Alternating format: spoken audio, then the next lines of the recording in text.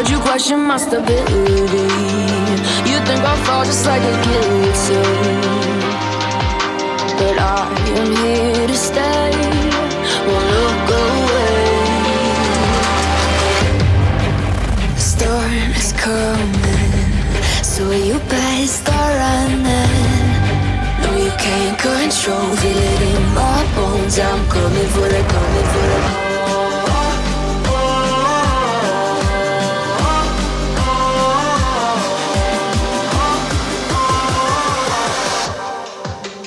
Coming for the throne.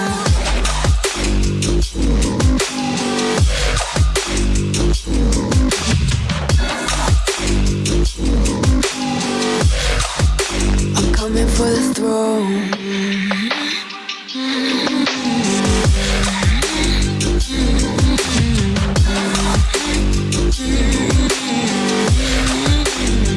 So you wanna be my enemy? You should've known I'd never kiss the rain. Ice runs in my veins, won't play it safe. I don't belong with your nobility. Who died and made you king of anything? You think that I'm insane? It's your mistake. Kingdoms rise and fall, I've come to take it all. I'll take it, I've come to take it. Kingdoms rise and fall, I've come to take it all. I'll take it all. The storm is coming, so you better start running. No, you can't control, feel it in my bones. I'm coming for the, coming for the.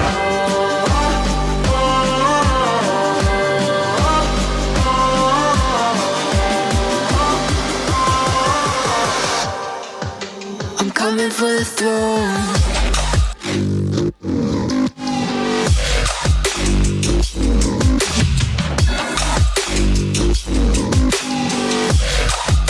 I'm coming for the throne.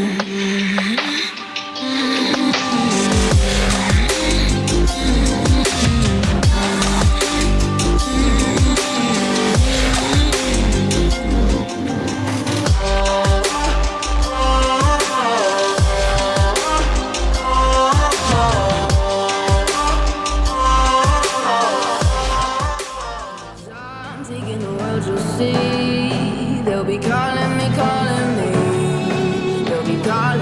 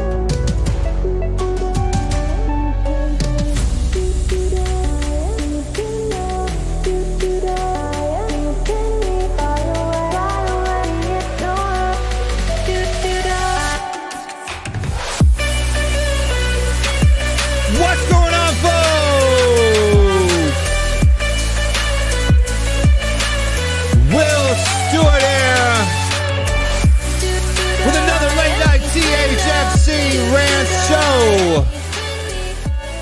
Definitely a lot to rant about tonight. Hashtag Mason out. Get it trending on Twitter. Gotta be an equal opportunity idiot. Right? If you're gonna blame Conte, if you're gonna blame Stellini especially, you gotta blame Ryan Mason for tonight. You gotta. Or you're a hypocrite. Hypocrite. Not Hippocratic. You're not a doctor. You're a hypocrite. It means you're a two-sided agenda merchant. Two-faced. You're in the mud. If you don't, get it trending on Twitter. Hashtag Mason out. But anyways, man, what a match. If you want to call it that. Good fight, I guess. Trying to make a comeback and all that stuff, but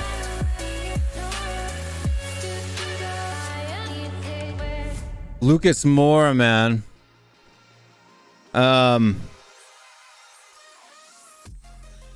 Lucas Moura in the what? What do you call that? It's the last 10 minutes? Lucas Moura in the last 10 minutes? Who subbed him on? Right? He didn't start. He didn't need to come on. Who subbed him on? Mr. Ryan Mason. Right? Porro's a wingback. People say, well, it's a 4-4-2, Will. He was trying to go for, bring in more attackers. Pedro Porro can play a winger on a 4-4-2. In fact, that would make more sense, to be honest with you. But, who am I? And how is that a 4-4-2? Exactly who was playing right back then? She had Tapasar, Skip, Playbier.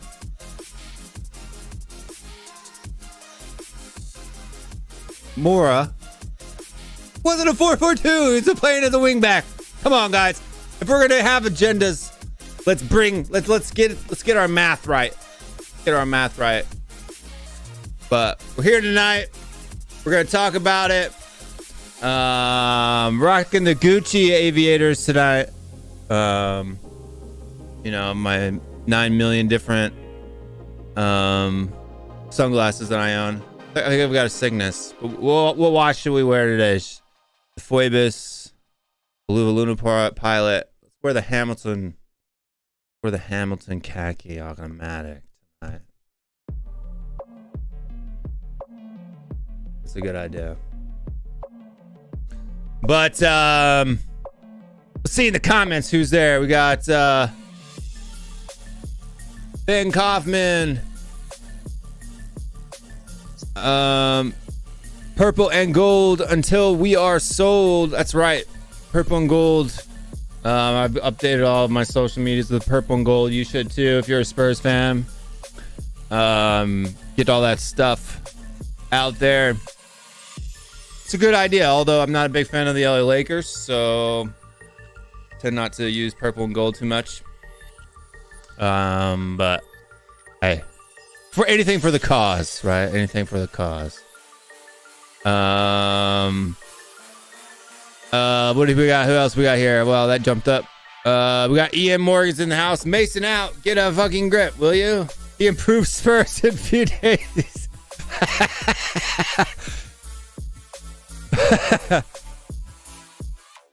How did he improve them? Conceding 3 goals in the first 15 minutes is an improvement on Newcastle? How? Because we scored 3 consolation goals? Seriously, man. Like the Mason love, I just don't get, guys. I don't get it at all. Like I went fishing on Twitter. I don't know if anybody remembers, but about 2 years ago on Twitter, right after Jose got the sack for another dumb reason, right? And everybody tried to say that Mason was the most winningest manager in Spurs history. I put out a tweet saying Mason's substitutions and stuff like that, we're at fault for us not making top 4 in that season. If you remember, that was the season that Liverpool crawled into the top 4 in the last like 3 or 4 weeks of the season, which looks like it may happen again this year because of Ryan Mason. You know, Klopp's got to love it when he sees Ryan Mason on the touchline, doesn't he? Boy, it was my first viral tweet. Like 500 likes, over 280 something comments.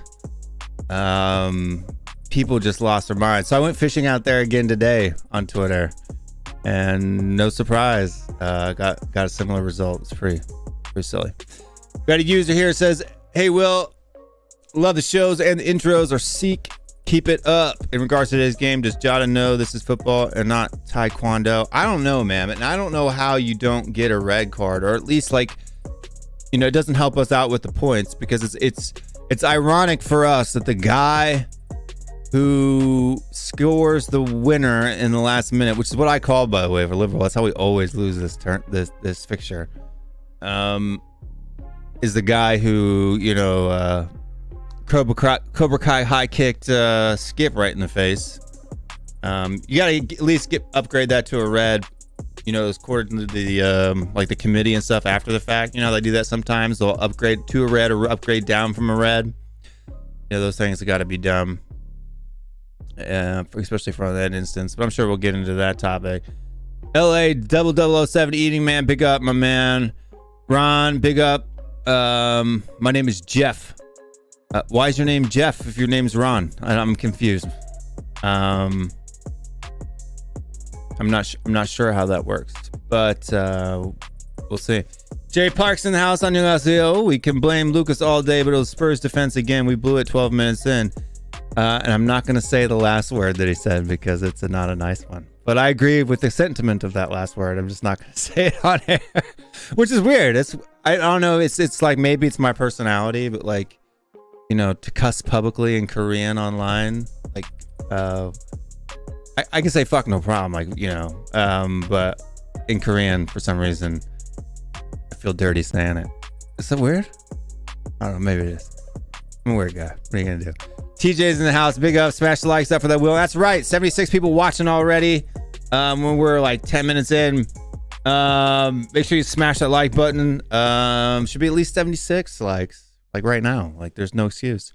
And then also too, if you're new to the channel, smash the subscribe button as well.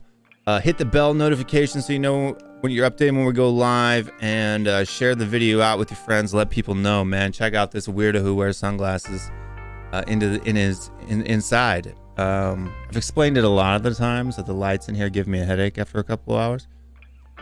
You can kind of tell that's when I kind of go off stream for a while. Like, yeah, it's just I have to take a break. Causes pain. Sunglasses help that. So I look like a guy who's trying to chase clout, or as the young kids say these days. But really, it's just to keep me from getting headaches. Ryan's in the house. Let's go. And then we got Jamie Get. Big up Jamie Get. Purple and gold. Thank you, my man. I appreciate it. We got Roy here with the purple and gold hearts. Mason out. You in. Yeah. That's right. Let's put Yaya Toure in. At least he's got a better name. You know. I agree. Let's sack Mason and bring in Yaya Toure. I agree. I think that's a good idea, actually. Cello. Big up, Tom. Instead, I listened to the game on the catch up. My mate said what happened to Spurs, and I though it would be another big defeat, closer than I predicted, but wasn't close in the first 15 minutes, and that's the problem. like if you just look at the scoreline, 4-3. Okay, yeah, all right, it was a good game. No, it wasn't. Right, it was like 30 minutes of hell, right, and then we started to come back a little bit in the second half. We had a couple good opportunities, and then 30 minutes of hell in the second half, and then a couple moments of brilliance. You know, Son had a great goal. Richarlison got his first goal of the season. Was at 35 games in, and he finally got a goal. 33, 34, I don't know, I can't count. Finally got his first goal. He bumbled his head into the ball, almost got kicked in the head as well, and it bounced straight down the ground and then just happened to loop-de-loop over the top of Allison. It was one of the I was like, how does that go in? Like, you do that 10 out of 10 times and that's going in maybe twice, right? Like, it was a silly thing. Paid ref, yeah, I mean, all the refs in the thing suck, we know that. The link's there. That was before we started, but there you go. The link is right here. It's pinned. I'm gonna pin it in a minute once I start bringing some guests in and I get a chance to do so. John Fitzpatrick's in the house. Big up, Will. Big yourself up to my man. This and that 765. Will, I told you Liverpool would overtake us. Yeah. Okay, no, you told me that before Conte got sacked, and if Conte was still here, we wouldn't have been overtaken. So, firm believer in that, man.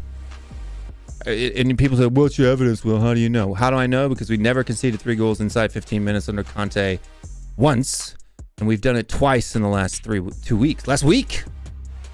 So, that's pretty good abductive reasoning there.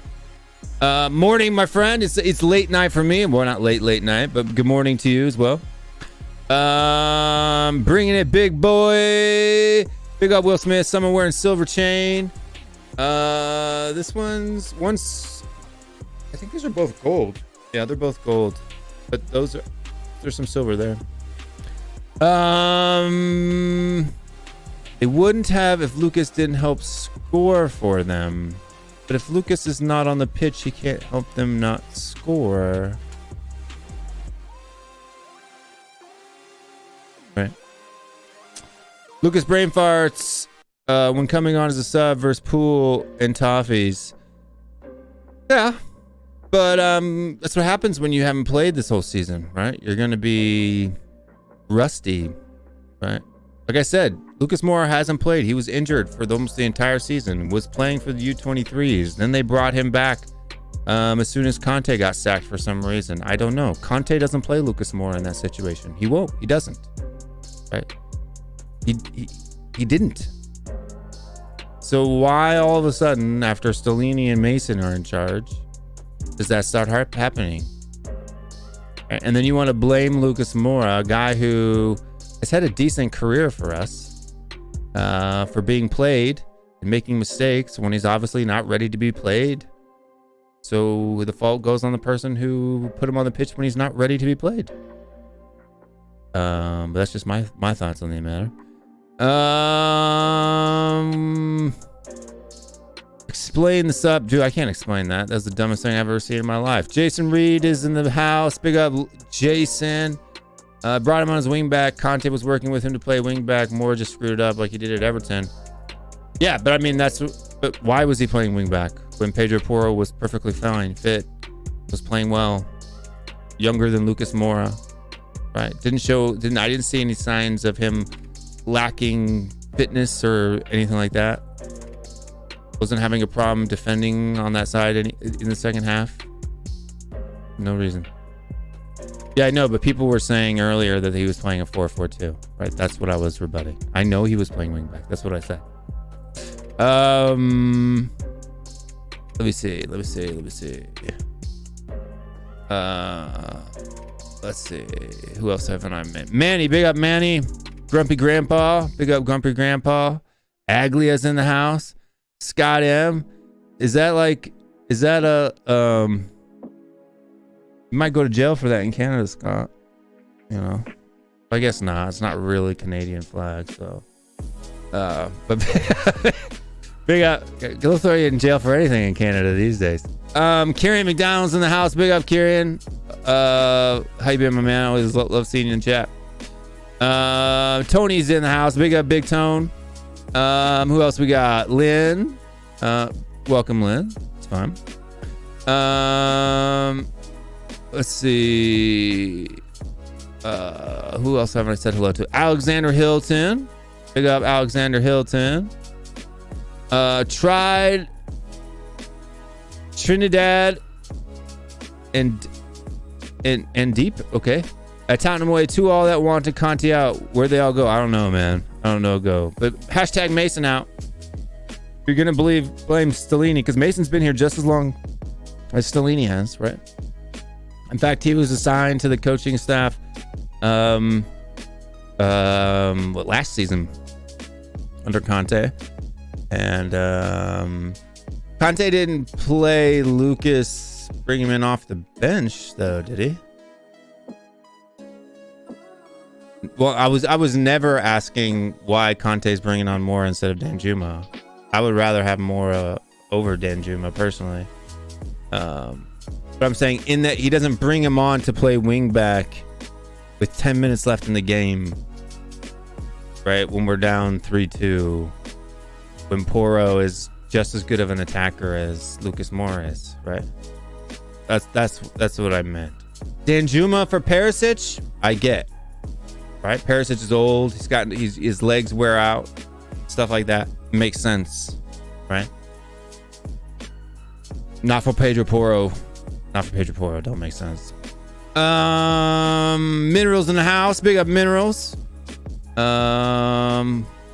else we got? And I think my intros are taking too long. People are leaving the back room. Kachimaseo. Tom's in the house. John, Spurs King, Todd K. I'm still here, Will. Cold Shot and John Seattle. A lot of names I've seen in the chat for the first time. 81 people watching the show. Make sure you hit that like and subscribe button. And we'll start doing that. So let's start bringing guests in for the show. First one on the night is let's see, where's my buttons at? There we go. First guest, need to find him. Well, here, you know what? Since we like to do stereotypical things.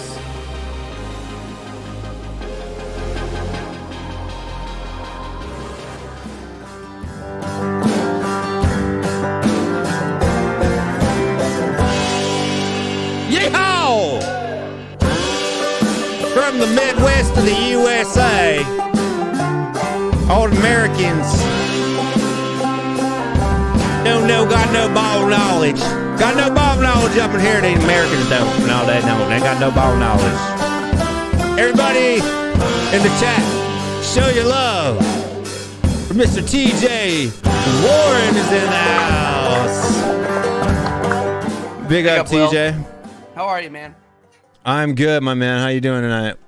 I am good. I'm nervous as hell because the Avs are going into Game 7 tonight. Not that anybody here would know about that, but yeah, interesting day for you guys. I'm actually of the opinion that you guys got screwed.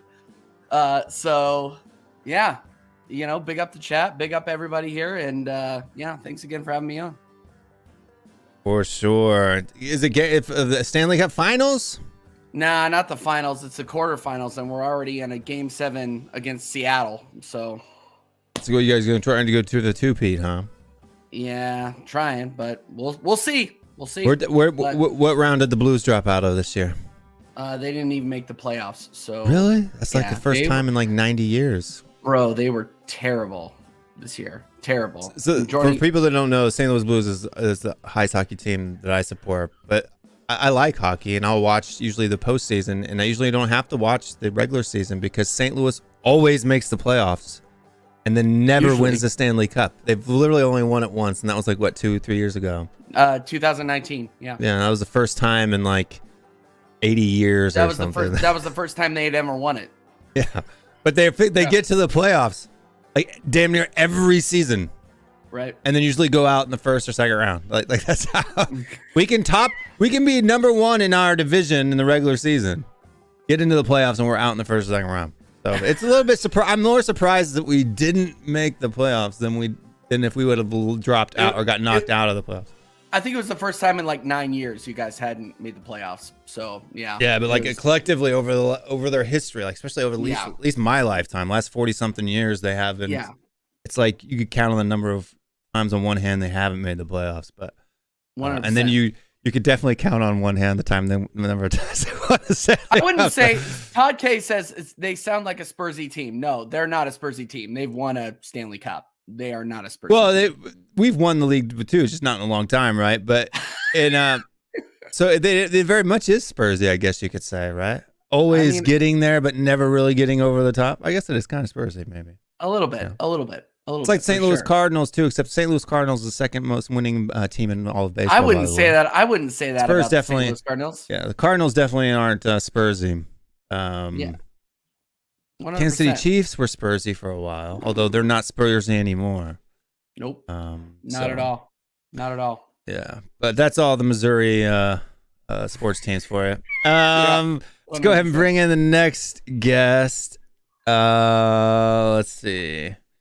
Let's bring in the next one here. Where's my button? I know they're on the first page. I've put these in alphabetical order and I still can't find people. How stupid am I? All the way from South Korea, the Empress, the legend, 우리 친구 고구마님 is in the house. Everybody in the chat, show your love.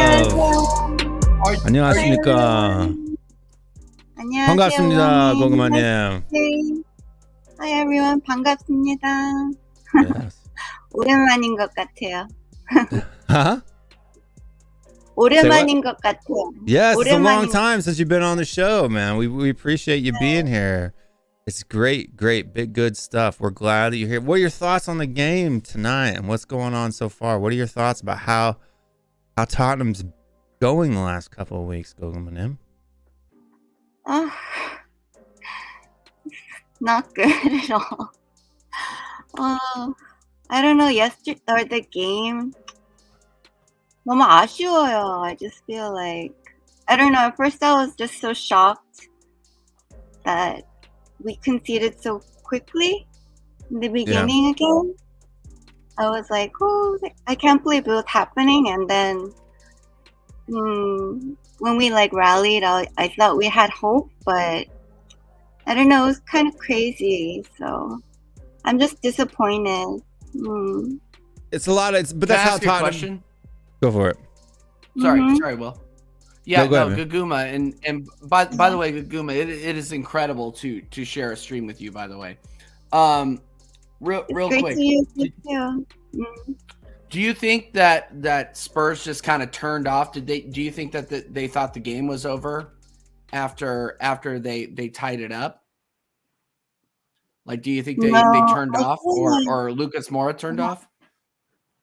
No, I feel like they were really trying to rally and come back. I really felt that the team was, especially after the reaction I saw from the players when Richie scored. I felt like the energy was very high and the players were like, yeah, let's do this. But then in regards to Moura, I don't know. I feel bad for him. I don't think it's his fault. I feel like he wasn't ready to come on, I feel like. Maybe because he hasn't been playing regularly. But I know he made a mistake. But yeah, I felt like the team, they did get energy at the end, but we just couldn't do it. Yeah.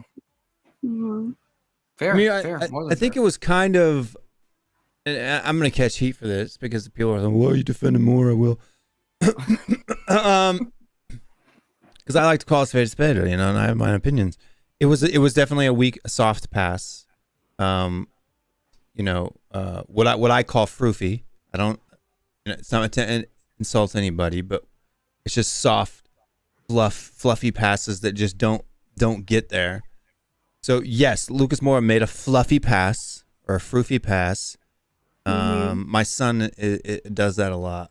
For some reason, he thinks that making these soft passes that are easy for people to get onto are a good thing when no, they're not, because defenders love to eat those and pick those things off. But also too, the defender that he was playing it to sat there and watched it roll to him rather than attacking the loose ball, right? So that it's a little bit on both of them, right? And that's how Jota picked it off, right? Because the defender wasn't checking to the ball, and Lucas Moura made a pass that was way too soft. So it's okay to blame one and not the other in some people's mind, but I think they're equally important. But let's bring on the next guest. All the way from Poland to have a chat with us tonight, Mr. Michael himself is in the house. Everyone in the chat, Big up, show your Michael. love. Big up. Hello. I told you I'd everyone. have it for you the next time. Yeah, you promised me. You made your promise come true. Big up, mate. What's going on, my man? I came here for therapy, mate. I'm still not over that game. I promised myself not to get. Are your drawn neighbors in. over it yet, though? That's the question. No, it sounded way worse than it actually was. They were just like, "Listen, so sorry to bother you. Our kid is sleeping. You know, whatever, right?" Yeah. And I was like, "Yeah, sorry, of course, sorry for screaming. You know, it's middle of the day, but whatever, right?" So, and It's no so funny. bad blood there. Still funny. Yeah. Yeah, like I'm actually staying up so late because like we have state holiday on Monday and Wednesday here in Poland, and so we basically have a long weekend, and also universities here always make the day after the state holiday a free day, and I don't have classes on Friday, so basically I have like 9 days of free time. And my girlfriend is at her parents' house, so I'm alone here. I don't have to worry about waking her up. I can sleep however much I Good. want. You can start yelling just- tonight. Wake up the baby again, right? That's what we can do. Yeah, probably. But no, man, we love having you here, and Yes. we're glad that you're here, and we're gonna get into it, I'm sure, and it'll be fun to have a nice long chat tonight. But let's bring in I hope you talk about Klopp, by the way. Klopp. Oh Lord. yeah, I mean, what to say about Klopp? This I mean, he's little a- bitch. I hate him.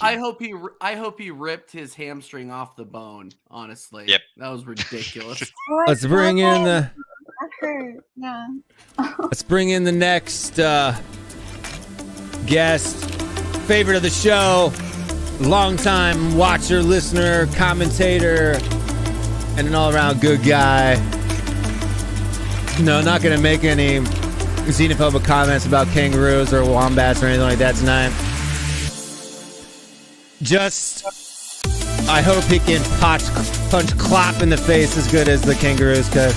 Shane B's in the house, everybody. What's going on, Shane B? Chicago Blackhawks, you take that hat off right now. Worst in the division. You take Worst that in hat the off division. right I know now. it's in the You are the division, but worst. it's got to be done.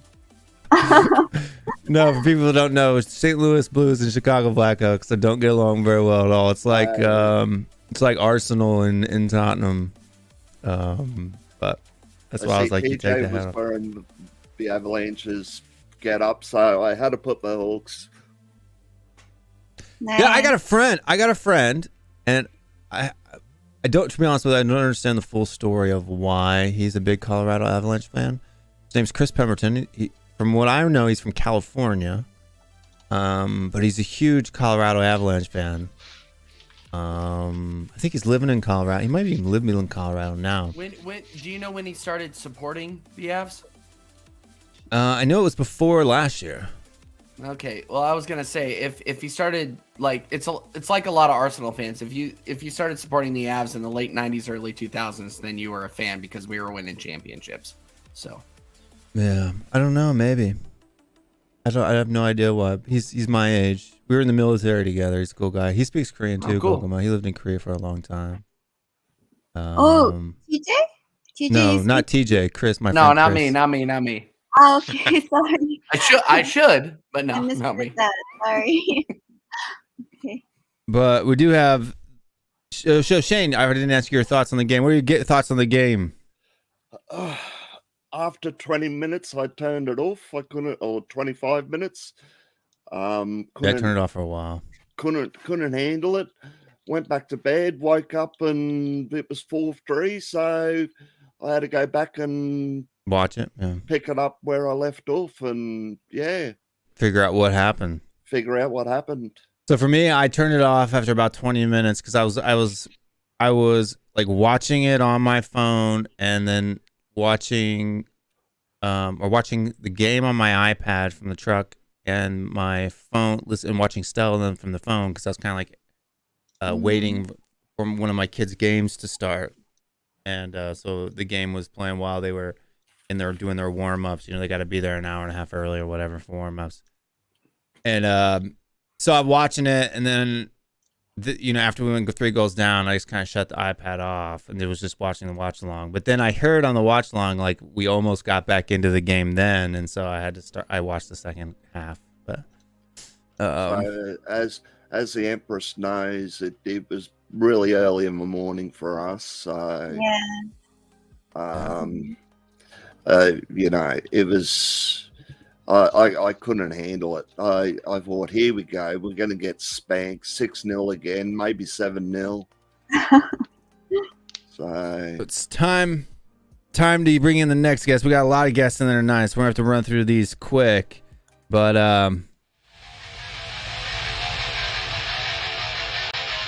from Pittsburgh, Pennsylvania, everybody to Carter, show your love.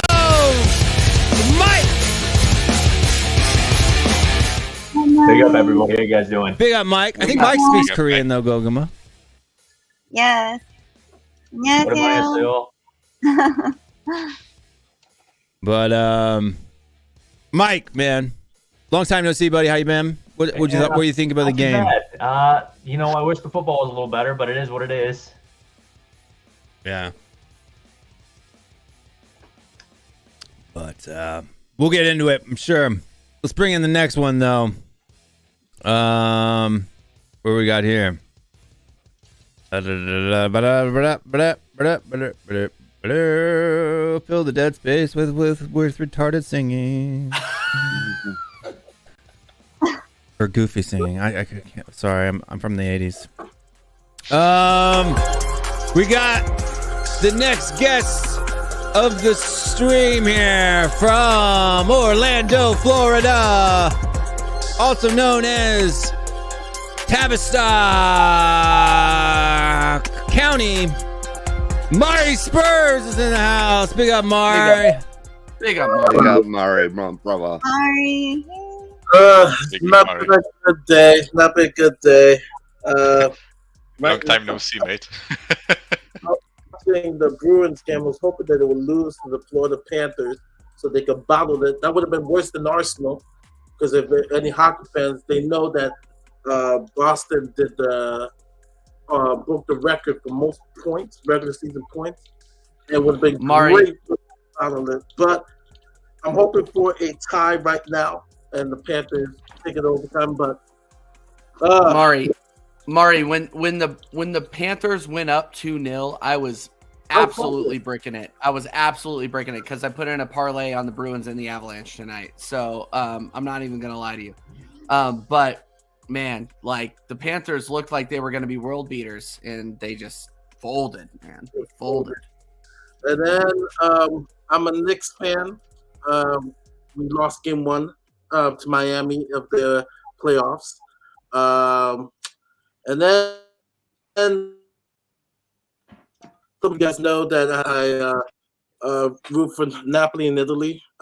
Stayed there for a while, and also was one of my dad's favorite teams because of Diego Maradona. And didn't get a chance to celebrate.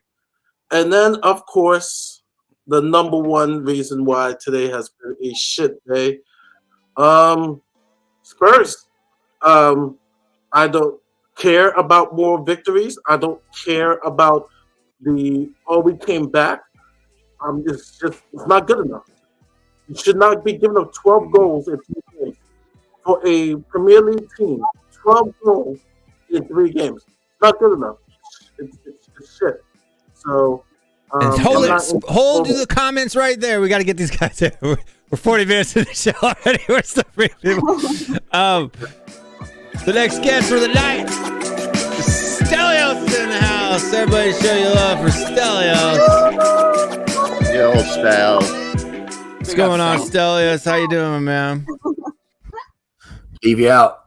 Enoch out. Big up my night-old Please. brother. Fucking yeah, big up, man, big up. I just name me a club that equalizes in the 93rd minute and loses in the 94th. Is there any other club that can do that? I don't know. But hello, everyone. Hope you're well. Good evening. Hello, It's all right. We're good. Let's bring in the next guest. He's coming a regular on the stream. He's from somewhere. I can't remember where. Everybody in the comments, show your love for De La Spurs. Where are you from again, man? I forgot. Nashville, Tennessee. Nashville. I lived in Nashville for like 3 years. We should have hung out back then. Wish we could, man. I wish we could. Big up, man. Big up Nashville, Nash Vegas. Yeah. Oh my. DJ, The Predators. They got a good hockey team too. No, they didn't make the playoffs either. Go ahead. All the good teams didn't make it this year in the Midwest. Good. Sorry. Where did you get the name? The De La Spurs. Where's the beginning bit? Where'd you get that from? It's honestly from this hip hop group called De La Soul. Oh, cool. Yeah, Yeah. I know De La Soul. Yeah. In fact, I've got a De La Soul album in there. I've got a De La Soul album. Actually, from my neighborhood. I know So not too so- long ago, their music got put on Apple Music. There was like a long time where the music was just like restricted and no one could really listen to it, but it got released. So now, I've been listening to a lot more De La Soul and, just kind of looking it up on YouTube here and there. But yeah, that's where the name came from. It's from De La Soul. I like it though. De La Spurs. It's got a nice ring to it. If you like De La Soul, then you have to love A Tribe Called Quest. Because Yeah. Tribe Called Quest. Yeah. they collaborate a lot. They're pretty much same stuff. Yeah, like all that old school hip hop. And then Tune by De La let's bring in the next guest. Another Arsenal fan is in the house, a regular on this show and this channel and many more. Everybody in the channel, in the stream, in the comments is what I meant to say from the very beginning, but I'm a goofball who can't speak right now. Everybody in the comments, show your love for Minerals. THFC, no, I mean HFC. What's going on? Minerals. Big up lads, man. Up the Minerals FC. All the Minerals Ultras are here. You know what I mean? We land it everywhere we go. And Spurs back to the Minerals. Lucas Moura. He sold yous, mate. You know what I mean? He's in the woods. He's in the mud. Paul fucking Tierney likes Minerals. Didn't have the balls to send Jota off on Anfield. Yeah, even Klopp's another wrong one. You know what I mean? He ain't got the Minerals. VAR's got no minerals. Isn't that I mean, correct me if I'm wrong, because like I said, for some reason I'm loopy tonight. I don't know why. Isn't that had to been like double shocking for Ryan Mason? Isn't that how he got his head kicked in earlier? Isn't that what happened to him? Yeah.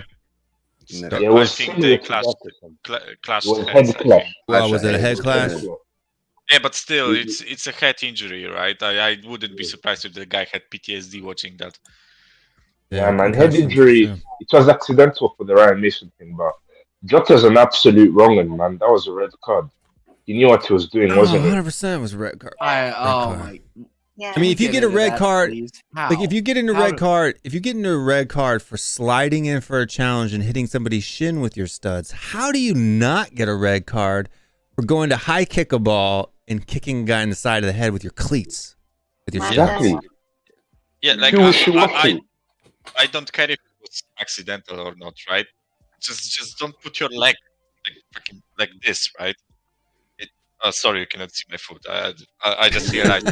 Lucky you got Yeah, pants on. the Spurs should have scored a couple more in the first half as well. I'm glad you know got what I mean? pants on, though, Michael. That is a requirement for the show. Always, to wear pants. always. Lads, Spurs should have scored in the first half as well, shouldn't they? Like 4 times. At least we could have scored 4 times. I think 2 of them probably should have gone in. Exactly. That shows that Liverpool are lucky FC, aren't they? You know what I mean? Well, they're not lucky because they took their chances. Yeah. I mean, they did, but sometimes, but like Liverpool, like the brown envelopes are always making sure they get the decisions because they're loved by the media. You know what I mean? Listen, man, a lot of people are saying Skip should have been sent. Like a lot of people are saying that Oliver Skip, Jota should have been sent off, so he shouldn't have been on the pitch to score the winner. But do you know what? I've looked back at bits of the game, and I have to say, Oliver Skip should have got a red card for that tackle on Diaz. Man, he nearly broke the guy's leg. So I think it's 50. It was a 50-50. No, I'm saying it's 50. No, it's 50-50 is imbalance. Like, I don't think Jota meant to kick Skip in the head. I think Skip Right, but nobody went down, means right. But what I'm saying is when no, but it's a red card. reckless. Will. It's a red card. It is It's a red card. But just like Skip didn't mean to break Diaz's leg, it was a bad challenge. That should have been a red. I think they're both. Still, do you think it was a makeup call? Was it a makeup call? Not to give him a red? Felt like one, certainly. No. Compensated. You were saying that Oliver Skip should have gotten a red and he didn't. I think Jota should have gotten a red and he didn't. So do you think the ref was making up for a missed call on Skip? No, I think VAR's in the mud.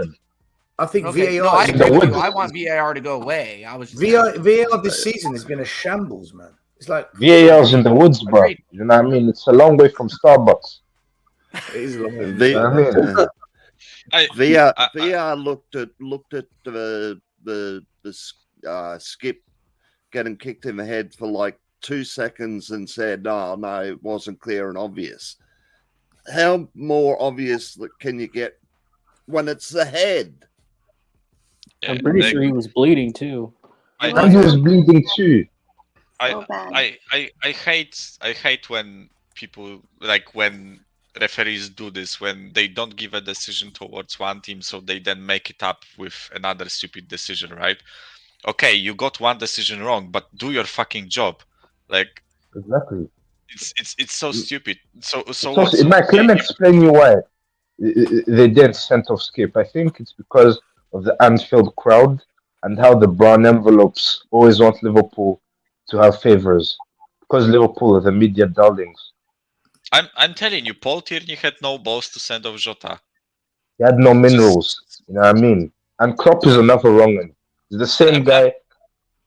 Yeah, I'm sorry. I don't want to be like whining like a little bitch the whole stream, but I really feel cheated this game. At least a draw was a fair result, and those bums got away with it yet again. And you know this fixture is seriously cursed. If you look at the history of this fixture, every single time we go there, something stupid happens. Alderweireld on goal, Steven Bergwijn missing 2 sitters, Firmino scoring the 93rd minute header. Now this thing, Champions League final. Every single time we play against Liverpool, it turns out like this, and it hurts. It just hurts. Michael, can I ask you a question? I know they are better than us, of course, but yeah, go on, Stelios. Why was Lucas Moura on the pitch? Riddle me that. I have no clue why. It doesn't make sense. Mainly Ryan because Mason subbed him on. That's why it's on the pitch. Ryan Mason. We don't play twice a week, right? We don't have double game weeks anymore. We only play once a week, right? So Poro, even if he was a bit tired, it's not like you have to rest him for the game on Wednesday or something, right? It was just plain stupid to sub off Lucas Moura. I get, listen, Perisic also could have stayed, in my opinion, right? He wasn't like having many issues, right? Because we were on the front foot for majority of that second half, right? But okay, I get Perisic because he's older, whatever, right? But Poro, no need to sub him off. Why? Just why? If Because- Stellini or Conte had brought on Mora and that happened, what would the conversation be like on YouTube and on TalkSport and on Sky? But because Mason's done it, we just brush it off. It's okay. I don't understand. I think the narrative I'm getting from comments on the Yeah. YouTube. This one, you get this. We're getting this exact comment now.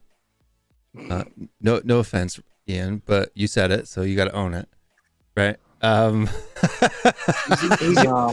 He's improved Spurs. We've shipped in 5 goals into 6 goals in 2 games. Yeah, it's an improvement for shipping 5 in 20 minutes, right? We shipped 5 in 2 games, or sorry, 6 in 2 games instead of 20 minutes. Is it an improvement on Conte?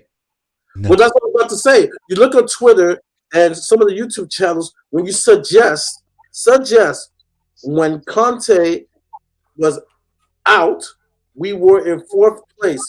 If you could tell me that Conte on the sidelines allowing us to lose to Newcastle 6-1, allowing United to go up 2-0, allowing 3-0.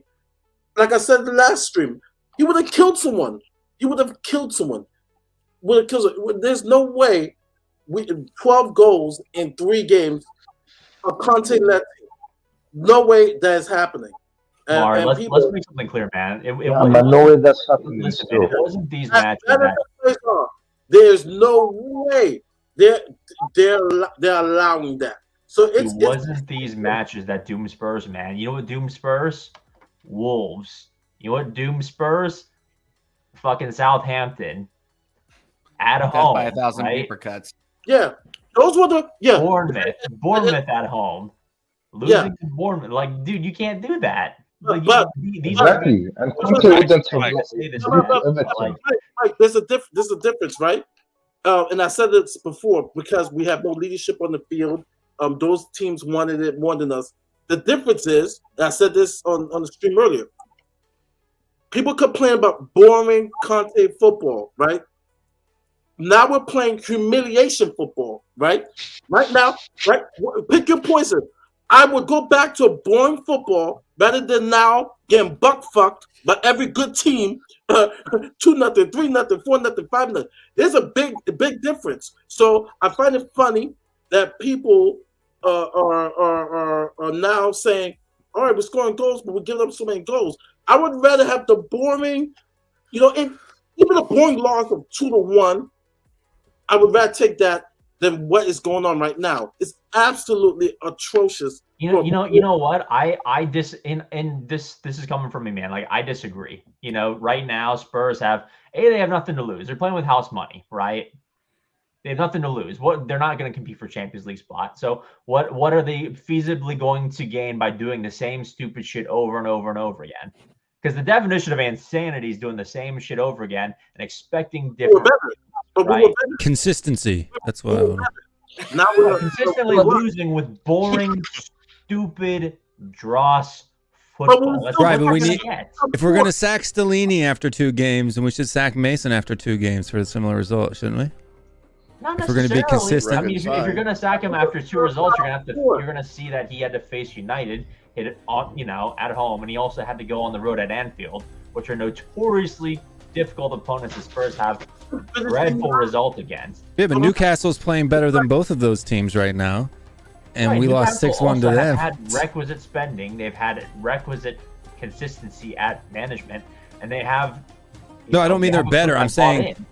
my We point can't even is- get a manager to stay longer than 18 months. Right, but my point is that if we're going to sack managers after 2 or 3 games because they lost 6-1 to Newcastle, shouldn't we also sack the same manager 2 games later for going 3 goals down basically in the same amount of time? So I mean, for here's the same something reason. that we look at, and I'll speak for professional experience because I work in the IT field. When you have these things, you try to look for, when you have problems, you look for root causes, right? You try to get to the bottom of a result, and obviously the root cause of this is Daniel Levy. You know what I mean? It really is. Oh, 100% Daniel Levy. But let's bring in the next guest. You know him, you love him.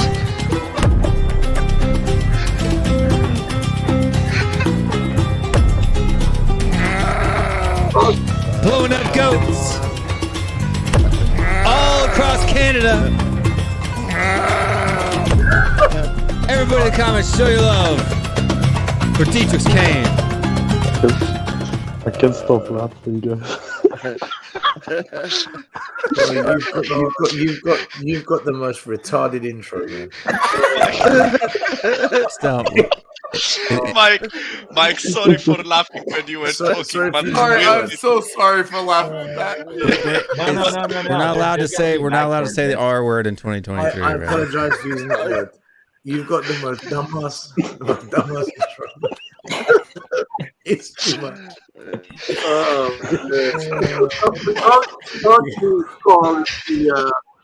That's the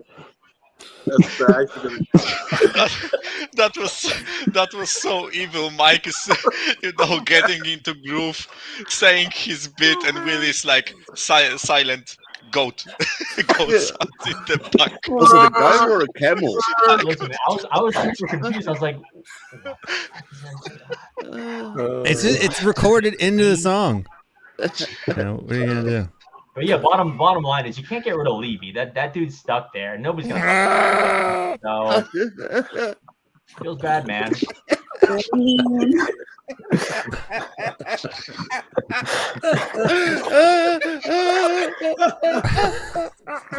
I mean, people that don't know what this comes. So, Dietrich's. Now, this is going to get me canceled again. We've already said the R word twice, and now I'm about to show this picture. But this is Dietrich's for Halloween this year. This is too much. So he sent us the picture of himself. For his fourth wife or his fifth wife? He's wearing a Jedi outfit, and he's got his goat there with dynamite duct tape to his neck. Is that Chewbacca? Chewbacca, that was he's going right. Dietrich, you said it was Star Wars that you were going for. It was so weird. So I'm not like people think I'm joking. Dietrich actually sent me that photo. That's not me that brought it up to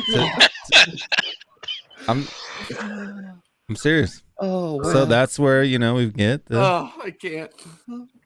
I'm red like a tomato. You got. Oh, I'm crying. I'm crying. I swear, I'm crying. Ryan.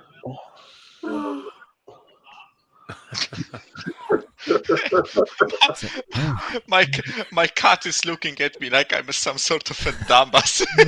He's going at me like, the fuck you laughing at? Mate, look at that comment. Dietrich is the goat. He is. He's the goat. Greatest of all time, man. Greatest of all time. How's everyone doing? The goat! How's everyone doing? Hey, Dietrich. We're doing good, man. Sorry, man. that was just. No, it's fine. It's fine. It's quite the entrance. We support Spurs. We live in the dream. If you don't laugh, you cry.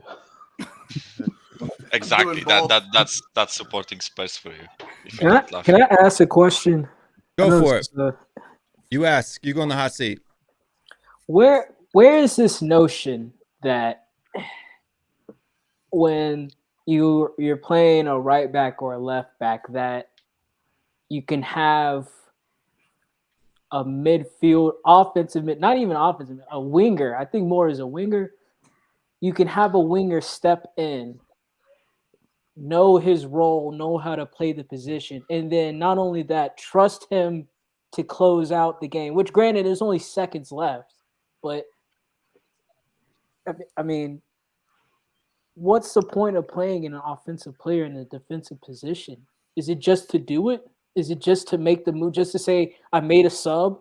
He's on the sub bench, so I gotta use him. I gotta put him in the game. Like, what was the point of making that decision? Because he's throwing the kitchen. It cost us. I was going to say, you can make the argument that he was going for the win, right? Yeah, he was throwing the kitchen sink at it is what he was doing. But Poro was the best player on the field. Exactly, so Poro. Why would you remove him? If you're gonna go, if you're looking to go to the win, why would you take? It'd been like, remember like last week when Son scores the equalizer and there's still like 15, 20 minutes left in the game, and he subs Son off, right? Like the guy who had looked like he was playing the best.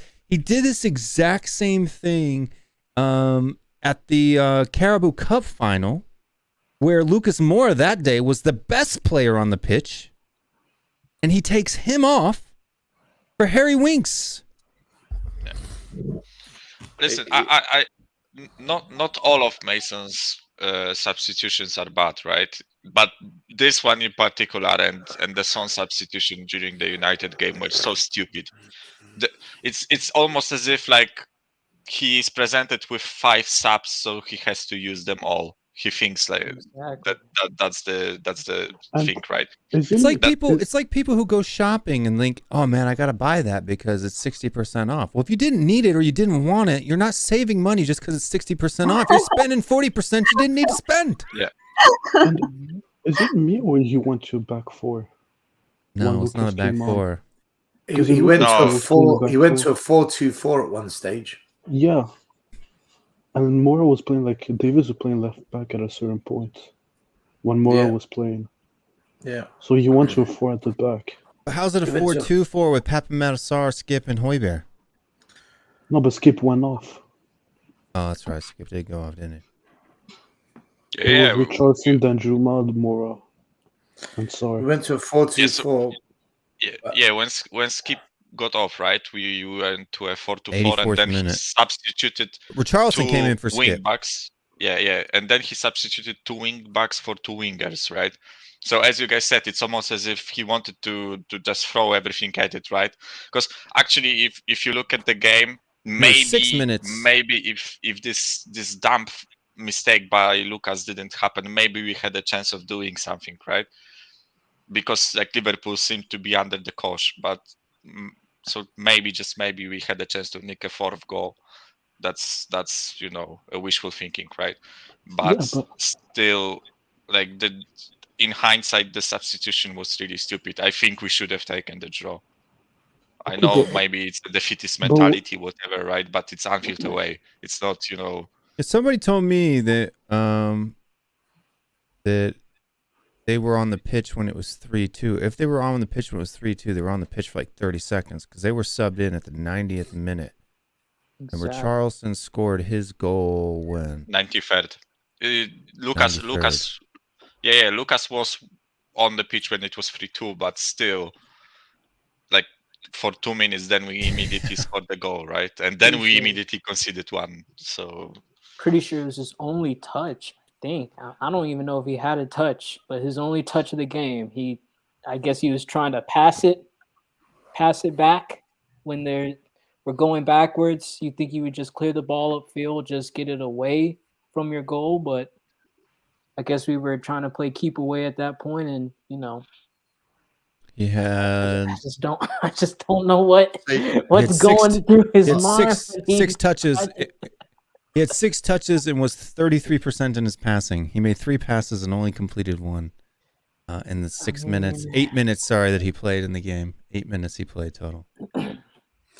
Well, can I say under 21s? He was playing there with under 23s, yeah, the U23s. He was playing to get back to fitness. Yeah. Can I say, regardless of all this that we're talking about, what the fuck was Lucas Moura doing with that pass, man? Like literally. What was he looking at? What was he thinking? He was just trying to switch play, right? And because it was super soft, right? He didn't put enough behind it. He didn't get enough stink on it. Kick it out. He wasn't trying to clear it. He wasn't trying to clear it though. He was just trying. It's the game is over. When was the last time Lucas Moura? He wasn't under pressure. So I'm saying Lucas Moura wasn't under pressure. So why would you kick it out? He wasn't trying to do that. He was trying to switch play. And instead of going back to the keeper with it, he made a very dangerous, fluffy, froofy pass to the other side of the field. But he didn't because he passed it on the ground. It looked like it was going. Yeah, I don't mean switching play is not just a long ball. You can pass, right back to center back to left back, and that can be a switch of play to get to the ball to the other side. Which player was he passing to switch? The center back on his side. No, he was controlling the ball. But the centre back wasn't facing that way. The centre back was facing towards our goalie. No, he wasn't. He was facing up. We were all running backwards because the ball was coming back towards our goals. So that's We're why all it's running like, backwards. why not just push the ball up, clear it up, so we can push up instead of continuing to run backwards. I don't know. Let me watch it again. Can we all agree that the game was lost after the 15th minute? You know, Yes. To have 3 goals scored within 15, 20 minutes, you know, we had to come back from that. You know, there's no coming back from that. And can I give a Although we fun did, fact? but you know, it was lost after Romero took that stupid tackle that led to the penalty. Can I give a fun fact? The last time Moura played, he got a red card against Everton. Yes, we know. He is Do shit. you know these players are full of shit, man? They said, right? They said after the Newcastle game, they're going to refund the fans. Gotta refund them again, Sal. Gotta refund them again. And they said, it's unacceptable. We won't let this happen again, blah, blah, blah. They did the exact same thing, right? Today, within 15 minutes, same thing. They also said, after we equalised late into the game against Bournemouth, and then Bournemouth went up the other end and they fucking won the game. And they said, oh, we can't allow this to happen. They did it again today. Like, they're full of shit. These players are liars. They're liars, man. They're not learning from what they do because they do the same. They keep doing the same thing. We literally drew 2-2 with Bournemouth, and then Bournemouth went the other end and hit us with a win. The same thing happened today. Like, I don't know, Romero needs a chill pill. He is constantly reckless and tackling, you know, slide tackling where he, you know, stay on your feet. You know, I'm gonna say it. He's not a good defender. He's really not a good defender. I'm done defending the guy. He is not good enough to be a number 1 defender. I don't necessarily agree. Like, he's not as good as maybe we thought he is, right? But for me, and I know it's an overused statement, but I seriously think if he had a calm head around him and a competent defenders around him, he would be much better. I just have a feeling, first of all, he doesn't trust Dyer for shit. And he has a feeling that he has to do everything on his own. That's why the guy is putting in rash tackles and, you know, being all over the place, because he doesn't trust Dyer that he will do his job, right? Then again, everyone is switched off and, you know, they don't give a fuck about this season anymore, because why would they? But that's, you know, that's the other thing. On that note, where do Spurs go now, right? Wait. Just let me finish, right? Okay. I think. Wait, what was my point? I fucking lost my point. Oh no! Okay, never mind. Okay, let's go with your thought, Mike. No, I was saying this about Romero. I heard this. I listened to Irish Hotspur. He explained this so very well about partnerships. You know, last year, this year, you have to if we get someone competent to be with him, next year will be a telling year. But if you're saying get rid of him after this year, we may soon to regret it, because I'm telling you now, you know, it's a bad part to him and Dyer, and that whole back line can make some good center backs look real bad. Now, they won't be rash, but they'll be put in positions where it's just stupid. So I have to see a partner with him who would literally be the leader of the back line to be paired with Romero. I'm not ready to say, well, let's sell him off in the summer. If people are thinking, we need that Yang Vertonghen sort of player in the center.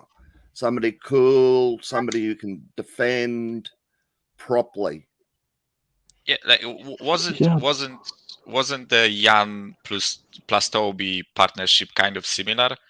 I mean, like one of them was a bit rash and really aggressive with the tackles, and the other one was a calm head. But together they formed a great partnership, right? Michael. Even further, like explanation. Sorry, not explanation. Example should be like TJ, your partnership with Gabriel and Saliba, right? Saliba is the calm head, the rational player. He is more composed on the ball, etc. Gabriel is the rash, aggressive one, but it is needed to be like it is needed to have a rash and aggressive center back sometimes, right? Michael, and as soon as Saliba, why did you need to bring that up? Why did you need to bring that up? But Gabriel and Saliba was a wonderful pairing, but now Gabriel back to last year's Gabriel because he's been holding I think shit. But I don't know if TJ agrees, but I was gonna say, aren't we talking about Spurs right now? Please don't make me talk about my abysmal background. But let's look at this Mora goal again. And be careful, copyright. No, I don't need to because it's fair use, buddy. I know what I'm doing. Trust me. So you've got this pass coming in from Allison, right? Comes in. Lucas Moura receives it in the air. Right. It fucking hurts to watch that. And then all the defenders are watch it facing coming sideways. The goalie. Boom! He just taps it to Romero, and Romero just stand. It was just a bad touch. And Romero didn't check to the ball or run. But Will, the They're both defender at fault for that there. The defender is facing the goalie. You don't pass it to the defender. Yeah, but Romero sees it the whole time. Is what I'm saying. Yeah, but he's facing this way, so Romero can only go that way when he gets it. So No. Just pass it straight to the goalie then. Just pass it to I agree. He should have gone. The good play would have been good to go back to Forster. That's what I said, right? But what I'm saying is both.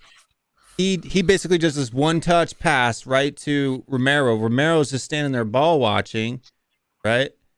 And they both blundered that one. I mean, we can watch it one more time. You can see, right? No, this is all on Mora. This is all. Why not put it out over the sideline? That's what I said. That could be two, but he wasn't really under pressure. Look at the amount of space Mora has here. He's got a good 5 yards almost by the time the ball is there from any Liverpool player.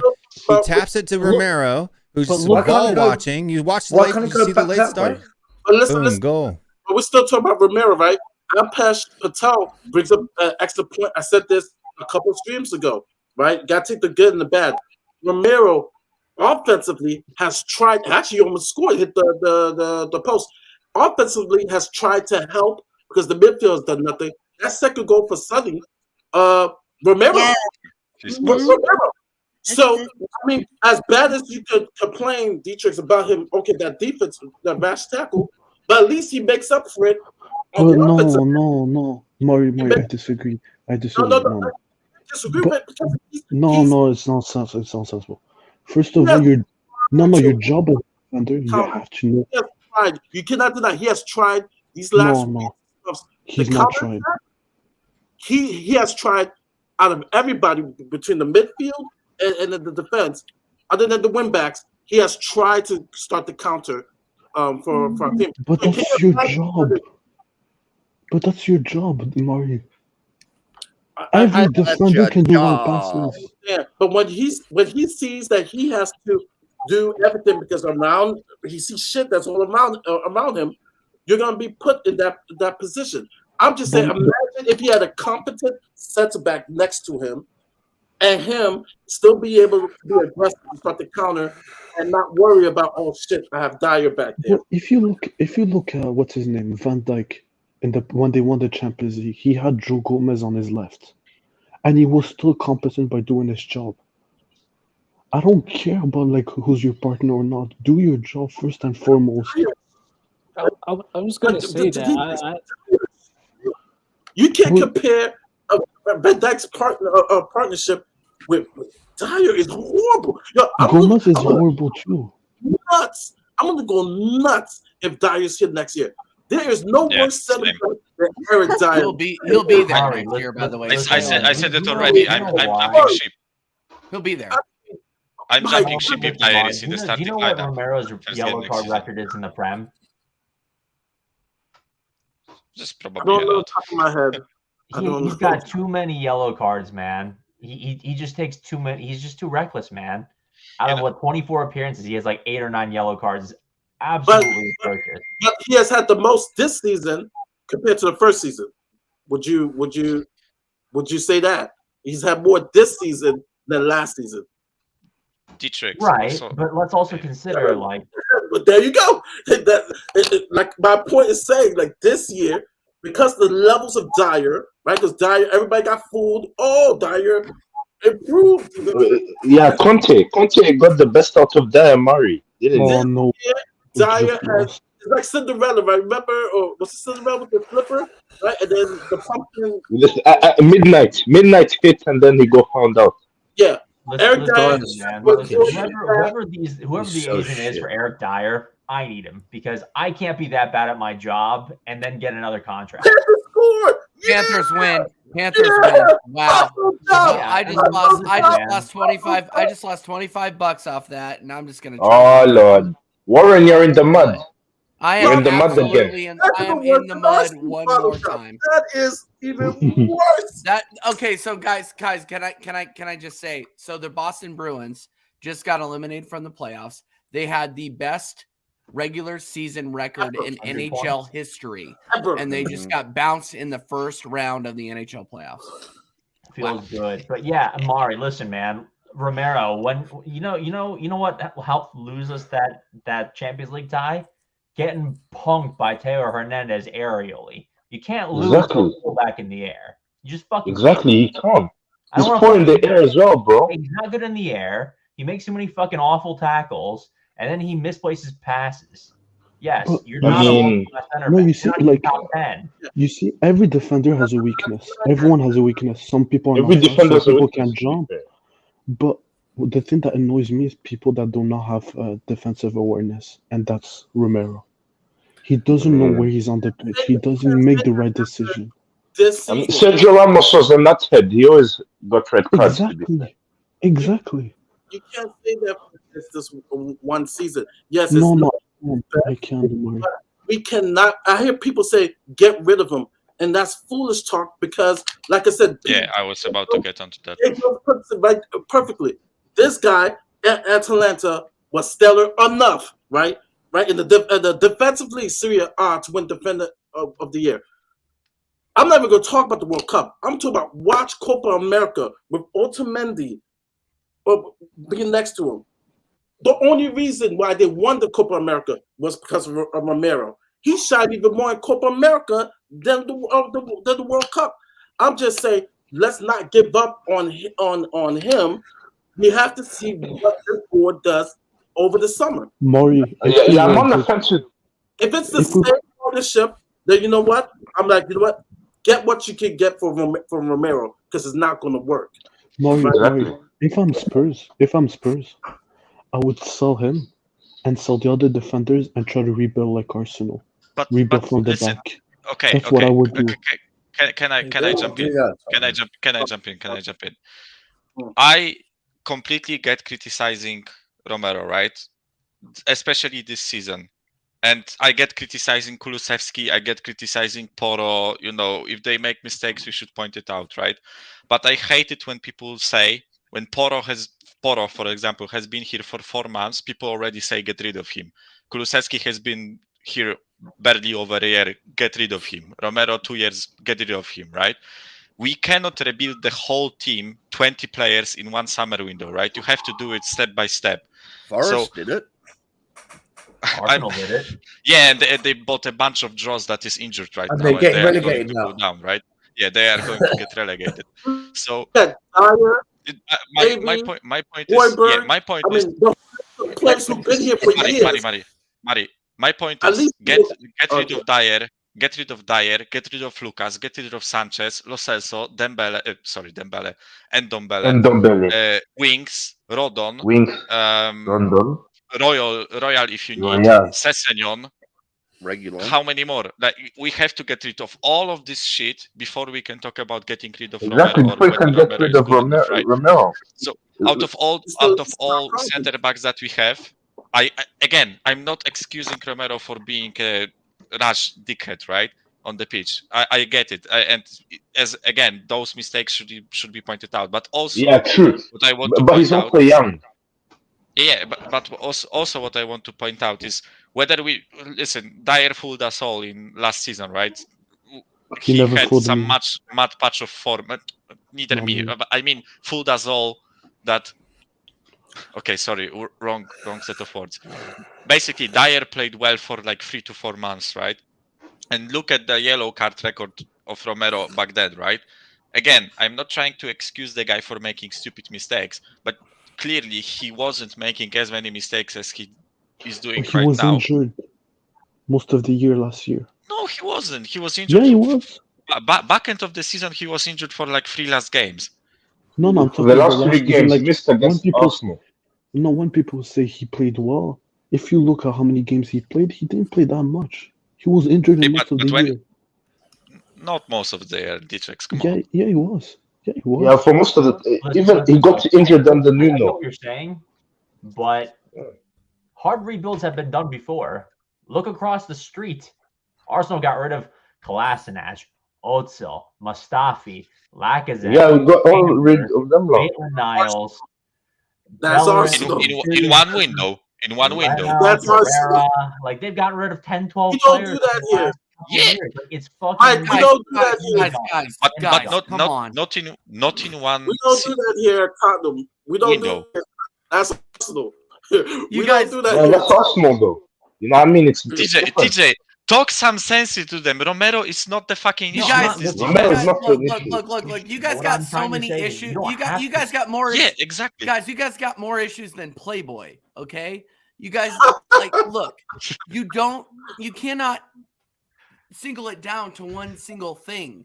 And I can honestly Exactly. say the same thing about Arsenal because everybody in my fan base is saying, oh, well, it's this person. Oh, well, it's Zinchenko. No, it's Holding. No, it's our lack of depth all over the pitch. You guys have more issues than we do because we started to address them 3 seasons ago. Manchester City have been addressing those issues progressively for the last 10 years. So look, there are differences between that. So don't like when people are calling out Ramiro. Yeah, Ramiro didn't play well today. He didn't. But at the same time, he was by far not the worst player on the pitch today. He wasn't. No, but yeah, it wasn't the worst. TJ, I agree with you 100%. The only problem I have when I look at Romero, the likes of Kane, Son, you're the best players on the field. Act like the best players. Dyer and the rest. They don't have Dietrich. They don't have a supporting cast. People like Son and Harry Kane need a supporting cast behind them to actually make a difference, and they don't have it. They don't. Yeah, but you see with Kane, he has no one, but he still found a way to score 25 goals. I'm asking just Romero, do your job. Yeah, how many of from those were headers? Pens? How many of those were pens? Yeah, and he scored a lot of not a lot of pens this season, unfortunately, but a lot of headers from corner. Yeah, like 12 headers. Yeah, no, exactly. How many of those? How many of headers. those goals? Sorry. Yeah, good point. Will, how many of those goals though did he actually have to work for? That was my point. Is like he doesn't actually have to, like, all he has to do is he gets the ball on his foot and he places it. And you know what? Big up to him. He's worth, anywhere from 80 to 100 million based off of that skill alone. But he doesn't really have to work or push to do the work to score the goal. That's my point. From this season, he's got I'm pretty sure it's 12 headers, 12 or 13. Yeah. Out of 25 No, goals. and by the way, I'm not even trying to mud pens, Harry right? Kane, by the way. I think he's one of the best. Not. So yeah, Harry Kane's one of the best, bro. You know what I mean? His goals have came in a different way though, and he carries your football team. And as for Romero, like I know, yes, he has his deficiencies, but you could say Sergio Ramos had deficiencies with getting all these red cards. So this season, at the beginning, so 7 have come from a corner, 4 penalties, and 14 from open play. So, but those open play from outside of the box, we're looking at 3, 2. from outside the 6-yard box. So let's just say, like, because I'm gonna count the ones that are outside the 6-yard box. But outside of the 6-yard box, we've got 1, 2, 3, 4, 5, 6. Well, no penalties. I'm not gonna count those. 1, 2, 3, 4, 5, 6, 7, 8, 9, 10, 11, 12. That's a lot. So 12. That's a lot. Well, I got a busy. I mean, it's day less than tomorrow. half, right? No, but But that's I still a will- lot. But my question is before I leave off. So basically, because I think I'm in the minority, Romero should be on the list to be sold this summer. That's the feeling I'm getting from people. No. Mari, For though, me- who do you replace him with, though? That's Kim- that's no, the question. If you look at Kim and J release clause, for example, I would replace him with Kim and J. That's just me. But we are not getting Kim Min Jae. You're not getting Yeah. Wait, him. open play We're on. talking about buying a dude. player from one of the stingiest teams to ever. It's 10. Sorry, do- 10, not 12. Exactly. 10. Napoli are ever do knuckleheads. business with, so it's gonna be hard. They already Yeah, put up I- Osimhen for like 150. Yeah, you know that's funny in general for me when people look at this Napoli team and it's City are going to buy Kvaratskhelia, United is going to buy Osimhen, this team is going to buy that player. Napoli are going to rinse the whole Europe with that squad if they want to sell them, and if they don't want to sell them, they won't sell them, right? I agree with It's that, like- actually. Yeah, we won't pay. So And it's like just want to pay, bruv. You know what I mean? Liby's not gonna And pay. they're- So So like again to reinforce what I wanted to say, I completely back your criticism of Romero Dietrichs, right? It's not that I don't have issue with criticizing the guy, right? I have no issue with issue with saying that he has to go this summer, right? Because he's not the issue of that defense, not the main issue, right? I want to see, I want to give this guy a chance with a proper center half next to him, right? Not this absolutely fucking bum squarehead Eric Diarrhea, right? Eric Diarrhea, man. Eric Diazepam. And he's worse than Maguire. I would rather have Maguire than Eric Dyer. And I'm dead So serious. bad, man. we're He's worse than Mauricio That's a- Tarico. They are both shit, right? He's not Yeah, they're intelligent. terrible. And the thing is, he's not intelligent. He is dumb as rocks. I can give you numerous examples. There was one game. Was it the first time we played Newcastle? It was one game where he went to go argue with the ref rather than run back. I remember that night because I came on the stream. He could have ran back and headed the ball out. Instead, he chose to argue. And I'm That like, was this, Newcastle at home. Newcastle Yeah. at home. this doofus. And I'm like, run back. And I'm done with Dyer. Like, done. Like my steak. Done. The guy By is the way, Højbjerg does it a lot too. Instead of like finishing the play and waiting for the whistle or whatever, he runs to the ref, argues with him when the play is still going on, right? And honestly, out of our whole like midfield, 5 or however many players we have, I would be open to selling Højbjerg in the summer. Me too. Wow. I would sell him and skip. yeah. Oh man. We can't sell Skip for the homegrown rule. Can I ask a question? Can I ask Unless a we buy question? another Yeah, homegrown of player. course they do. All right, guys. Of course. I am out. Mari. Bye. Big up Murray, man. Minerals Big up, General. Murray, mate. Big up, Out. Mari. Levy out. Leave it out. Olivia. Levy out. Purple and gold. Bye. And I Purple and realize gold. Go ahead, Will. Let's Sorry. go. Until the club is sold. Till the club is sold. Yeah, what up, TJ? You were supposed to ask a Yeah, what's your question. question, JT? Yeah, no. So DJ, my question is, no worries. So my question is like, what's your realistic starting 11 for next season? Because y'all are talking about, oh, we got to sell this person, oh, we got to get this person in. What is your realistic expectation for a starting 11 for Spurs? Is next Kane season? staying or going? No, Dyer. that's up to you. That's up to you. It, What do you it think? really depends on the manager and what style of play he wants to play. Whether we play a 4-3-3 like the Yeah, it rest, depends on the system. We don't even know what system we're playing. is fair. it going to be a 3-4-3, a 3-5-2, a 5? 10-1. Right now we need to be playing a 10-1. I mean, no formation, man. 1-5-5. Okay, Our well, okay, favorite. so You maybe guys, Oh, anybody oh, watching Ted Lasso? Anybody watching Ted Lasso this year? And they get this guy called Zava in, right? And then Zava. so Zava's at this little board at the the little player marker board and everything like that. And they're like, "Is this a formation we're gonna play?" And he's like, "Yeah." And he's like, and they show it like dramatically from the backside, and he's like moving all of these pieces around, right? Like he's moving all these pieces, and then he's supposed to be like Zlatan, right? He's like a characterization of Zlatan.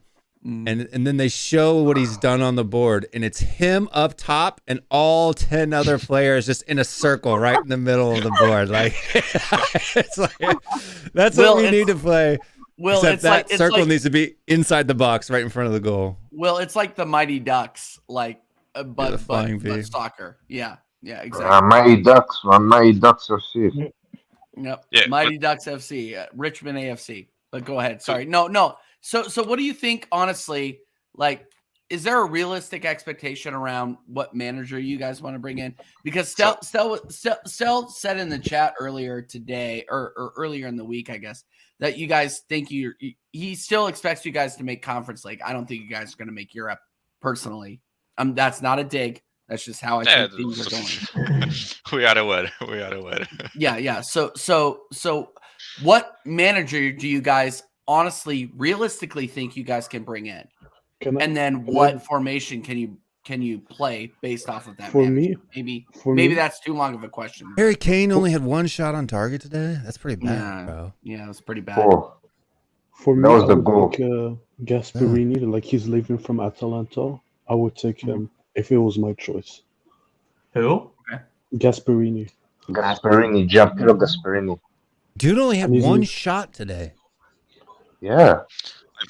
I think 2 of his shots or something were offside, as far as I remember. Yeah, they don't count as shots. Yeah. So if we get Not good enough, Um, Dietrich. if we get Thingo back from gardening leave, if we get Paratici back from gardening leave, we'll probably end up getting Allegri from Juve. Yeah, Allegri. Oh, You no. could get Allegri. Oh no, Oh, no, please. And we don't want It Allegri. will be more We'll end haram up ball. with Allegri. It will be Conte ball again. Allegri. Yeah. I don't Yeah, but- mind Conte ball. If we win, like I never had a problem with the way Conte No. played. I don't have problem with Conte play. I have problems with Allegri. Yeah. I think don't know enough everybody about does, but Allegri to that's where we'll end up. comment. No, I like No, he's but- a problem. He's a problem. If I were to give my answer, right? Listen. This is a bit delusional, right? But I still think even without Europe, we can attract a guy like Nagelsmann. Listen, Yeah, you can. if Emery goes to Villa, who are 16th, and Lopetegui goes to Wolverhampton, who are fighting relegation, right? So if that's the pool of the teams technically below us, right? Then why we with technically like unlimited money in terms of like salaries and the packages for those managers, right?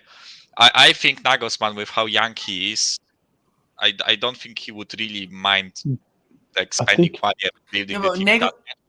I think So there's if I had it my way, I would probably pick the combination of Giuntoli and Spalletti from Napoli because they're both free agents. You think Spalletti will leave after this season with Napoli? He doesn't have a contract after June 2023. I mean, Spalletti, I wouldn't mind Spalletti. and the director? Nah. Giuntoli, bro. Giuntoli had a summer window of the ages, man. That guy does not miss on transfers. I'm just gonna be like everybody else from now on. I don't care what manager we get in. As soon as they get in and we lose the game, I'm just gonna start whatever manager out. Right? Will Spurs could get Gus Poyet. He's got the minerals. He's first. It doesn't matter. As soon as they lose their first game, I'm just gonna be like hashtag whoever out. Get him out. Get him out. Get him out. If everybody else in the YouTube community is gonna do it, why can't I? You know what I mean? Exactly. After a little loss, you get them out. But Mike and Dietrich, would you take Gus Poyet back at Spurs as I don't manager? even know who that is, to be honest. I'm sorry. Neither do I. I don't know. Gustavo Poyet. I mean, That's for given me, a place for Spurs. For me, it's from Imagine now. It's Sunderland. invincible. It's invincible or out. Oh, That's my position now. No, me, my position. invincible or If he plays Dyer on the first game, I'm manager out. Yeah. First game. Oh my God, blood. Honestly, if Dyer is still in the team next season, That's like, true. why would you even consider supporting Spurs? True. You know what's I going ask on? myself I this don't question get for it. 4 years, mate.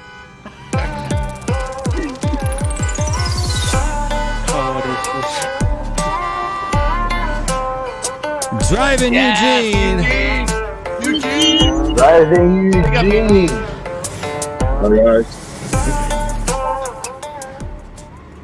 Hi, Eugene. Sounds like there's a lot of traffic. Drive safely. Drive safely, Eugene. Drive safely. Sounds like a lot of traffic out there, man. Yeah. It's cool. It's a public holiday. At least roll your windows up if you're gonna go on stream, man. The traffic noise is really loud. Okay, windows up. Yeah. All right, thanks. No, guys, I'm on a 7-day work week, so I'm still at work today. Right, usually my off day. Yesterday, did a watch along with Spell and Iggy and the rest of the gang, and I've been awake since then, Eugene. No, it's. I keep telling you guys, we are shit, right? Oh, come on, they blocked this road off. What the fuck? Eugene road rage. Here we go. Yeah, I mean, the Romans blocked the block. I bet people would watch that. You should just do this live stream of you driving to places in Malaysia, right? And just road raging. Like, that stupid lady. What the? People, you'd probably get more viewers than a Spurs live stream, to be honest. I know, but Eugene, if you square up to someone, take the camera with you. Yeah. No, you know why? I should have done that when I used to drive long. You know, when I used to drive about 45 minutes to work. When I had a long job, long drive. Nowadays I don't. My drive to work now is 5 minutes, Will. And when last time your car broke down? Yeah, and like when the time the car broke down, remember? Yeah, those were the days. Yeah. Now, guys, the game yesterday, right? It was going to the same scenario of Newcastle. We were down 3 goals in 15 minutes, right? Then when the lead out chance came out, we scored one. Guys, brown envelopes. I keep telling you, there's a narrative behind all the shit. We weren't going to win that game, right? The only thing is that most probably we won't lose 7-0 and we had to give back refunds again. That's the only thing I see, right? The squad is shit. We can't defend, right? Liverpool went 3-0 up and they sat back. Simple as that. They didn't play after that, right? Tell it like it is, mate. We had to bring Richarlison on, right? In the last 95th minute of shit, he scores the goal. Oh, yeah, last Richarlison has got his goal for Spurs. Yay. And we fucked up in the other one. But what happened? Lucas Moura, right, passes the ball to Jota. That ain't a mistake. That was deliberate. It was all in the plan. I'm gonna hold on. I'll be right back. I'm gonna go get some tinfoil and make a hat out of it. I'll be right back. Come on, guys. We were supposed to lose, but we weren't supposed to lose like a piece of shit, right? So at least we looked like we put up a fight, right? So we don't have to go to the refund stage again. I've got this tinfoil hat all along, right? I've been saying it all along, right? It's all fucking rigged with VAR, right? First VAR decision, Skip should have gotten a red card. Skip should have been there. Yeah, but because he gave a foul, it can't go to VAR because the referee gave a foul. The card that comes on, they can't change, unfortunately. This season, right, VAR has gone to stage, right, where it's all fucking scripted. Second thing is, right, the foot to the head, dangerous play. It would have been a red card long time ago. Oh, then people say, it definitely should have. It can be upgraded after the fact, but it can't be changed on the field. That's the unfortunate part. Yeah, if he had not called the foul, if he had not called the foul at all, right?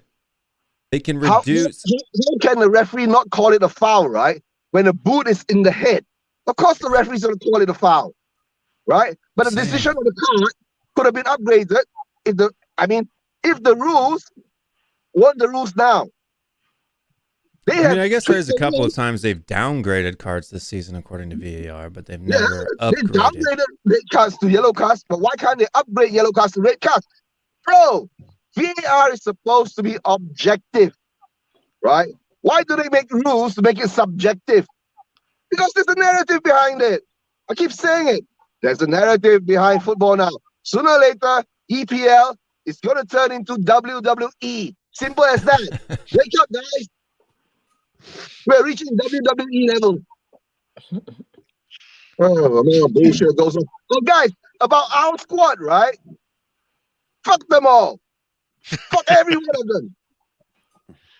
If you don't have heart, right, to play for the badge, you can fuck off. That's all I can say. Sorry, Guguma. I know you're here. No, it's okay. Yeah. To tell you the truth, you know what I'm trying to say is right. Okay, guys, sorry, I'm going on this because I have about 5-10 minutes to go on this, right? Look at what happened to Conte. We have rumors that says that Romero is the linchpin of trying to get him out, right? If he's got that kind of mentality, yeah, then we find out we've got a players committee, right? If we have a players committee, right, that means that the managers don't have the right to get rid of them. If we don't refresh our squad every 3 years, right, or 4 years, right, of getting rid of Deadwood, right, look where we are now. We've got 8 players out on loan, right? We have 250 million pounds, right, for players out on loan that we can't even get rid of next season. Well, how are we going to get rid of them? Is Levy going to write up all their contracts? Nah, he won't do that, right? Because you won't get him the brown envelopes. Yeah, no, he will want prime pound for them. Who's going to give fucking prime pound for them, right? Napoli ain't going to buy Ndombele for 25 million pounds, right? Oh, don't even talk Ndombele. Ndombele is going to come back a winner, right? Well, why did you show us your guns? No, Ndombele is going to be a legend, right? Huh? And what's Harry Kane going to be? What? A loser? It's getting hot in here with all these computers and lights. No, but why did you show your guns? Like, you can wear a jacket, bro. Oh, really? I was wearing a jacket. Will. Yeah. Are you still pumping the irons, Will? Yeah, I'm down to Will. 200 pounds now. Will, you look good. You're absolutely smashing it, dude. I'm down to 200 man, pounds. big up Will, Dietrich man. thinks I'm getting too skinny, but it'll get there. I'm Yeah, cutting man, big up first. Will, man. The minerals general, man. Got to cut first, then you can get a little bit bigger. But I want to. Will also muds the wrongdons in the gym. I got to get rid of this. Although there's not much left down here, believe it or not. Now from the side, you know that line that you can see on the outside from your serratus to your abs. That's back now. Usually, it used to, there used to be no lines anywhere down there except for maybe some creases from sitting down. But Love handles. Yeah, love handles. Yeah. Really Now much there's lines. Hi, King. Yeah, close them down. But now, yesterday's game, to tell the truth, right? Now, all I can say to the fans, right? I mean, to tell the truth, most of us here are international fans. We can't do shit much about the protest, right? Apart from promoting it from where we are, right? The local fans should go out. Look what Manchester United did yesterday. The 1958 movement, right? Look at the amount of people out against the Glaziers, right? But of course, yeah, maybe they've been doing it for a while. We ain't been doing it long enough. We haven't got enough of the people behind us and all that blah blah blah, right? Well, we need more results like that. And somehow or another, they're covering it up. I tell you, they're covering it up. Oh, monkeys on the road. I got monkeys on the road nowadays. Eugene, I'm not trying to criticize the people that are trying to protest. I just don't understand. We're not marching like Man United. I know we're not like 1,000 people, but how about we just try march on the road? I understand what you're saying, Dietrich, right? We got flip-flops in our fan base at the home ground. That's the only thing. Too many wrong-uns. You got the wrong-uns, Eugene. Yeah, wrong-uns, flip-flops, brown envelopes, right? The part is that we come to the stage, right? Somehow or another, I've been saying, we have to unite somewhere or another. We have to find the point where we have to unite somewhere or another.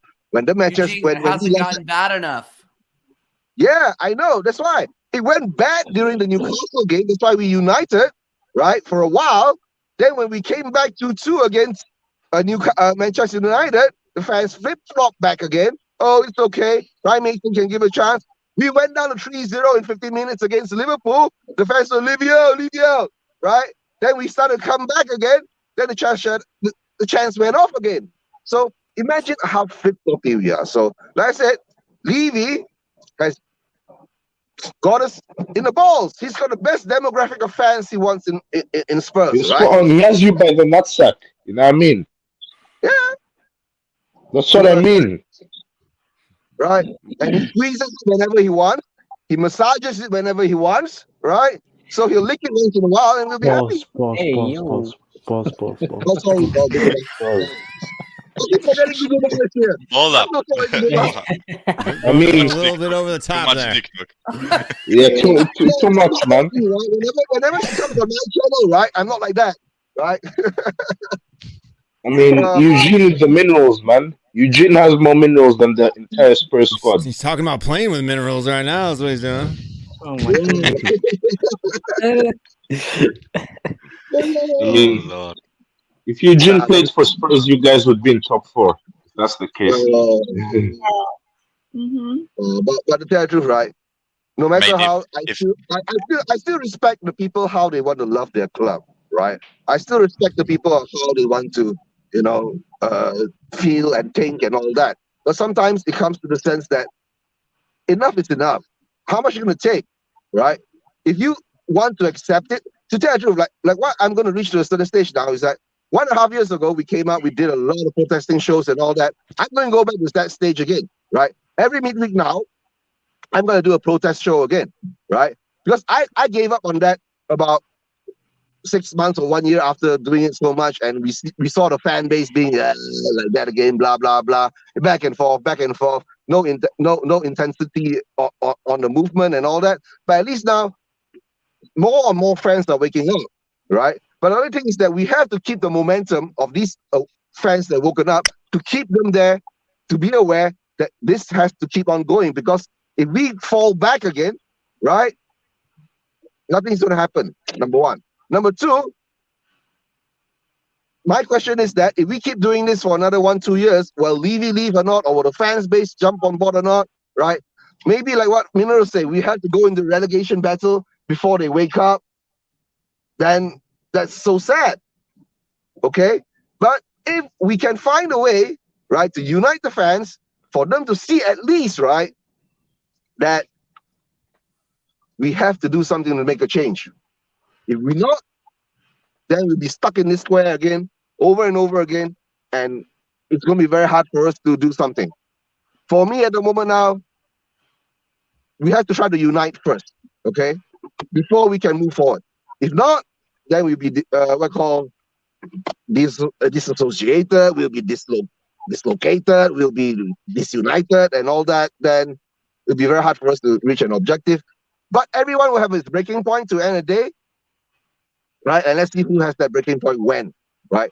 I think the Newcastle part was the best part. But at the moment now, after the Liverpool game, I still see fans going, oh, at least we gave it a good fight. Yeah, you give it a good fight. But we can't imagine if we went 5-0 down in the first half again, will that be a good fight? No, but we couldn't let that narrative go in, right? So that's how I say it. But guys, I'm going to make a move, right? I reached my destination. Nowadays, I've got a short drive, not like the last time, right? Where I used to have a half an hour, 45 minutes drive. But guys, take care, right? Have a great show, Will. I'll be in the background watching. And as always, leave you out. Get them all out. Purple and gold. Burn it all down. Big up, Eugene. Bye-bye. All right, later, my man. God bless him. Hey, I wanted to say that, Landing the minerals. That's our daily drive by from Eugene. And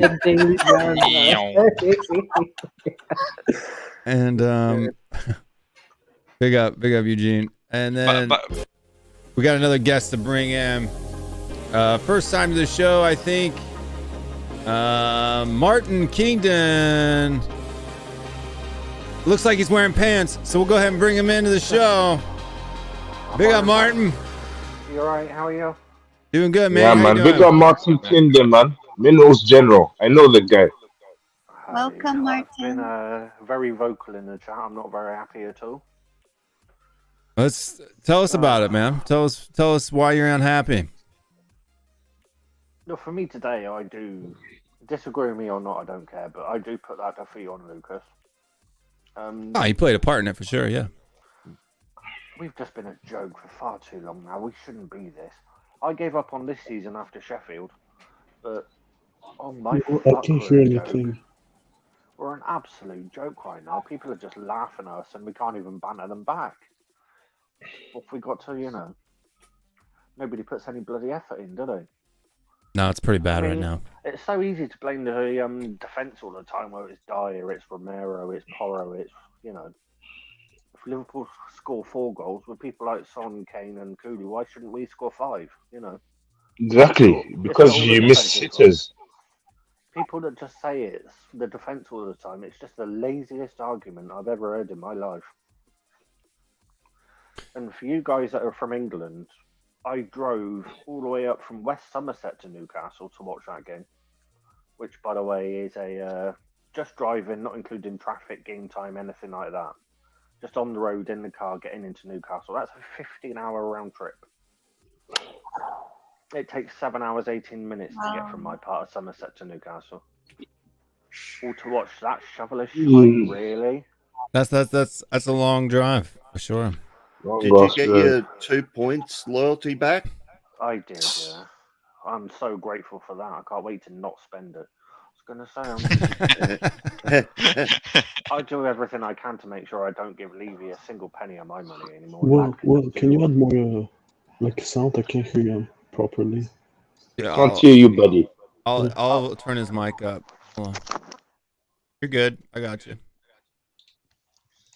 It might have been because I had my headphones in. There you go. We can hear you good now. All right, okay. Yeah, I had to drive 15 hours all the way up there. It took me, like, all the way there and all the way back. Yeah, and it's just not on really. That day I left at about 4 a.m. I didn't get back until about 1 a.m. the previous day. The next day, sorry. There is there's the thing going on right now. The announcers here in the U.S. they kind of put out a pretty neat stat that we've only won 2 out of our last 10 away games or something like that. Yeah, sounds about right. No Premier League wins away from home in 2023. That's the stat. Seriously. Yeah. That's crazy. No, we won Fulham away. Oh yeah, Fulham won 1 win in 2023 away from home. Yeah, it's 2 out of our last 10 or something like that. That's but Pochettino in the Pochettino era numbers there. Sorry, could you remind me of your name, the new guest? Martin. Martin. Yeah, I completely get that it's the whole team issue, right? But the reason maybe why I focus so much on the defense, right, is because yes, the front line makes mistakes, right? But if you look at it, right, they scored 3 goals today. Okay, maybe they could have scored 5, right? But at least they are doing their job in parts, right? At least something is working there, right? Whereas with this defense, I think they are absolutely apeshit, and that's the reason why I tend to focus so much on them, right? And also there have been games where the defense was clearly the reason why we lost the game, right? Oh, yeah. Out of my memory, like Liverpool at home, Newcastle at home, Bournemouth, Man City away, Everton draw, Man City away. There are so many games only this season. You're spot on, Mike. I tell this to Stel all the time. The defense Don't get me wrong, does I'm the not good work sticking of up for Kane the and defence. Son. I don't even particularly want Romero to stay, to be honest. But yeah. I think we've got bigger problems to deal with before we start worrying about that. He's the best of a bad bunch. Yeah, exactly. I've got to go. I'll see you all later. Big up. Thanks very much, Shane. Appreciate it, my brother. Always a pleasure to have you on, man. Will. When one hold on. As one comes out, let me bring another one in. I can't remember if I have a song for him or not. Elias. So before you do that, I have to also shoot off. So thanks for speaking with you guys as always. Big up, Mike. Thanks for joining us late at night, my man. Money, Mike. Yeah. Got to go sleeping. It means I can add Mike back in. Okay. Bye, guys. And then we got this person here. I got a song for him. In terms of a defender, I'd much rather have bloody Royale than Hold on, Porro, Martin, to just be one honest. second. I'm going to bring in these two guests and then we'll get rocking again. Staying up late from the UK with us tonight. Stake in, lean it out. Everybody show your love for the man who only has one thing to say. And that's steak. Stake in and lean it out. Why did yours shut off immediately? It's supposed to fade. And then the next person to bring in. Jesus. He's stepping it up with the 80s porn music. Oh yeah.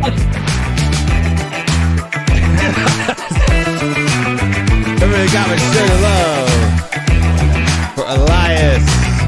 Elias, big up Elias. Minerals General. Another one. What's going on, man? Part of the family. I came to make such a bad joke actually. Do you know why Mason Not can't? surprised. Do you know why Mason can't be a top manager? Oh Lord. Why? Why? Because he loves to give blowjobs. Not only is that a bad joke, it doesn't even make sense. What does being top have to do with blowjobs? I don't get What it. does top have to do with it? Because bottoms don't give blowjobs. Oh boy. Oh wow. Because tops don't give blowjobs. Bottoms. Yeah, that's true. Idiot. Elias, you are hilarious. I mean that's true, Tops man. can be on. You can. I'm a guy, and I can be either on top or on bottom. Either way, I'm having fun. That's Then all. you'll be versatile. Oh yeah. There's like it doesn't. I don't get it. Maybe I don't get it. I'm just saying. Yeah, but you're the mejor. You're the mejor. Blowjob, then you're versatile. I mean that's true. Elias, have a Steak. I perfect don't hear any noise, my man. I have a better joke. Maybe I have later. a better joke for Mason. Mason couldn't balance eggs on wooden spoons, so there was egg all over his face. Okay. Isn't that funny? I'll be real. I don't think Mason's doing a bad job. I don't. What? What? No, Are you Could be serious? worse. Could be worse. How can it? At least Okay, hold on. Stellini won the game. So wait. Hear me out. Okay. I understand what you say. Yeah. Did you think Conte? Hold on, before you give your explanation. Did you think Conte and Stellini were doing bad jobs? It depends on your expectations. Oh my days. No, doesn't it? Doesn't it? No. So I think when you pay, so yeah, it does. So when you pay a manager over 20 million pounds, you expect him to get it right, right? When you give a guy six matches as sample size, second interim manager, yes, your expectations are significantly different. So I don't have the same expectations for Ryan Mason as people do for Antonio Conte. But what about Stellini though? Because they're the exact same You're interim nuts. manager. I'll say you have the same expectation for Stellini as you do for Mason, as you do for Conte. Because that's I have the same expectation. I have the same Well, expectation for Mason as I do Stellini. Well, let's take a step back here though, Right. because we've already stated before, and this is one of the problems with the club, is that all we shoot for is top four.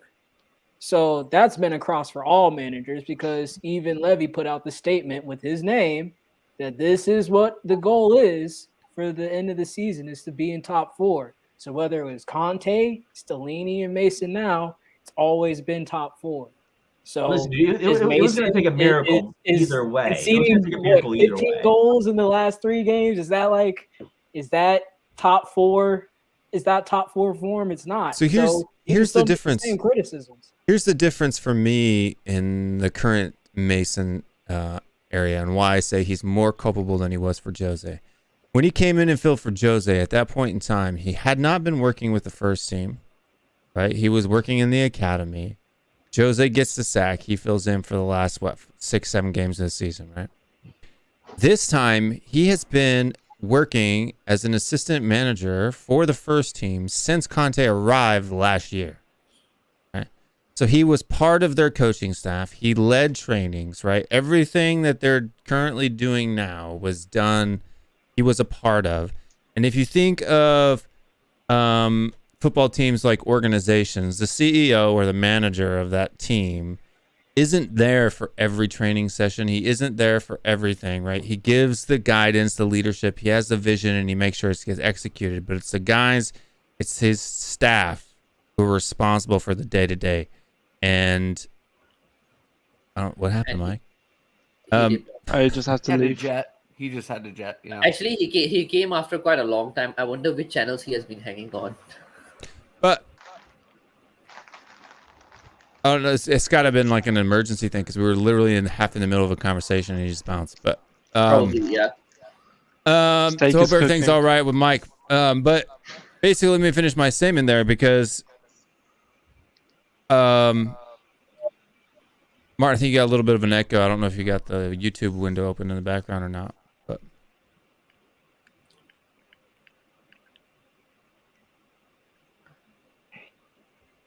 hello? Yeah. Look, Mike, man, did the brand envelopes take your internet? No, it's but anyway, so you have Mason being a part of that team for the entire year, right?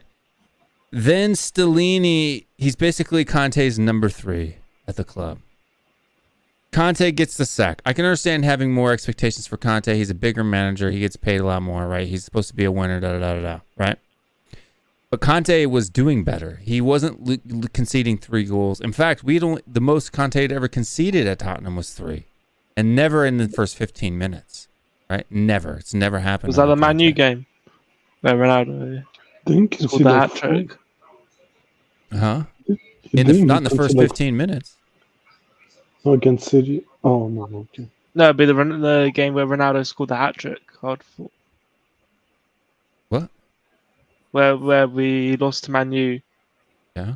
What about his first season, 3-2. Yeah, but we didn't concede in the 3 in the first 15 minutes. Yeah, no, but I thought you were talking about 3 goals in a match. No. We haven't conceded. Conte conceded 3. He never conceded 4, but he conceded 3. What I'm saying is... No, he conceded 4 against City. 4-2 at the Etihad. Yeah, we lost 4-2. 4-2.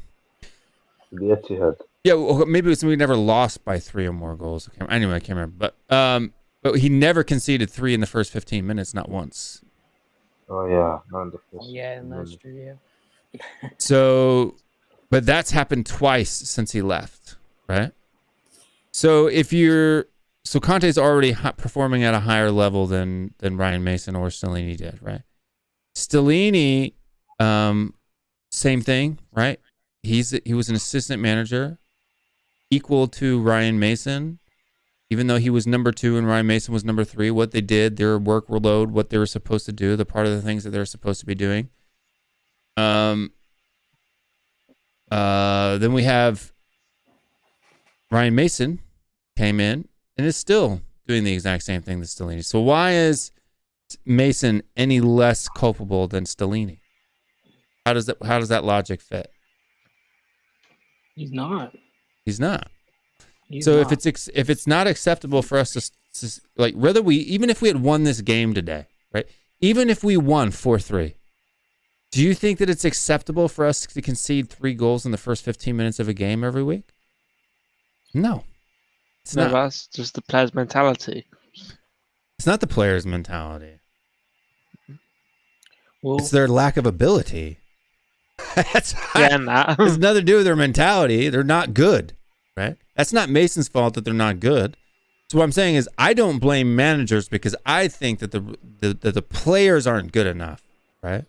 Yeah. Not all of them, but the majority of them as a team, as a unit, the players aren't good enough. That's why I don't blame managers, right?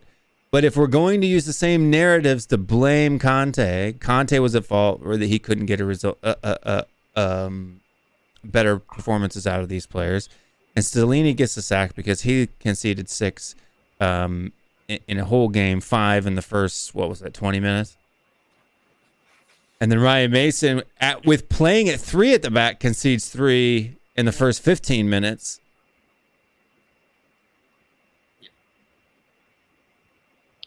He's got to be Okay. blamed.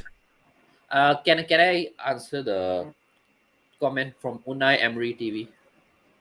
Or you wanna take it on, Will?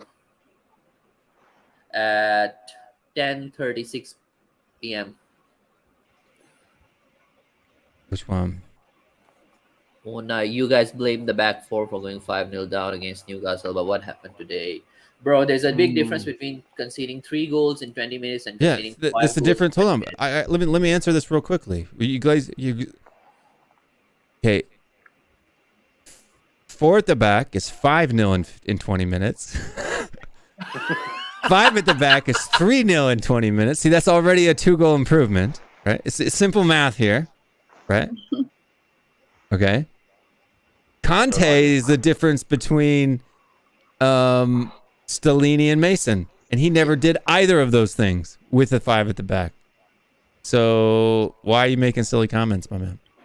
But he's the Unai Emery TV. That's what he does. Well, can I address something real quick? EK. What? EK. Hold on, real quick. Yeah, the Newcastle fan saying, "Oh yeah, 10:38 p.m. Yeah. Hey, TJ Warren, we won't bottle it though. Newcastle was never in the position to bottle it in the first place. So what are you talking about?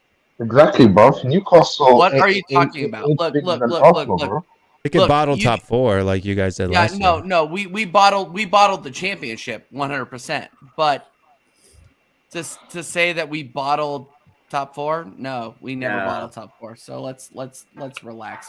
You did bottle top 4 last year. Last Year, this season we didn't. I think he's talking about this season. Yeah, that's what I'm saying. Yeah. So Newcastle fans that are trying to muscle me in this chat, I'm not hearing it. And EK, I respect you. I know we're in a lot of group chats, but let's calm down, dude. Let's calm down. Yeah, let's calm down. EK, my guy, but I have to send you to the woods for this one, man. Yeah, Know what dude, I mean? that's a wrong take. And you know what? Talk to me next season. That's all I'm gonna say. If you wanna Yeah, talk we'll to see. me, Yeah, we'll talk to see. me EK, my G. But Warren, sorry, we see things they'll never see. We have 13, and Spurs know that. It's fine. Sorry, Will. You have Go ahead. 13 what? Next season. Talk to you next week. When did Arsenal play Newcastle? When No, when but that? have you guys seen the graphic? Have you guys seen the Coming graphic? up. I know They should TJ's seen the talk graphic. to me in a couple hours. I have. You guys are right now the biggest bottlers in Premier League history as far as league championships concerned. You for being I'm aware. at the top of the table for the longest amount of time. Can I say At one something? point, wasn't it 8 Arsenal, points ahead with a game in hand? yeah, Arsenal are losing, and his Avs are losing. So what a day! You know what, Dietrich? I'm not hearing this from you because you were picking me up. You were I'm picking not me hearing up anything wearing a from freaking Spurs Nico fans, bro. Rankin jersey earlier, and now you're trying to put me in the mud because we gave up a garbage goal. And yes, I'm watching it down here. By the way, if you see that I'm looking down, I'm watching the game. We're gonna come back. So just But it's so spoiler funny. alert. All the When it cronky teams, they all flop or bottle something. Oh my! Yeah, exactly, man. We have this bottle dream mentality. Dietrich, you're a Tottenham Hotspur fan, and you're talking to me. Yeah, about you support bottling? Tottenham. What do we You support bottle? Tottenham, my Hold on, G. what do we bottle? Not everything. No. Don't start. You with. don't. We're the Will, biggest Will, I bottle. love you to death, but Well, you don't ever win. put yourself Well, in you a don't win position to anything, bottle. bro. No. Okay, not winning is different than bottling. Bottling means Oh that my- you're in a winning position and you lose it, right? So we have never done that in a Champions league League, how about competition. that? Oh, okay, Champions okay. League. League That was league done after competition. 25 Thank seconds. you Champions for- thank League. you for- I don't think thank we you for bottled. forming Hold that on, we scenario. weren't favorites. We weren't favorites going into that game with Liverpool. We bumbled our way to the Champions League final. Fair. And it All was right. Well, yeah, it's like If you want to put that 50% context around it, down. fair. Yeah, you guys were favorites to win the league, right? Not at the beginning, but after the space and the span and the gap that you had on Man City, you guys were. I know, Will. Thank you. I know Will, we bottled it, man. I can say this, but Will, we still see things you'll never see. 13. Like trophies. And we Never see things see- you never see, like Europa League cups and Champions League finals. Hey, Will. Hey, Oh, we Will, saw you're Champions copying League me, final, yeah? and then we You're bottled that too. Yeah, yeah, we that was bottled that before. too. I think that was before Minerals was born, though. Oh. You don't know my age, man. Yeah, he's You guys- you are like 4 years younger than me, Minro, so definitely no. I don't know how would you ask. I've got no context for that whatsoever. Hey, look, and EK, I see you hyping up like Don Robbie and stuff. Look, I don't watch that shit. So stop like using What's a Don AFTV Robbie? and Don Robbie as a reference when you're talking to me. Please don't do that. Yeah, you can't, man. 2006. That's about when you were born, wasn't it, Minerals? Come on, man. Oh, Nah. you mean that big Nah, guy he over was at already born by AFTV? He's a then. complete wanker. I was gonna say, Will, I'll tell you something. I'll be born in 06, man. Come on. Minerals, when were you born? Don't lie to me though. It's like you was born in like 05, 06. I was born in 05, you're right. I'm 17. God, I'm old as I'm shit. 17. There you go. You're 17? Okay, you're a lot more articulate than I was then. Now I feel like a fucking fossil. Yeah, Well, we're you were old as Well, I'm shit. 42, so Fucking hell. old. Shove me I'm in the 34. Natural History Museum. Make space for the fossil. Jesus Christ. probably the oldest one here. You're older than me. No offense, probably. I was born in 88. Yeah, Me I'm too. 8 years older than y'all. Then I was born in How do you know? 99. don't say anything, Goguma. Don't reveal it. Yeah, man. Dietrich was born in 98. I No, know I was that. born no, I was born in 2000. What? Yeah, Some of my Dietrich was sisters. young too. Yeah, Like, you're you can young. tell. Look, Look. 98 or 99? So we were going to football matches, Mr. Will Stewart 98. 365. Also, you're You year. guys Yeah, hold weren't on. even born yet. Yeah, a lot of these Man. guys. Well, I didn't become a Spurs fan until 2012-13 season. So I was like 93, 94. yeah, but that's because I didn't even watch football at all until like 2002, I've seen and then those I only pictures of you as a kid in a Spurs kit, though. I saw them on Henry's stream. yeah, but that was more like stepdad. Right. Because isn't things. it like your stepdad's from Tottenham, in here or something? Yeah. Born in Tottenham, raised in Kent. Yeah. I've been watching your channel for bear time. I've just not had the I chance. feel to bad. speak to I you feel bad for your stepdad. He had Yeah, to no, deal man. with We hear you, but so it's but I didn't really become a fan myself. See, I don't count. A lot of people when they say I've been a fan since, right? They like some people like I always love it when a guy's like I've been a fan for 40 years and they're 40 years old. It's like no, you fucking weren't, dude. I'll tell you what Like- really winds me up, Will, if you don't mind me interrupting. I've been watching Aaron Dyer since the day I was born. What really winds me up is when people say, well, I've been a Spurs or Arsenal, Liverpool, whatever fan for 30 or 40 years. Like, that's supposed to give their arguments more credibility. No, I agree 100%. And this is what You can support them for 100 years if you want. If you're as thick as picture, you're as thick as picture. That's That's what I do, 100%, is it? 100% true. Yeah, But the funny exactly part like- is though, it's like, no, dude, like I understand, like you, it may be a family tradition to be a Spurs fan, but you weren't 2, 3, 4, 5, years old and being a Spurs fan, right? Like 6 for me is the earliest when you have the, you get excited about Spurs games and jump up and down. Like if you're at 5, 4 years old and your dad's a big fan and you're like jumping around because of that, right? Like you're just excited because people in the room are excited, right? Like you're not a fan. Wait. I don't know if you But- remember. No, but- Will, I tell you what happens actually. There are some fans. TJ, why are There you are some mad? I don't know if you remember that exact stream. Sorry, but it was Dietrich, you because go there were first. some people in the chat Yeah. being I just want to saying, talk "Oh, to you don't TJ. need football Martin's because you're asking a Hold on, question too. Dietrich, I know what you're gonna say, and I don't want to hear it. No, but why are you mad? The Avs are down 2-0. Yeah, but let's not Again. interrupt actual conversations for Go ahead, hockey go updates. ahead. Go ahead. That's sorry. I was gonna suffer in silence, but go ahead. Thanks, what- Dietrich. What I'm Yeah, saying man. is like you gotta have like I don't like even my kids like my oldest or my youngest is 11, right? And he's a Plays football, doesn't Spurs. He plays. He's a Spurs fan, but he's been a Spurs fan since since he was born, right? I've been supporting the club almost as long as he's been alive, but he's not a Spurs fan. He doesn't watch all the matches. He doesn't check things. Like. For me, a fan isn't just being a cultural supporter of your family's sports teams. It's actually having a genuine interest yourself, right? Like, because I knew about Tottenham Hotspur. I would watch Tottenham Hotspur games before 2012 and 2013, but they weren't my team, right, that I had a general interest in until 2013. And I didn't become a super fan. And when my definition of super fan is like every single game, every single competition, you know, buying merch, doing this. XG. Brown envelope. Until 2016, 2017. And then I didn't even really, you know, I didn't even come onto the YouTube scene until, what, you know, 2020, right? So Yeah, so. That means you missed playing. Before my that, I was favourite on ever the Spurs player up front. He was a legend. Yeah, it was like Clint Dempsey, man. yeah, Clint Dempsey. That's the reason why because like I said, I was a USMNT fan way before I was a Well, club fan. funny enough, yeah, I could have supported Spurs or United or Chelsea. Yeah, or Chelsea too. Because It should have heard that. disgusting, man. I'm always around Chelsea people. Where I am in the UK.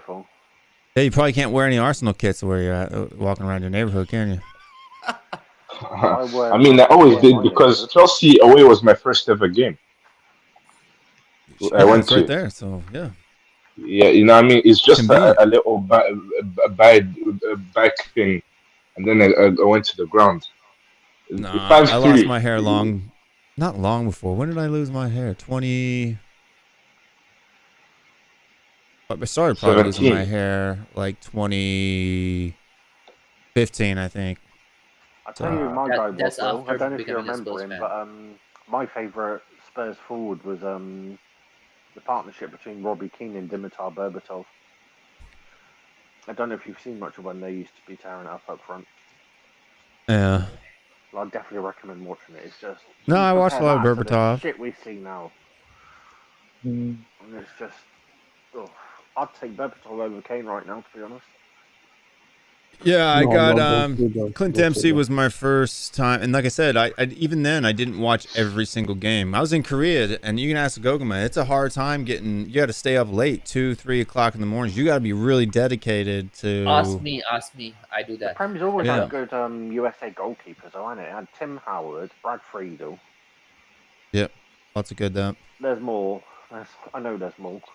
Matt Turner. I'm just kidding. Yep, that. Cameron Carter Vickers. Who? Well, he's actually English. He's just US I eligible. I thought he was American. Yeah. And soon Balogun. Even Balogun's Florian Balogun English too, but he's US eligible. Yeah, he won't ever play for us. I'll tell you what really triggers. He should. He's not going to get minutes I agree. in England. I 100% agree with you, but he'll never play for us. I tell you what triggers a lot of people about me, Will, is I'm a diehard Spurs fan forever, but I don't hate Arsenal even in the slightest. I actually wanted them to win this league this year. Oh God! So just because I'm actually so sick of seeing Checkbook FC win it every single year, I'm just kind of done with it. Checkbook FC. I mean, that's lucky true. Pep is kind, I mean, this is what I'm talking about. This is real success is like when you are actually building it, working. When you have when you've won so many times that your fans just stop coming. Like that's the way it is with me and St. Louis teams in regular season competitions. I don't watch. I'll be going off on a completely different tangent now that you probably won't understand, but I'm also a massive Formula One fan. Okay. But I'm not a Lewis Hamilton fan whatsoever. Can't stand the guy. Just because he kept winning and winning and winning and winning. Yeah, it gets boring after a while. There's no. With Manchester City, I wanted Arsenal to do it, but unfortunately, they prefer their beer in, a bottle rather than a glass. We never had the depth to win it.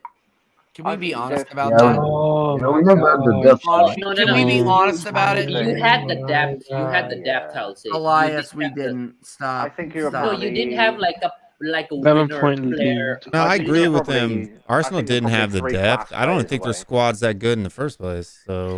Well, when you say depth, you're only what competition they had Europe. That's it. They only had to. Depth is good players in every position on the bench, and I don't think they have good players in their starting 11. No, I think they have good players. They don't have star players. That sort of thing. Who's on the bench that's good? They have Jorginho. They have. Jorginho's not good. Stop saying that. Jorginho's dead because some party was injured. That's the only reason why he was bought. Jorginho's an average player. Arsenal could be in a much better place if Jesus. Smith Rowe is good. Trossard is good. Who in Wait. List them out. Who was good? The first person? Smith I Rowe. said Tierney's Smith good. Rose is I said not Tierney. good. He's injury prone. That's what I can say. He's better than the Spurs squad player at least. Like our bench and their bench has a big, massive difference. Kivior, if he's given a I know. I chance, agree he that was we don't good. have. QVR if he gets into it. Dietrich's Kyrior is garbage. Next. Trossard should be starting. But he was on the bench. Yeah, do Arsenal guys think you'd be in a much better place right now in the league if Jesus wasn't injured for so long? I don't know if I necessarily agree with that either. So though. I think it would. two out of 12. No, I said 3. Then Kieran Tierney, he's Tierney's washed up, dude. His injury's so bad that he hasn't played. It's just that Arteta is persisting with Zinchenko and this inverted nonsense.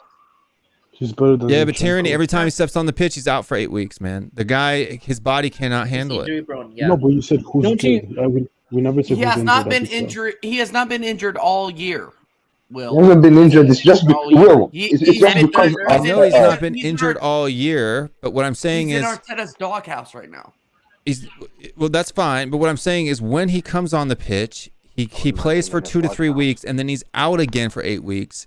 And there has to be, for a team to, especially to go on a title push, there has to be some consistency, right? In the system. That's why he's not getting played. Will, isn't that more of a system problem, like a medical problem, rather than a person problem? No, Tierney's his individual body. Some people are injury prone naturally, genetically, physically. Yeah, even a they don't take care of their problem. They don't take the measures necessary to prevent themselves from getting. But the problem is, like Arteta persists too much with Zinchenko. He's so obsessed with playing inverted fullbacks, being clever, and so forth. Tierney's a good player. What happened to Henry 2.0? What happened to him? What happened to the new Henry that Arsenal was supposed to have, and he's supposed to take the 14? He's supposed to take the 14. No. He's supposed to be the new 14. You're trying to bet. You're trying to bet me. You're trying to bait me, and I'm not taking it. Look, what happened? Any serious Arsenal fan never thought Nketiah was the answer. So I know what you're trying to do. I know what you're trying to do. He's supposed to be there. Even the most delusional fans don't idiots. This is Kieran Tierney's injury history, right? So this is just the last 2 seasons. 98 days for knee surgery in 21-22. 16 days for ankle problems. 2021, 32 days for a knee injury. This is all on the same knee, by the way. 2021, 28 days for the same injury, the knee injury. So his knees are gone, dude. No, but that's Arsenal. Look at Tomiyasu. This guy was barely injured. No, look at him. Look at El Neni. Everyone's injured. Matt Turner. El Neni's now injured. That's an Arsenal problem. That's not a player problem. El Neni's been injured for like 3 months. Like that's not new. El Neni's out for the season. Yeah. But he'll be. But Minerals, don't worry. He'll be like a new signing when he comes back next season. Yeah, man. He might be a new signing. Lord. Question to the He's missed. guys. Tierney's missed 42 games in the last 2 years, bro. Fair. No, all I'm saying is look, Tierney's been a solid option when he's been healthy, and I don't think he's been given a fair chance. That's all I'm saying. I'm not trying to get heated about it. I can see EK being like, "Yo, TJ, chill." Why, is Zinchenko I'm not getting good fired up. Will, he's a defensive liability. He's when you guys signed him, everybody was like, he's the bee's knees. Yeah, well, that's fine. Some people can tend to say, hey, like, yeah, we had a Manchester City signing, so he's obviously going to be great. Like some of us, like Jesus and Zinchenko were the. Yeah, we're going to be the savior. They were too. That's all. Can I ask the Arsenal guys? But the thing is, Martin, you guys speak up. You're kind of far away from your phone there, so that's why we can't hear you very well. Go ahead, please. Go ahead. Go for it. If you could sign any 4 players this summer within reason of what your club would tend to spend on players, You know, who you going for? Go on, Waza. Can you give me like a what are you thinking in terms of dollar amount? Well, what's the highest Not bid even- Arsenal have ever made for a player? Like the Modric deal, maybe. Right, say a maximum of 65 million per player. If you can sign any 4 players this season, who would you like to go for? You know, going forward into next season. For 65? Yeah. That's like 2 players. On 2 players, No, I mean, 65 I mean million. 4 players. No, I don't No, mean that's 4 the total players. budget. I mean 65 million each per player. Oh yeah, 65 million each. I think we need Ivan Tony, don't we, Waza? Ivan Tony. I mean, Ivan Tony's going to be 75 minimum, I think. I was going to say like, look, like if we're being realistic, we could make a move for McAllister, maybe. People have been linking us to Declan Rice for 2 years, but we would need to pay 100 million for him. I saw on Google today that apparently he's your guys' top priority for this summer. Yeah, it's top priority according to the brand envelopes. Who? Sorry. We were talking about like 3 different players. Who is? Declan Rice, apparently. Declan Rice, the brand No. envelopes. And I would love to see Declan Rice in the club, and a lot of people would be like, "Hey, like, why are you saying that?" We've been linked to Declan Rice for as long as I've been on YouTube, which has been since like the beginning of the year. So we'll see. I guess. I think you need another striker for when Jesus gets injured. Say that again. I definitely think you need another striker for when Jesus. Exactly, we need another striker. I agree, and I would want look. If you're asking me and you're not trying to bait me, I would say like Ivan Toney would be an incredible signing. I don't think he's trying to bait you.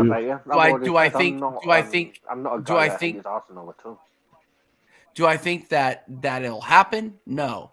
I honestly don't think we are going to sign another striker before next season. I honestly don't. So I think you guys will buy like a midfielder, like I said. I think we'll either get the biggest signings that we'll get will be a midfielder or a defensive mid. That'll be it. Yeah, or a DM. We need a DM in there. Then Declan Rice makes sense for you guys. Yeah, no, exactly. So if we get Declan Rice, all of the top gooners are going to say, this was the best transfer session we've ever had, or transfer window we've ever had. Like sign it off. Like give Edu another contract. Like that's exactly what everybody's going to say. But I don't think. Declan Rice might choose Liverpool as well. Who knows? Yeah, he might also choose Liverpool. I honestly think that Declan Rice is going to go to Chelsea. To be honest. Yeah, he's going to Chelsea, man. I think Chelsea. It really depends on their league position as well, because Declan Rice, in my opinion, he wants Champions League football. So he'll do a side that goes to Champions League. I would not be surprised if he goes to City. I wouldn't either. See, the main problem with Spurs, and this is the main problem with Spurs and our transfer windows, right? Because Daniel Levy's not wrong when he says, like, as far as gross spend is concerned, he's spent a lot of cash. The problem is he's got this. He has this idea of buying all of these 10 million pound players instead of buying, and then maybe a sprinkle here of a 50 or a 40 or a 60, and thinking that that's good, that's enough, right? I would rather, if we had gone and done a Liverpool-esque type of purchasing, we would be far better off. Right, like if we had gone and bought, and if we had spent the same amount of money but bought half the amount of players, we would be pushing City for the title right now. Well, you see, we need to buy like 160 million player. We did that and it did not work. So even that, buying the 60 million, we buy the wrong 60 million player. And Richarlison, for example. Yeah, but we bought Richarlison and then signed and then sprinkled all around him a bunch of 10, 15 million pound players that are like worthless, right? So you're literally just you're buying a player that maybe, like, who knows? Richarlison may have the potential next season to come off and do something not great, but better than at least what he did this season, right? It's yet to be seen whether that 60 million, it's been a waste this season for sure, 100%. Trust me, I'm not a Richarlison fan. Yeah. But it's not written in stone yet that that's going over the length of his contract that he's gonna, you know, he could end up being a Lucas Moura rather than a Eric Lamela, right? You know what I mean? Like, you know, 17 goals in 8 years. That's what Eric Lamela got, right? He was part of that Gareth Bale money, right? Like in that Gareth Bale, out of those 7 or 8 players that we bought when we sold Gareth Bale, I think it's 7, right? Fantastic 7 or Fabulous 7 or something. I don't remember. But they, one of them, maybe 2 at best. No, two. It was 2. We're good, and that's the same thing. Out of this group, this gaggle of players that we bought this or signed this summer, and the gaggle of players that we bought after the Champions League final, right? None of them have. But anytime we go out and we do selective minimal signings, like Kulusevski, Bentancur, like Kulu's been crap this season. He was great last year. He'll probably be better next season. You know, Bentancur was probably our best signing in the Paratici era. Yep. As far as consistency over time, you know what I mean. And this is the problem. I can't say look. Here's a prime example. I've got 1, 2, 3, 4, 5, 6, 7, 8, 9, 10, 11, 12 watches in here, plus another 10 upstairs, probably, right? But are any of them Rolexes, APs, right? Patek Philippe's? No. Richard Milles? Richard Milles? No, right? They're not. They're Seikos, which is, you know, Belovas, Hamiltons, you know, Phoebus, G-Shocks. They're good watches, right? If I would, so out of my entire watch collection probably cost me between $6,000 and $7,000, right? I could have bought an Omega, a Tudor, a Rolex even, right? If I would have gotten like secondhand used, like a Datejust or something, for what I paid for all of my watches. But I don't have a Rolex, right? But I have a bunch of good or average watches, right? Instead of one great watch, right? Looking back at it, even though it was over time, I would have saved my money up and bought one, like say Tudor Black Bay, right? Then I would trade all of the watches I have now for a Tudor Black Bay, right? And that's the problem. Instead of, when I got into watch collecting, I thought having a lot of watches was more important than having one great watch, right? But once you get into the collection and you realize, you start to learn more about it, you think, now I would rather have had one great watch than a bunch of, you know, junk. It's not junk, but it's because they're not junk players. Even guys like, you know, Jed Spence or whatever, they're not junk, right? They're professional athletes. Like people give Ashley Young a lot of crap, but look at his longevity, dude. Dude's 38 years old playing at a professional level. Even though he's an average player, he's not. Even CR7, he's still playing professional. Yeah, but he's not even playing in the top 5 league. I'm saying Ashley Young's been playing. He's 38 years old and he's still playing in the Premier League, right? In a top 5 league. He's not playing in you know, Saudi Arabia or something like that. Right. So just even from a longevity standpoint, I mean, to be honest with you, Ronaldo could still be playing in a top 5 league too if he wanted to. Yeah, he should. But or like someone like Zlatan Ibrahimovic, right? Like even Zlatan, sorry. Look at that guy's longevity, right? Like there's a thing to quantity over quality, and as you get older, like for me, it's like cameras, dude. You know how many cameras I have? I have 1, 2, 3, 4, 5, 6 cameras. Basically now flexing all his studio's things. No, I have 6, but here's the thing: it's not a flex, right? The flex would have been, I have 6 cameras that in total, when you add them up, probably would have cost 5,000, 18, 1,600, 2,600, 1,600. That's 32.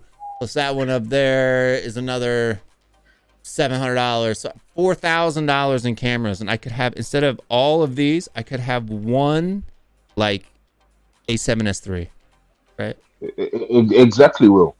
But exactly, man. You know what I mean? It's about the right things. You know what I mean? Just when you get older, I think, like, because when you're young, you just want to have a lot of things, right? But as you get older, you kind of wish, because I didn't buy all these at once, right? I bought them over time, right? Like I bought this one like back in 2015, 2016, right? And then I bought this one in 2017, and then I bought This one in 2018. this one in 2014,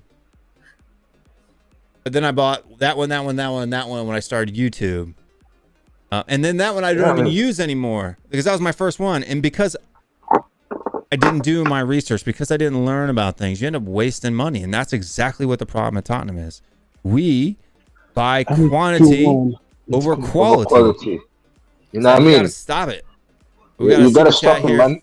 We got a couple super chats here from Adrian Chia. Levy cheap out in Keys areas and then panic buys after. I agree, man. And then we got I have a Grand Seiko, and the saying goes, buy Rolex to impress others, buy Grand Seiko to impress yourself. The spring drive accuracy is insane. Look, I agree. Grand Seiko, they get a lot of crap. If you're like if you're Nico Leonard, you know, he craps on Grand Seikos all the time. I think Grand Seikos are a quality timepiece, but I'm gonna tell you right now, I think for me, I personally think that Tudor is probably Tudor and then Omega. Like Omega gets a lot of crap. I don't know why, but I like Omega watches, and I think that like a Seamaster or a Speedmaster, Time Master. Actually, the worst watch or Nixon. They're so bad. But quartz are underrated. That's a German watch. Well, quartz watches is the movement, right? So it's what times the watch. Like every brand has quartz watches, but the quartz watch, you have automatic, which is like, if people can see here, I don't know if you see in the back, but it's got like you know, it's an automatic winding watch. You don't have to wind it. It doesn't take batteries. It moves basically it winds up based on your movement, right? There's a gear in the back. So quartz movements, I think this Belova Luna Pilot's a quartz, right? But that's just, it means it has a battery in it, so it's electrical rather than automatic. But so Seiko is, I think it's bang for the buck. It's good, but you're not getting like the high end quality on a Seiko. They make good bands, they make good, you know, in-house movements and stuff like that. But you're not getting, you know, all of the premium features. But then you go to a micro brand, something like this Phoebus here that has screw-in links and you know, it's got a mother of pearl dial. It's a really pretty watch, sapphire crystal, you know, good quality watch, but it's not a luxury piece. It's not a statement piece. Nobody goes, people say, oh, that's a nice watch, but they're not going to say, wow, that's a Rolex Submariner or a Daytona or an AP, you know, Royal Oak or, you know, stuff like that. The difference is you just gotta, if I were to spend all the $6,000, if I were to go sell all of these now used, I might, if I'm lucky, get half my money back, right? But if I were to have bought, spent that $6,000 and bought a Tudor Black Bay, I could sell that for what I paid for it. You know what I mean? Like, it holds its value, right? Exactly. So. Yeah, it still holds the value, man. Whether it's like, but this problem, we're buying players that lose half their value as soon as we sign them. We're buying used cars. And Levy isn't willing to take the losses. Like sometimes things age like fine wine. You know what I mean? He's not allowing the wine to purify. Levy, isn't he? No, 100%. We're just buying the wrong choices. That's why every player we sign comes here, fails, and then we can't sell them off. But even we're in May 1st, and we still don't have a director of football or a coach. So how can we plan for the Sunday today? Yeah, how can we plan for? Dietrich, Yeah. Who do you want to see as? You got some fan nose, Elias. Manager, I want manager. I don't care. I just want a director of football that knows his shit. You need Ralph Ragnick with Nagelsmann. So Martin, Will Stewart. This is Will Stewart's channel. This was Will Stewart 365. It got rebranded to Tottenham Away because the other channel got shut down. But I think he's talking about your watch previews and all that. yeah, I'm going to at some point in time. I just got to figure out what I got to do because whatever channel that is, I'm gonna have to start from scratch now. So it's gonna be not difficult and but definitely a challenge. But who knows? It may grow faster. I don't even know. I haven't tried, so we'll have to give it a shot. Rolex Submariner's watch, the GOAT of all watches. It's not like the GOAT, right? Definitely not the GOAT, but it would be like if you go out and buy a Rolex Submariner, you wear it for 5 years, you can go out and sell it for as much, if not more, than what you paid for it, right? So it's a good investment. Daytona even better. But like the GOATs of all watches, you're talking like, you know, APs and Patek Philippe's. I think those are the top brands in watchmaking. Some Jacob and Co's go for a real, you know, high price, but it's not. It's kind of I mean, fashion. I mean, if you have a Rollie where I live in Chelsea, I mean, most of people get nicked. Yeah, get your hand chopped off. Yeah, they get the stabbings and all that. Yeah, but it's because everybody wants one, right? So yeah. I mean, they're always jealous on the kid on the block that has everything. That's the mentality you have sometimes in the UK. Will you do a sell, keep, bench video? Are you talking about watches or players? Players. I could do a sell keep watch video, but the bench part, that's obviously for players. Yeah, I can do a sell keep bench video. Yeah, I'll do that. That's easy. When Will says he's gonna do it, he's never gonna do it. Just like the watch, the glasses, the cameras. But see, you should keep that watch, James, because that's actually a collector's item now. The Casio calculator watches. I have two as well.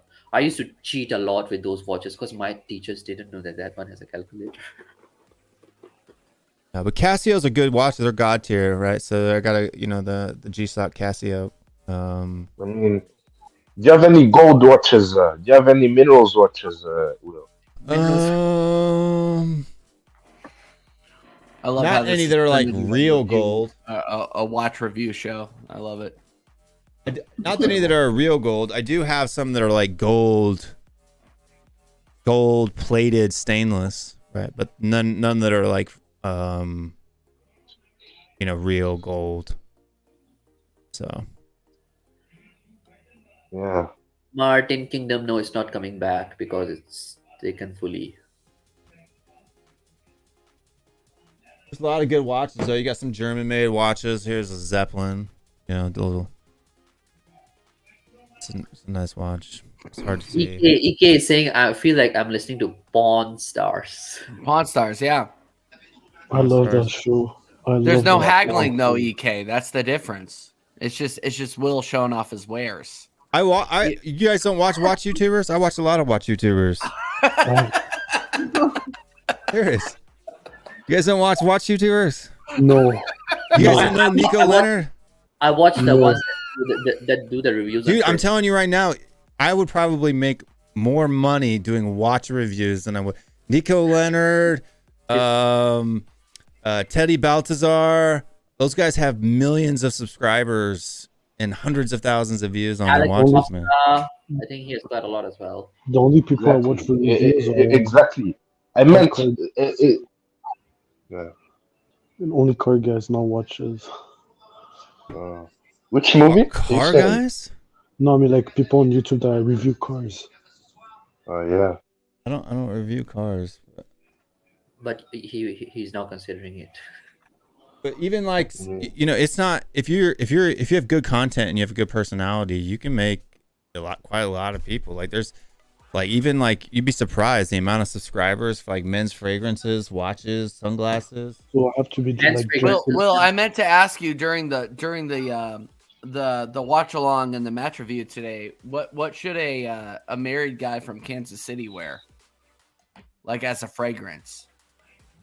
I'm gonna tell you right now, you got to go for that Le Ideal Homme by Jean Laurent. That fragrance for anybody will get you some loving. So Okay. No, the best one.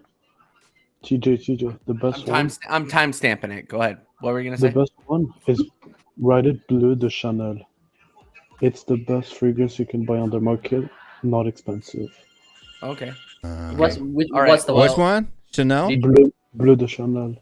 Like blue. Bleu de Chanel. Chanel blue. British American fragrance? That sounds like a THFC's perfume. Yeah, I was gonna ask if it could be bought in America. That was gonna be Nah. Yves Saint Laurent is elite, man. Dietrich, what about Yves Saint Laurent? Text me that name. I'm making a note to watch back on this. 2 hours. I mean, make a note, TJ. TJ, you should also get Yves Saint Laurent. It's another perfume. Okay. Actually, I have a huge list. There's Dior Intense for men. Bleu de Dior. Chanel. Johan Dolls. Do you guys know 1 Million? 1 Million's good. Yeah, 1 Million's okay. But 1 Million's more of like a summer fragrance. It's kind of melony. Yo, Dietrich, est-ce que t'as un Yves Saint Laurent? I think the notes in 1 Million. But here's the problem. 1 Million's a popular fragrance, but everybody wears it. So like, you're not gonna. So, Le Homme Ideal is not everybody's going to be wearing that, and it's a very if your wife is like my wife and doesn't like in your face fragrances, like stuff that's you know the smell is very strong and projects really far, and it's like, oh gosh, like who are you, like if you don't want to be that guy, the Le Homme Ideal it's sweet, it has kind of like some spicy notes, right? But it's very like you got to be within like hugging distance to smell it. But when you do, it's like. But the issue with fragrance, it depends on the person. It all depends. It can change. That's true. Like your skin smell can change. It all depends. Some people can wear fragrance and smell like shit. Yeah, exactly, man. But this is the one I'm talking about here. Home Ideal. Okay, this one is. Is this the one that you mentioned before? Yes, ma'am. Oh, can you please It's just so good to hear your voice. That's all. How much is it? Full 140. Guerlain is quite cheap, man. Guys, don't buy all the don't buy it from their website. You can go if you want to find it. You just go to like a space like Shopee. Yeah, or maybe you can get the CR7. If you're in the US, this won't work for people overseas. But if you're in the US, go to jomashop.com, right? Jomashop.com is like it's a gray market website, and they do fragrances and stuff like that. Actually, I have a better one. Just go. On no, you Sephora. can get Aventus for like $289. It's like super expensive ones. No, go on the. Do you guys know Sephora? Sephora.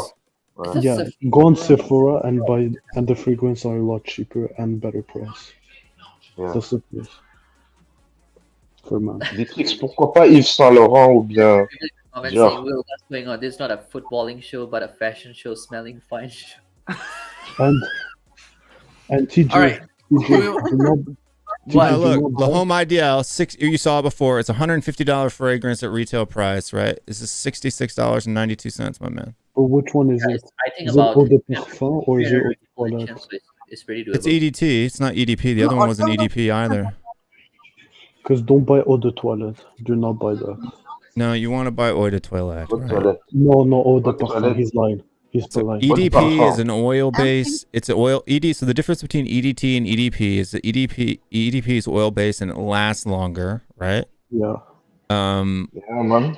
Which is fine. There's not even a lot of a difference, but not all fragrances come in EDPs because it messes with the notes. But exactly. But also, look at Yves Saint Laurent.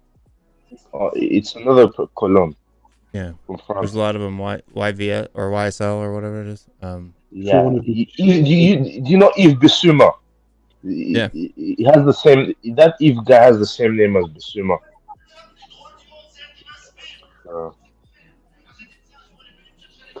But But you got a bunch of different stuff. I mean, what about the CR7 perfume, Will? Will that be good? It's junk. Stinks. It's so bad. I tried it. It's like really bad. Don't waste your money on it. So the EDP, this is the EDP. It comes in a red bottle, right? It's the same thing. This is the extreme. So this is going to have a stronger smell, and it's going to last a lot longer, right? I mean, Will, can you look up the CR7 perfume? I want to know more about it. And like, don't waste your time. Don't waste your money on that, dude. It's literally. I'd suggest you rather buy the David Beckham one, but don't buy the CR. Don't buy David Beckham either. Don't buy any of these. It's better. No, it's don't, better. yeah, but don't ever waste your money. You're wasting your money if you buy like Michael Jordan or David Beckham. Stick to the actual perfume houses, right? Like exactly.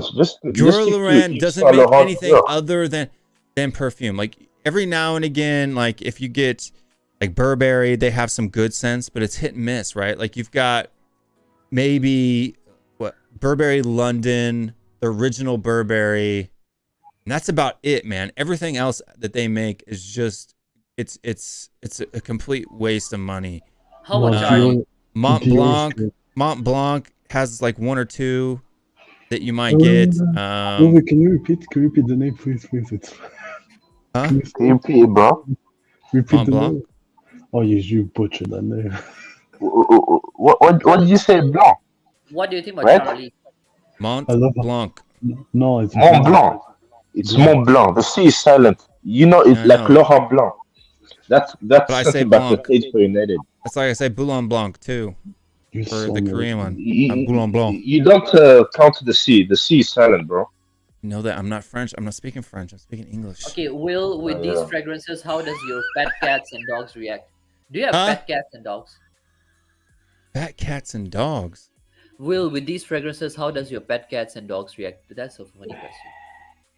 I don't know. I don't have any cats or dogs. My dog avoided me before, and he still avoids me. Next question. But you've got maybe stick with because you're this. Arsenal Stick with the actual perfume houses. But Trace, Le Homme, behave yourself.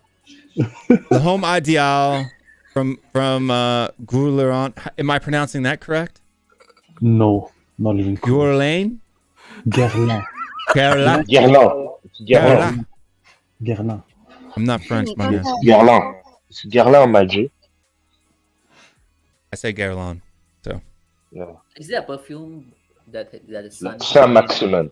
Sun Heung-min? The T is silent, like. Actually, But I'm telling you right now, I have upstairs in my room. Now I don't have as many as like a YouTuber does. You know, they have like hundreds of different fragrances. But I have probably 20 to 30 fragrances upstairs in my bathroom right now. And this is the only one that I go to. Like if I'm going out to impress, I put that one on every time. What do you go out to impress? You have one to impress at home, right? Yeah, but like on a normal daily basis, you know, you're not married yet, so you don't know. The opportunity doesn't exist every day, right? Like there's got to be special occasions. Correct. I would say it's more difficult when you're married than it is when you're not. Correct. I'll find it out. So I mean, even this is another fragrance too, Will. It's the Champions League one. Ironically. Adidas, yeah. Don't do those. Champions League fragrance. Okay, if you wear that to a game, does that mean you? No, he's young. Hold on, he's young, so there's a youthfulness to it that's fine, right? But like I'm saying, if you're in your mid 20s to 30s, you should not be wearing Adidas or Abercrombie and Fitch. Like if you like, so Abercrombie and Fitch Fierce is a good cologne. I enjoy the smell of that cologne. It's a classic. It's a long thing. But once you get older, you should be moving from like Abercrombie and Fitch to like a Mont Blanc Legend. Yo, Will, this gives me the minerals. This is the minerals general itself. Yeah. So we'll name this one that you recommended. It's older. It's okay for older men, then, right? Yeah, it's okay for older men. Yes, perfect. I mean, if you're a young guy and you can spend like if you're getting the EDT, it's like $60 or something. If you can afford that, I would even recommend that for young guys. Can I share my But the screen? scent itself, it's good for olders.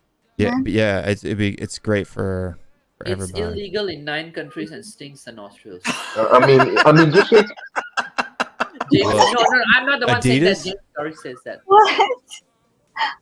Who says that? Elias, I you're mean, killing me here. I mean that's What true. review? The Adidas one. It's not my opinion. I mean, all the YouTubers online. I've watched women YouTubers for the way. Don't ever watch a men YouTuber on men's fragrances because they don't know what they're talking about, right? yeah, they sometimes waffle. You got to go with what the women, right? Because when you're L'Oreal, wearing a yeah. fragrance, are you wearing it? Who are you wearing it for? Right now, Yeah, there's a difference. exactly.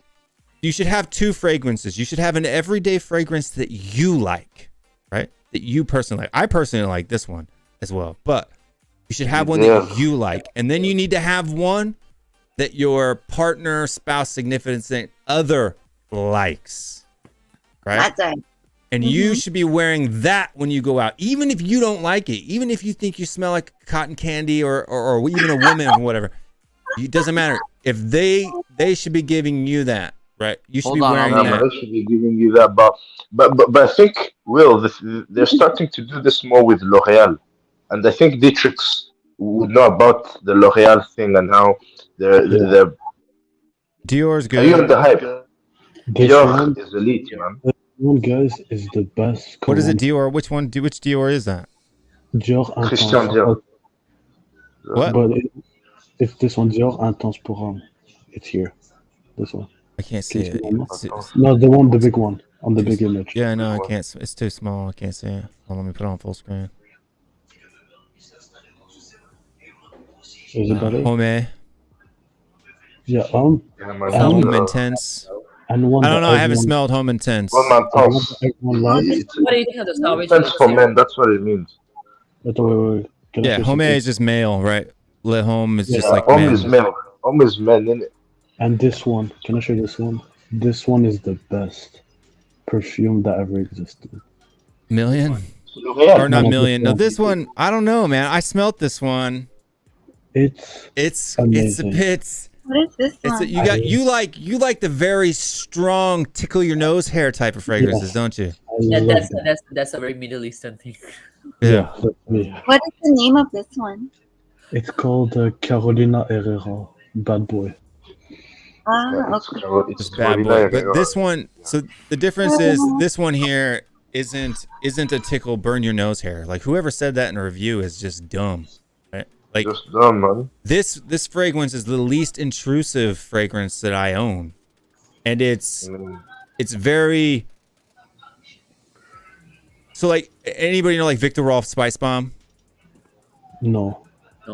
So Victor Rolf Spice Bomb so there's types of winter fragrances. You want something in the wintertime, you want something that's spicy. So you, as a man, I think you should have probably 5 fragrances tops. That's all you need, right? And don't buy the big giant bottles unless it's like your daily driver, right? You should be buying like the 1.7 ounce bottles because that'll last you 2 years. And once the fragrance sits a long time in the bottle, you might as well just throw it away, right? Like it has a shelf life, right? So It's sell by date, you know. And if you really want to, you can really cut it down to 3 fragrances. You want a winter fragrance, you want a winter, fall, summer, spring. Those are your daily drivers that you like, right? That also don't piss off your spouse, right? Don't wear something, don't go around wearing Brute aftershave if she thinks you smell like gasoline. But pick 2 fragrances that you like that you can wear to the office. Okay, I'm gonna add this. I'm gonna add one more. You need 4. You need an office smell, and if you have a professional job, you need a smell that's not overpowering, right? You don't want to be sitting in the office next to your people, your coworkers, and just blasting their nostrils out because you think Versace blue is like the greatest thing ever, and you're blowing people's noses out, right? That's a very poppy. Can I add something quick? Yeah. When you buy a cologne, do not remove it from the box because when the lights hits the cologne, it removes its scent. So be careful. Don't remove it from the box. Yeah, I mean, if it just depends on where you keep it. Like my bathroom doesn't have any windows where I keep it, and then the lights are off. So if there's any windows or sunlight, be careful. I mean, speaking of like colognes, there's also like this. One time, yeah, just remembered about cologne, yeah. Like people used to think that cologne used to be that thing that you get that mouth spray and you put it in your mouth and you then need to like brush your teeth. Panaka. What? Yeah. You should always brush your teeth. Well, you Yeah, should I always- know. They called it. Yeah, I know you should always brush your teeth, yeah, but people, yeah, like was like the breath starting spray? to, oh, you just need to spray it in your mouth. Yeah, it's just to keep you fresh throughout the day. You Yeah. know, depends on where you live, dude. Like in Korea, they brush their teeth all the time, bro. Like it's a common place to like, you have a toothbrush and toothpaste at the office in your desk, and after lunch you go brush your teeth, and No. you know what I mean? Yeah. Canadian people, they don't brush their teeth. No, Koreans brush their teeth like 12 times a day, dude. It's unreal. Canadians is disgusting. And then, but like here in the U.S., that would be frowned upon, right? To bring your own toothpaste and toothbrush to the office, to go to the office bathroom and brush your teeth. People would be like, why are you doing that at work, right? Like, it just depends on the culture. It's weird, you know what I mean? But in Korea, it's almost weird if you don't.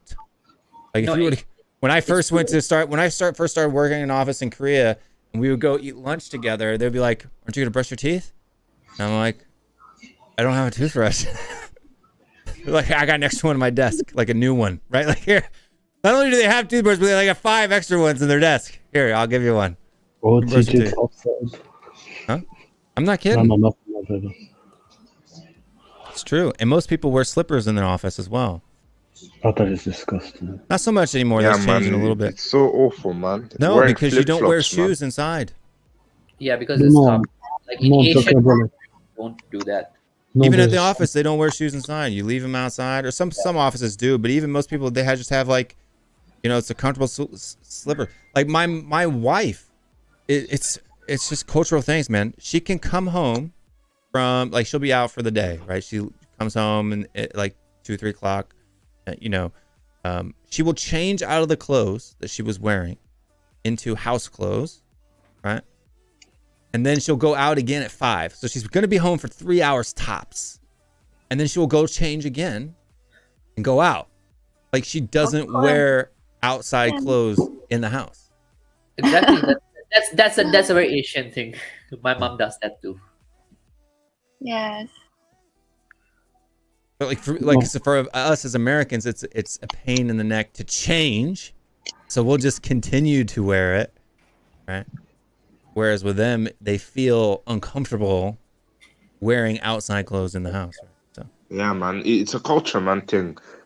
But like, I'd find it weird to like wear slippers while you're wearing a suit. Yeah. No, you do it all the time. No, dude. that's not weird. Okay, like there are office slippers and there are normal I'm guessing slippers. they have less Office clothes. slippers TJ. might look slightly nicer. Take it, Dietrich. Take it. Sorry. It did not count. It did not count. No, they have like slides. It's just like they wear like slides. It's not like house slippers that are fuzzy and with. I mean, no, they're like slides, and they have designer ones and all kinds of stuff. You know, you can go buy a pair of, you know, like Louis Vuitton slides for like $7,000. I don't know why, but you can. They're just the same thing as the Adidas ones you get at Walmart for $20. Actually, nowadays some public speakers they wear sleepers on the stage as well, like those really crazy You expensive. don't do it on sleepers. stages, but but in the office, like, because your feet are under your desk, right? And then, you know, if you're a woman, you're wearing high heels or whatever to work, and it's uncomfortable. And if you're a man, you're wearing, you know, loafers or whatever. And even in casual offices where people wear sneakers and stuff, they still take their shoes off. I think the comments are TJ, it's 2-1. I know. Thanks, Yeah. Dietrich. It's the last half hour of the show. Forget the comments. I mean, I can't stand you, Dietrich. I can't stand you. We talked about football for 2.5 hours. I mean, Dietrich is a bad man, you know. No. You know. Here's a good question, Apalash. What do you wear, slippers or slides or flip flops? I used to be a flip flop man. I used to you do, you know, the thing, but as I get older now, slides are just I guess it's because I lived in Asia for so long, because you have to take your shoes on and off all the time. Flip-flops are inconvenient because you got to take your socks off. But with slides, you can wear slides with or without socks, and it's not inconvenient, right? So for me, it's either slides or clogs. That's what I wear now. I mean, yeah, slides are like clogs. What about Crocs? I mean, do you put socks? Crocs or clogs? It's the same thing. Do you wear your socks in the slides, like the trend that has been going on? Yeah, sometimes if I'm wearing regular shoes and I take them off. But like with footballers, that's all they do. Like that's all my kids do. They put their cleats or their boots on at the pitch at the pitch and wear slides or Crocs to and from the thing. Yeah. That's right. I hate Crocs. It's the most disgusting My kids thing have. ever. They're all right now because they're close in age. They're all about the same shoe size now because they're getting older. But there's 1, 2, 3, 4, 5 pairs of Crocs. Whoever created Crocs doesn't like humans. Okay, Crocs kind of look funny in pictures, and especially when It's you're the ugliest thing all ever. that. But Get the William, are they comfortable? they are Crocs. comfortable. Yeah, they're comfortable. Them and the Ugg slippers. The ugliest thing ever created. I have Ugg slippers. Oh man, no, don't. House You see, slippers. Yeah. you're midlife crisis, so it makes sense. No, it's not midlife. It's I've had them for a long time since I was in Korea. Actually, the Ugg slippers are the one that some people wear in office with a suit in Asia. Yeah, I've got some Ugg slippers.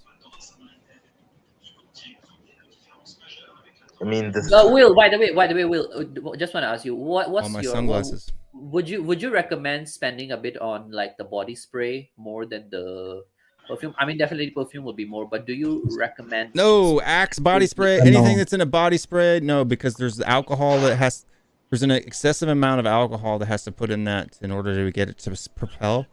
You don't want anything ever that has a compressed atomizer, right? So atomizers that are in perfumes are pump, right? So you don't want anything because they have to add extra ingredients to the fragrance in order to make it shoot out of the can continuously.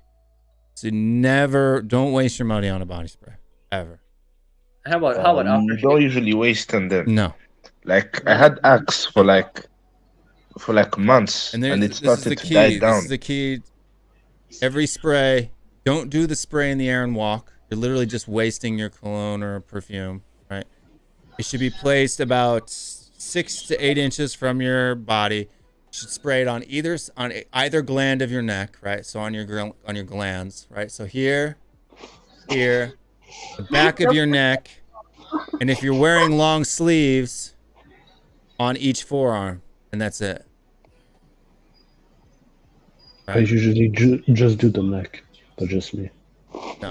Two back in the neck, and that's why I'm telling you with this fragrance here, right? This Homadial, you can hit.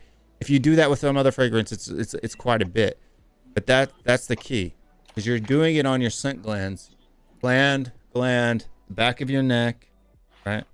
And then if you're wearing long sleeves or a jacket, on your forearms. Okay, let's now get to the main thing. How about deodorants? It's a good question, right? It's a good question because if you're wearing a scent and you have a deodorant that has a scent, especially one that's strong, the mix of those two can be bad, right? Yep. This is good info. Yeah, it's good. This is actually a good question. I try to find. Sounds weird, but from my experience as an older man, do we do tanning? Yeah, I do some tanning. I mean, like, speaking of like sprays, like, what do you think of the mouth ones? Yeah, do you think it generally like mouth spray? If it cleans your breath, it kills bacteria. That's what it's supposed to do. It's just alcohol. But like for the deodorant thing, I like to use. I'm in the U.S., but I like to use a baby powdered scented women's deodorant. Wow. Interesting. All of the men's deodorant has like the frost, the forest. It has some like weird scent to it, right? I use the Old Spice stick. Yeah, but that has But that has an Old Spice. It smells like Old Spice. No, so no, it why would doesn't. you spray a $200 cologne on when your armpits smell like Old Spice? It's No, like no. she smells I your just- neck and then you go like this and she's like, hey, what are you, my grandpa? Like, what's going on? Like, you're mixing things up here, right? No, it smells for like a couple minutes, then it removes, but like it doesn't have any odors or like anything.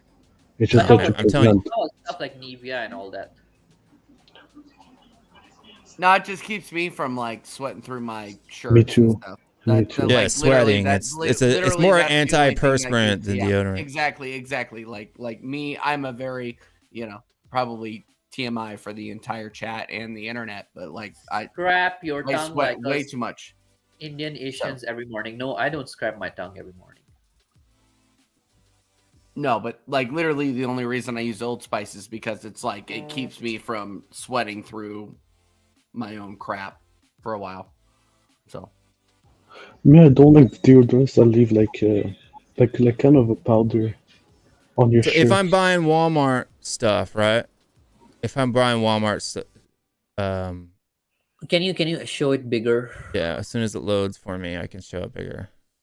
Click to zoom. Because I use Kind of Nivea froze. and it doesn't blend with my perfumes at all. Like the combo is just bad. This is what I use. It's a Degree Dry Protection Sheer Body Sheer Powder, and it just has a body like a baby powdered scent, and it's not like a 48-hour one. It doesn't have a lot of the aluminum, but it's a non-antiperspirant and deodorant. Women always get better stuff too. That's better for their skin for some reason.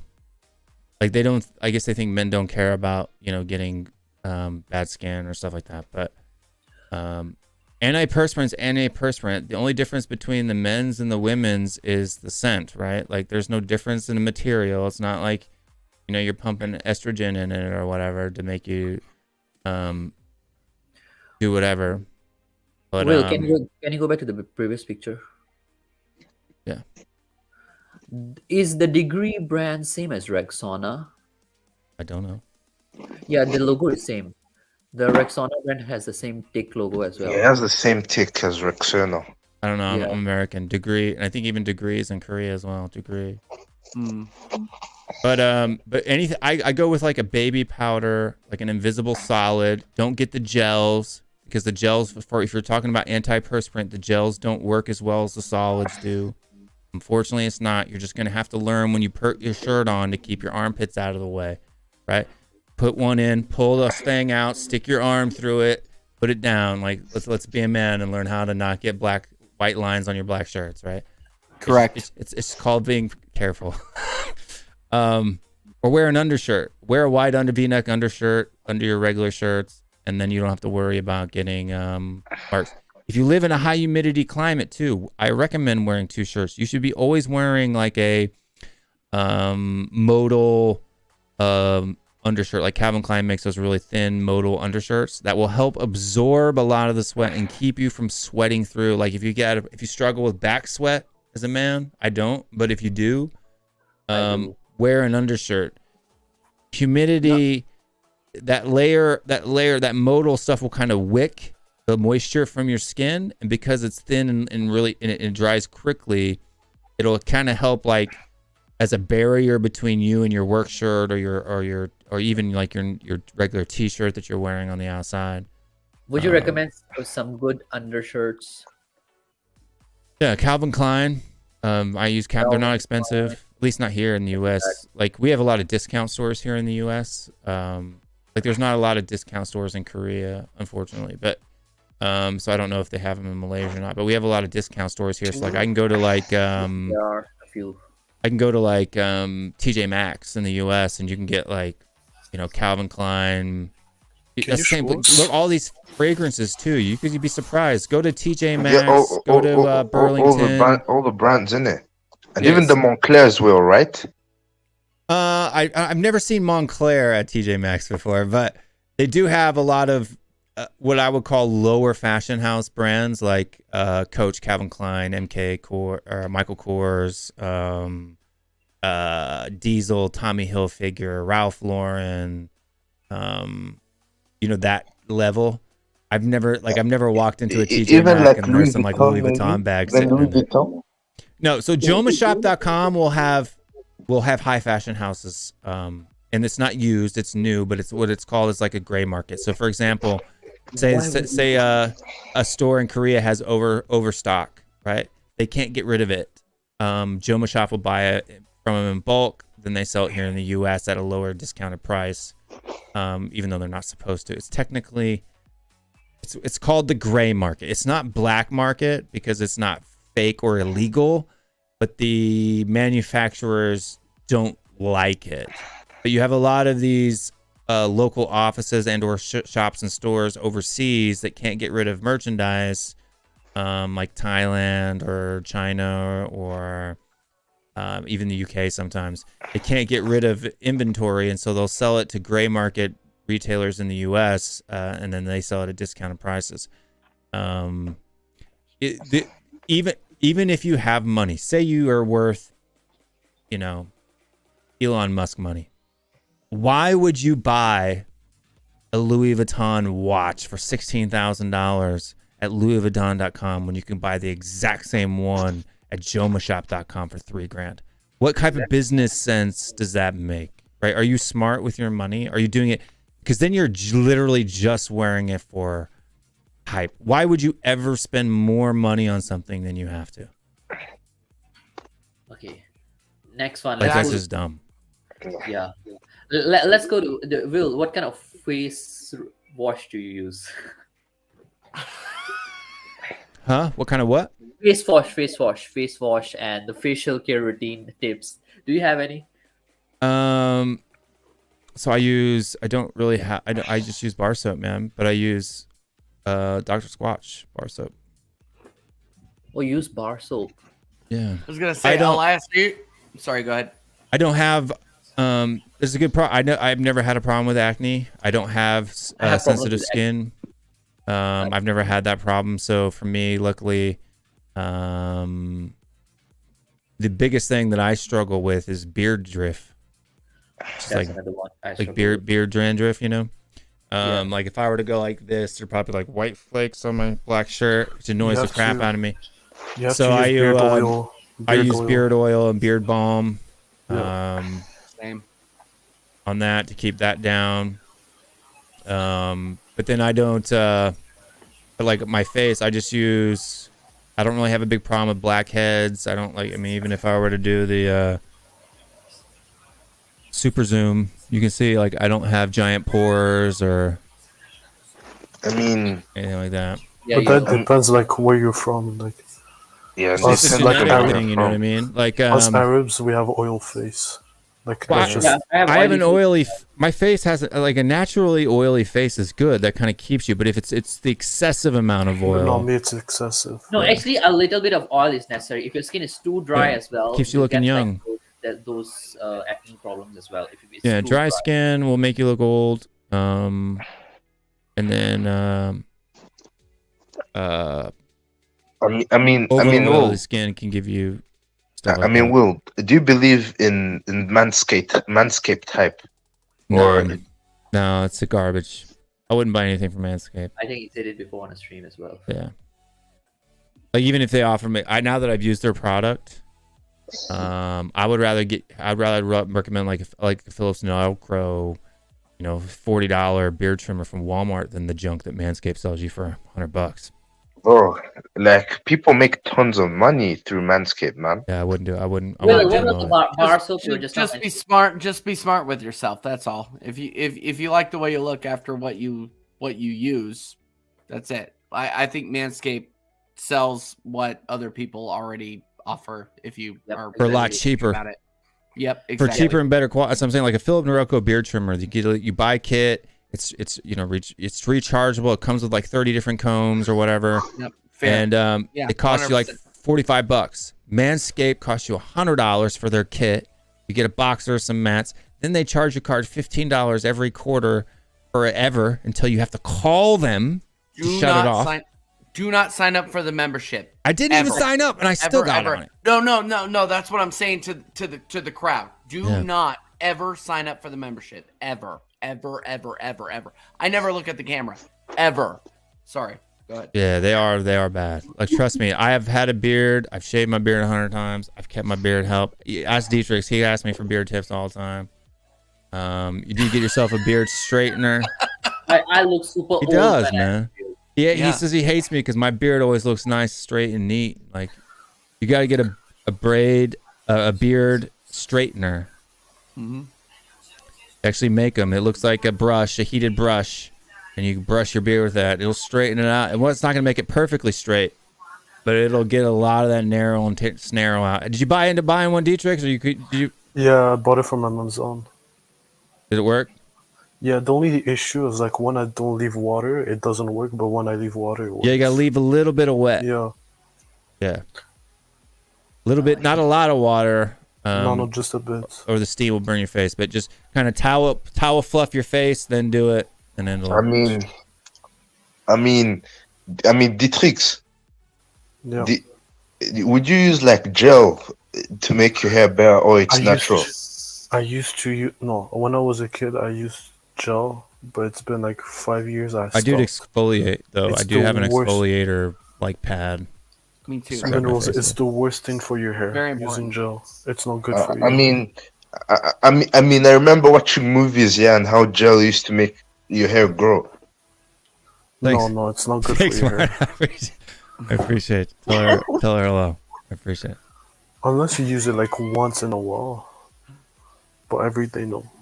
But no, I mean, these are just, look, I'm a little bit older. If my dad, to be honest with you, he wears a polo golf shirt and a pair of jeans every day of his life. Like, he's never done anything else, right? He'll wear a suit, like to special events and stuff like that, but that's it. So, I had to learn all this stuff through trial and error. So if I can help you young bucks out,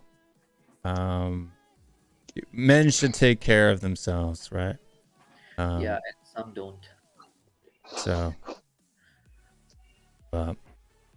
you should shower every day. No, you should not shower every day. You should shower 3 times a day. No, you don't shower 3 times a day. Okay, That's twice overkill. That can actually dry out your skin and make you look older. Just like one or two times a day, like after you work out. Then No, it's every morning, afternoon, night. Okay, here's a not afternoon. Not afternoon. Like I shower twice a day, and then like only once after you work out. There should be a time. Okay, the time when you should shower for certain is before you go to bed. First of all, correct. A lot of people say you don't wake up, but this is the thing. Listen, if you don't take a shower before you go to bed, all of that body oil and sweat and stuff you've done all day is getting all on your pillows and sheets. And it's rubbing off. That's why pillowcases turn yellow and all of this other stuff, right? Like, at night before you go to bed is when you should shower. People say it wakes you up or whatever, blah, blah, blah. It doesn't matter. That's when you should shower the most, okay? Then if you're going to the gym and after the gym you're going somewhere other than home, you should shower after you go to the gym, right? Because you stink. No, I shower before the gym and after the gym. Why are you showering before the gym and after the gym? Do not shower before the gym. You should only shower after. It might sound crazy, but like every time before the gym, you see when you go to the gym, my pores, they get open. So when I'm a bit dirty, it fucks up my skin. So I have to shower before and after the gym. You do what you got to do, but I'm just saying on a general that I think because you're going to need to use a lot of moisturizer then, not only just on your thing, but your whole body, because it's the same thing. Like if you have a beard, you should not be washing your beard with shampoo every day. You should be doing what they call bathe in the minerals, Patel. No, you should wash it with. So you should wash your beard with soap, right? I mean, removing oils once a week max, 3 days at most. You should wash when you take a shower every day. You should put conditioner like you would use in your hair, or buy a specific beard conditioner, and wash your beard with conditioner for those other days. That will keep your braid or your beard from getting split ends, from getting stiff. I mean, my beard right now, man, is like head hair. That's how soft it is, right? It's hard because of shaving. Mine It's is like, mine, yeah, but it's not soft. mine Right? is not It doesn't scratch. Like, and here's a test too. Women, even if they like beards, they don't like to be stabbed in the face with your beard. Some women don't like beards because it stabs them in the face. Yeah, So I mean, this is the test. I'm going to show you guys the test. So how you test to see if your beard is soft enough and long enough in order to not stab a woman when you give her a kiss or a hug or whatever, is you take the under part of your bicep, and you press it to your face. My goodness. Go 'Cause that's Guma. a Go that's Guma. the most sensitive. Yeah. Go Guma. Can you confirm this for us? Do you like to be stabbed in the face with beards, Goguma? Yeah. No, no. Thank you. Exactly. See, she confirmed it. Yeah, no, Yeah, I you- absolutely well, agree. no, with because everything your Will beard, said. Will. 100%. It'd be so hard, man. You My know what I wife mean? would agree too, by You the way. got no, Will, you gotta help me with this one. Every time I give my mom a hug, she starts screaming. So can you help me with this?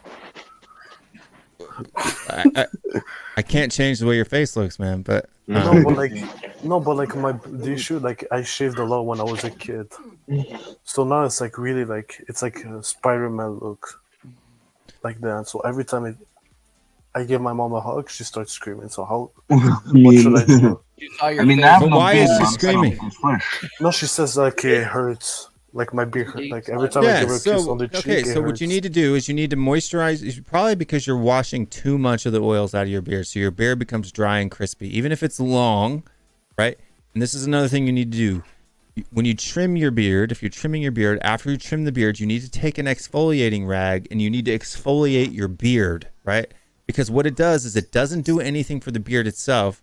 It might do something for your skin underneath, which helps. But what it does is it takes the ends of the hair, right, of your beard and kind of sands them down, right? Exactly. It's kind of like after you've clipped your fingernails and they're sharp because you've just clipped them, they have sharp edges. Like I file mine down so they're not sharp, right? But like after you cut your nails short, you know, there's that sharp edge on it right after you've cut it. It's the same thing with your hair. So if you've trimmed your beard hair, you're getting these sharp edges on your beard. Take an exfoliating rag, kind of brush it really hard with a towel after you trim it, and that'll kind of smoothen those edges. That helps. And then test your beard skin on the underside of your bicep. I know this looks weird. I look like an idiot doing it, but I'm telling you, this part of your skin is the most sensitive part on your whole arm, right? Exactly. Your hands, like what feels soft to your hand doesn't really feel soft. Like when I do this, I don't feel any pricklies at all. Okay, but when can I you do me touch a here, and girl skin is a lot more soft and sensitive than guy skin is. So Can you do me a tutorial? need to find that. Can Huh? you give me can you do me a tutorial via like a video, please? Just once. No, man. Of like my beard maintenance? Yeah, your beard maintenance. Yeah, your beard maintenance. And Yeah, like I show can- me the I can- product and just do it, please. I need help. Yeah.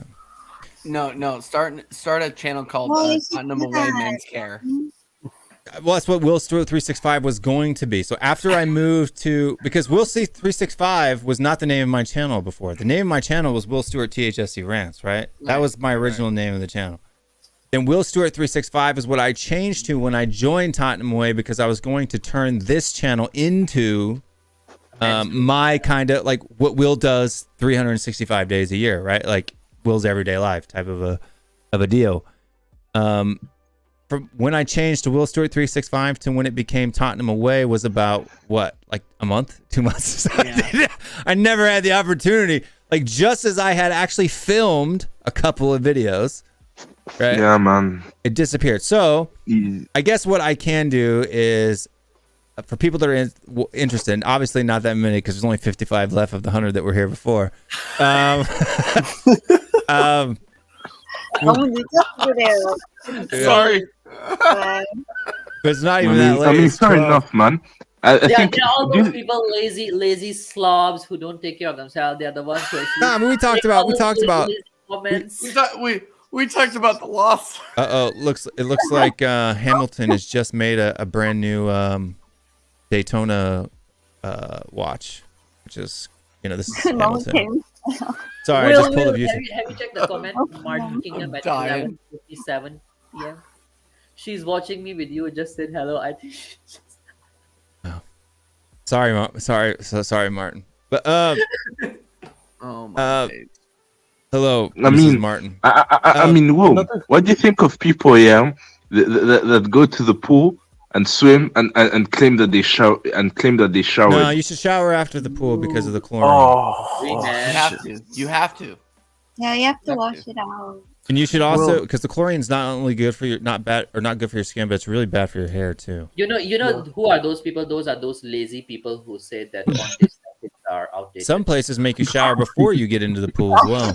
The people that would say that, those are French people. They're from France. That's racist, but I want to say that. No, it's They are true. those people who actually They're say French. contest tactics are I'm outdated. so glad we've Because they're just approached lazy. this, part of the evening. Oh, by the way, what do you think of people that shave their body? I do that. I do. Because I have to, but the issue is that No, I do. it goes Manscaping is quickly. look. I think manscaping is good, dude. Yeah, I think manscaping is a polite thing to do. Yeah. Honestly. Man, Do you if shave I the don't- legs? No, I don't shave my legs. No, not that. but I don't shave my legs. I do shave my underarms. Armpits, yeah, armpits. Pause. Yeah. That one you can't yeah. do without it. Sorry, in Korea you're supposed to do this because you're not supposed to show people your underarms. Why? But Why I do Korea? shave. I do shave my underarms. Not I don't shave them like Bic shave them, but I trim them down very low, right? Do you So shave it's, your ass? it's like a dusting. I don't really have that hairy of an ass, so I'm lucky. I don't have any back hair. I have You back know, hair, but I have chest hair, but I shave that as well, right? Is it ginger? No, it's not. I wish it was. Fuck. If it was ginger, you wouldn't be able to see it very well. But unfortunately, I mean, told you, that reminds me of hair those on my things body of that's early red men. is my beard, and it's not like. Where's my super zoom? Even it's not like super red. I guess it's the more red on the upper lip, right? But even Yeah, down the here, upper lip it's- maybe, but yeah. Even your eyebrows are ginger. Yeah. Yeah, That's it. They are more like trans ginger, I would say. Not really. See, my hair is not ginger, brown. Brown. That part is brown. It literally changes right there. You can see the line. You can see the line. It literally changes. Nah, man, it's always changing most of the time still. Me, my beard is black. On WillStewartTHFCRants. And like people ask me why do I wear a hat. I usually wear a hat most of the time, not because I'm bald, but because I haven't shaved my head. Can you show us? Can you show us? What? No, please Like- show. Don't laugh at him. It's No, it's fine. fine. Yo, No, Will, man. It's kind of I good. love- I would say. Man, like actually, Will. No, I'll be honest. I don't want to be a dickhead. It's actually not that bad. No, Yeah, it's it's not actually bad not at bad, all. Will. Yeah, you should grow it a bit. It's Why very would easy. I don't, but that's not the thing. I'm bald. Like, there's the thing. I can let this, to be honest with you, I have hair. Like, I'll do it super zoom. I don't care. It's actually not bad. I have hair in there. It's just thin, right? But there's hair all the way up to here, right? It's just really thin. If I let that grow out for about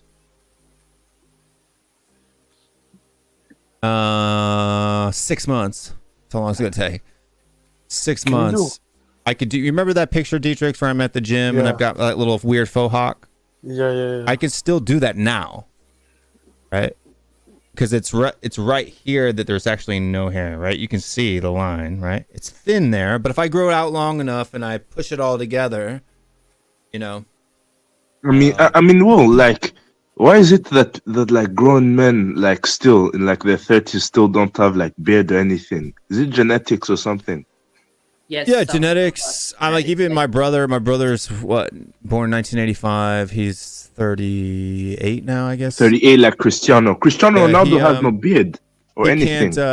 He can't grow. He has like patches that just don't grow, man. It's just but me, I Yeah, can so- grow a nice full beard. Okay, You know, can you do in me a fact, favor? if So, I like, don't trim Asian- it, Asian like genes I have and I think- stubble up to here. Could you imagine if I had a Me too. beard that went all the way, like underneath my eyes? Goguma, correct me if I'm not wrong. Like the Asian men, it's very rare for them to have a beard, right? Due to their genetics. So the Depends. Korean men.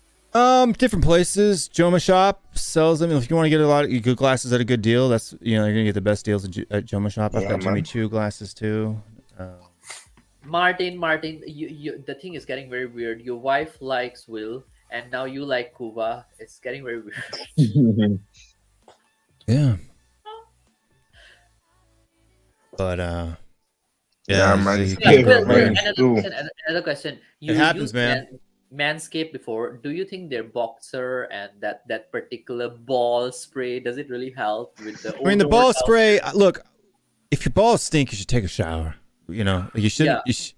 Facts. You shouldn't be like I don't know what you're doing.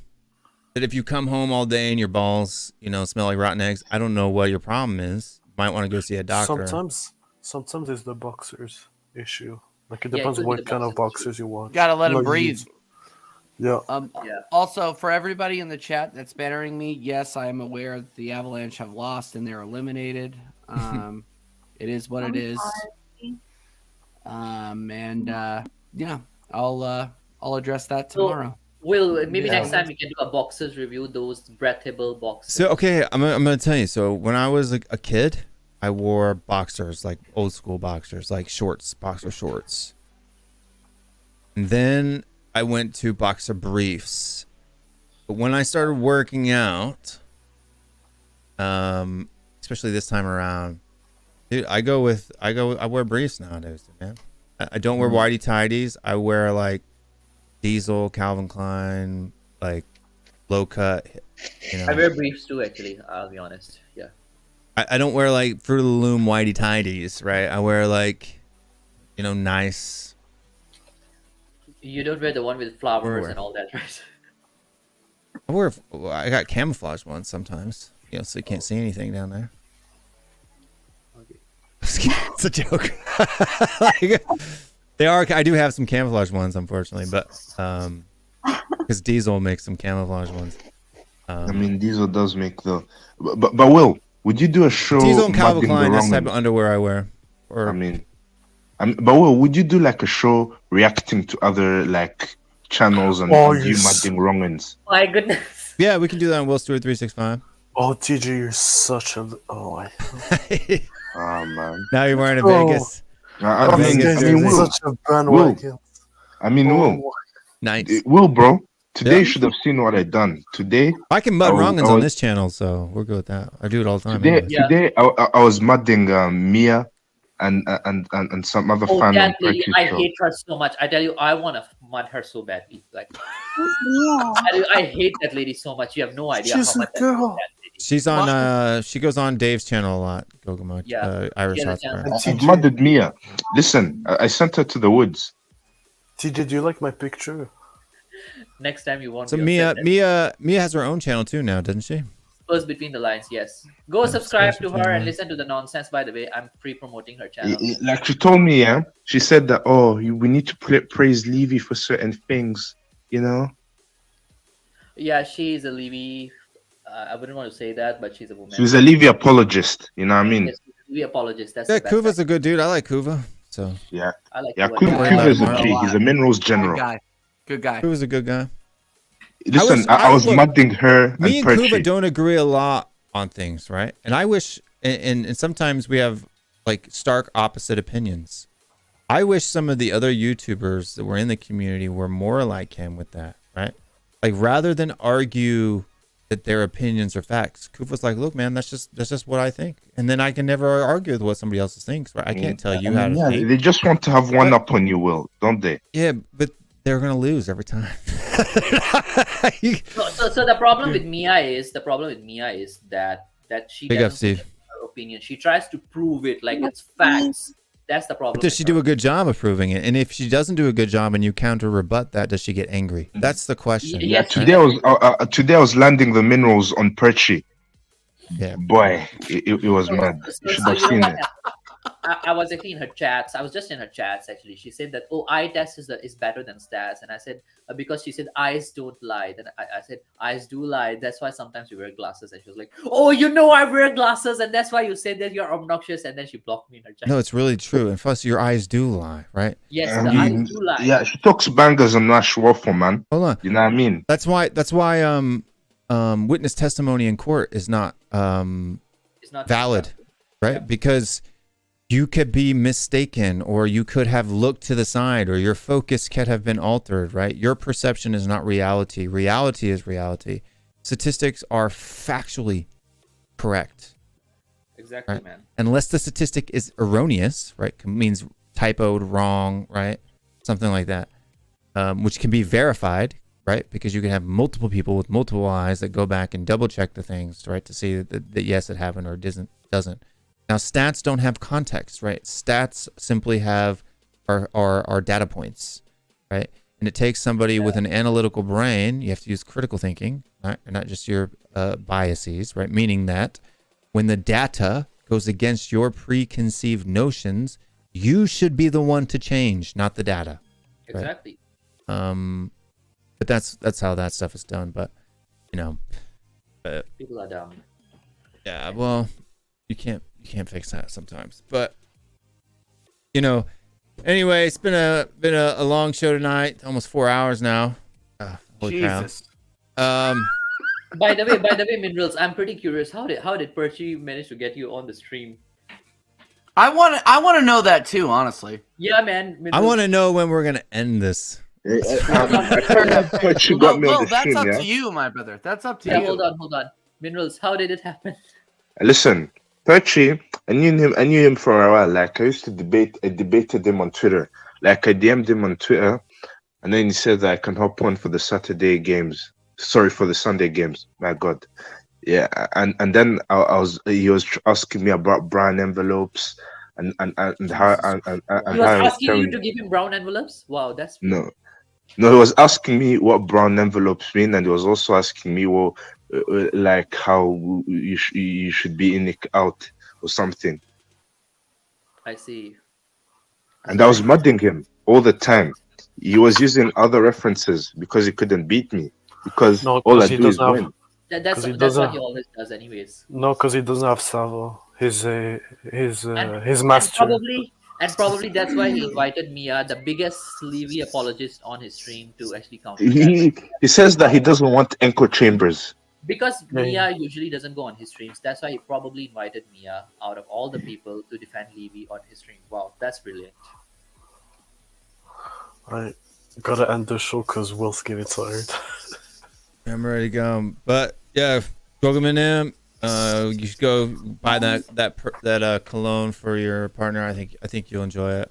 I got both of them. There you go. She has a partner. Congratulations, Google. Well, happy for you. And then guys out there too, subscribe to that other channel. I'll rebrand it tomorrow, and then we'll start doing stuff over there so Dietrich can stop bothering me. And then subscribe to Tottenham Way 2. That growth has slowed a little bit, and this one is still doing it. So I think people forget about Tottenham Way 2 now. Make sure you subscribe to that one too. Don't forget the Grumman video, please. I won't. And then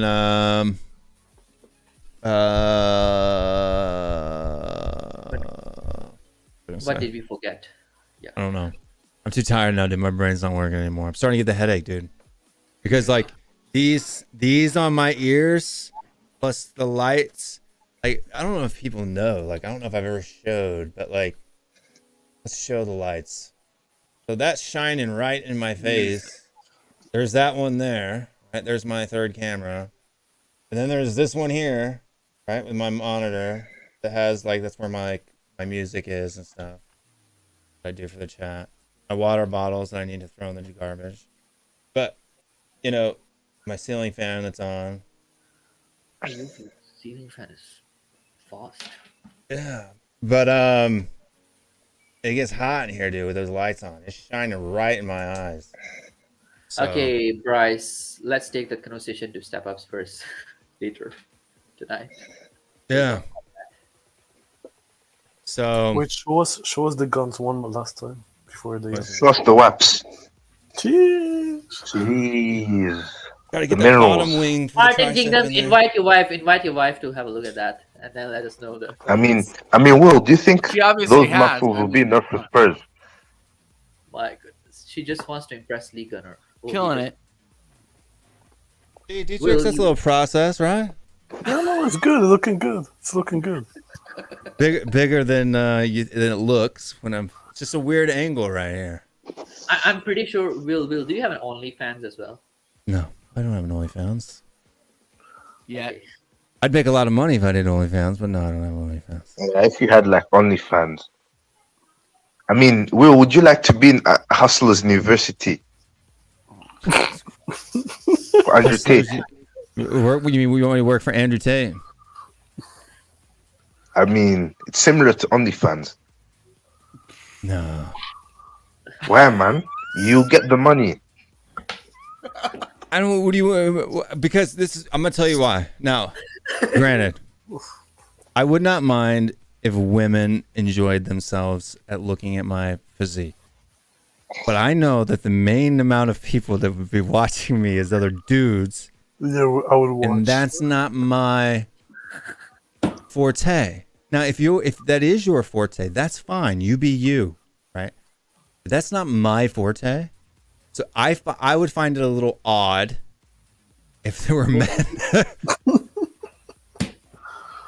who were subscribers of mine just to make a buck, right? Does that make sense? Yeah. No, I mean, not OnlyFans. I meant Hustlers University. No, I would subscribe. I would subscribe just to be like, just to help you out, but not watch. Yeah. I'll probably watch. You know what, Dietrich? I've always viewed you as like the most supportive person on this panel. So Yeah, I would support him. Like a jockstrap. He's always there for him. I mean, I mean, well, how would Dietrich do in Hustlers University? I think Dietrich's good, man. Dietrich's got some game. Yeah. You're right. But no, yeah, I'm not doing any OnlyFans content anytime soon. If we paid you 200 grand a year, would you do it? 200 grand a year? No, not Yeah. for 200 grand. You have to go a lot more than that. 2 million a year? Yeah, I'd do it. Where has this conversation gone? How much would we give you to give a little? Elias, it went left 3 hours ago. Hey, if there's any, what was that movie back in the day? You guys may not be old enough to know it, but like Indecent Proposal or something like that. Indecent Proposal. Let's search on incognito tab. Anyway, it's like so this guy and his wife, they go to Las Vegas, and this really rich guy offers him like $1 million to sleep with his wife for one I night. remember. Yeah, I remember. Right. Oh, okay. It sounds like a very weird storyline. Yeah, I remember that movie. Yeah. Actually, the other one was That's what I'm quite good. talking about, right? Now imagine if I did OnlyFans, it'd be even worse, right? I'm watching you, but with only one hand available. The other hand is busy whenever you get them guns out. Such a weird. That's what I'm saying. That's what the majority of the audience would be, right? Like, just women just don't consume pornography as much as men do, right? So women consume pornography, but they don't consume pornography as much as men do. It's like it's the same thing with like football content, right? Women watch football streams, but not as much as men do. Just the way Goguma, that can it you is. testify this stat for us, please? I Sorry, think it's a tough one, Google but- would feel comfortable. Yeah, if you feel confirming that comfortable. stat or not. Yeah. I'm just saying, just Google it. Right? I bet there's even a percentage. Yeah. Google my went silent. Sorry to put you in such a weird situation. I swear, Elias, you know how to make people. I sometimes just speak my So mind. say if men are here's just the first thing that come up. Percentage of men to women porn viewers. Men are 4 times more likely than women to report having watched pornography in the past month. 44% of men versus 11% of women. Yeah, man. Women could lie and say they don't watch, but maybe they watch it. So Men are It just says shameless about it. 91.5% of men consume pornography views and 60.2% of women consume pornography. So that's 40% higher than women, right? Yep. Well, in I certain think it countries. depends on the person, but maybe in general. That's Yeah, I'm saying overall, men tend to. Well, I think Yeah, that's why most porn videos are made for men, right? It's not for women. It's not, like, I mean, I could be wrong, but I would assume that the kind of the patriarchal, man-focused porn, woman-focused porn videos wouldn't be as appetizing. No, like the majority of pornography out there is like a male it's like a girl getting done, right? Not focus at like sensitivity and Big up, Bob. Yeah, man, true. Bob, We'll read this comment just from depends Bob. on the girl. But I mean, women are just different. The morning Men, video and the just I porn think in talk, general what in a sex, great men are more start to a month. visually stimulated, whereas women are more emotionally stimulated. Right? There's an excitement. So that's why I like novels, like romance novels for women. Like men don't read those things. Like we don't care, right? But women love them because it's a mental stimulation as well. You know what I mean? 맞아요. Yeah. Did you ever catch your kids? Catch my kids what? Like, yeah. Did your parents ever catch you? I sort of got like having it ever since a long time. My dad once caught me. My So I'm dad. gonna say no. Once Did your caught you parents doing what ever? to the- I didn't ask you if they caught you this week, Dietrich. I said, did they? No, ever no, catch you? never. No. You know me. You know me. I'm an honest person. Never. Yeah. No, they have caught me watching porn, but never caught me doing anything. Yeah. Well, I'm a little bit different. So when I walk in my kid's room and they're just even laying on their bed under their covers, I'll be like, "What are you doing? Playing with your wiener?" I'm just I'm a very open person, And then what if they say yes? I'm just like, knock it off, right? So porn isn't healthy for you, dude. Like, let me put it this way. I'm not going to get into the conversation about body counts or anything like that. That's dumb. But watching pornography, anytime that you, like some people say, oh, yeah, no, it's great. 200, 300, 400 women, whatever, or vice versa, 400 guys. Doesn't matter, pornography, it's fine. It's healthy, It's not, because every time, okay, let me give an example. This phone case is like, it was crystal clear when I got it, right?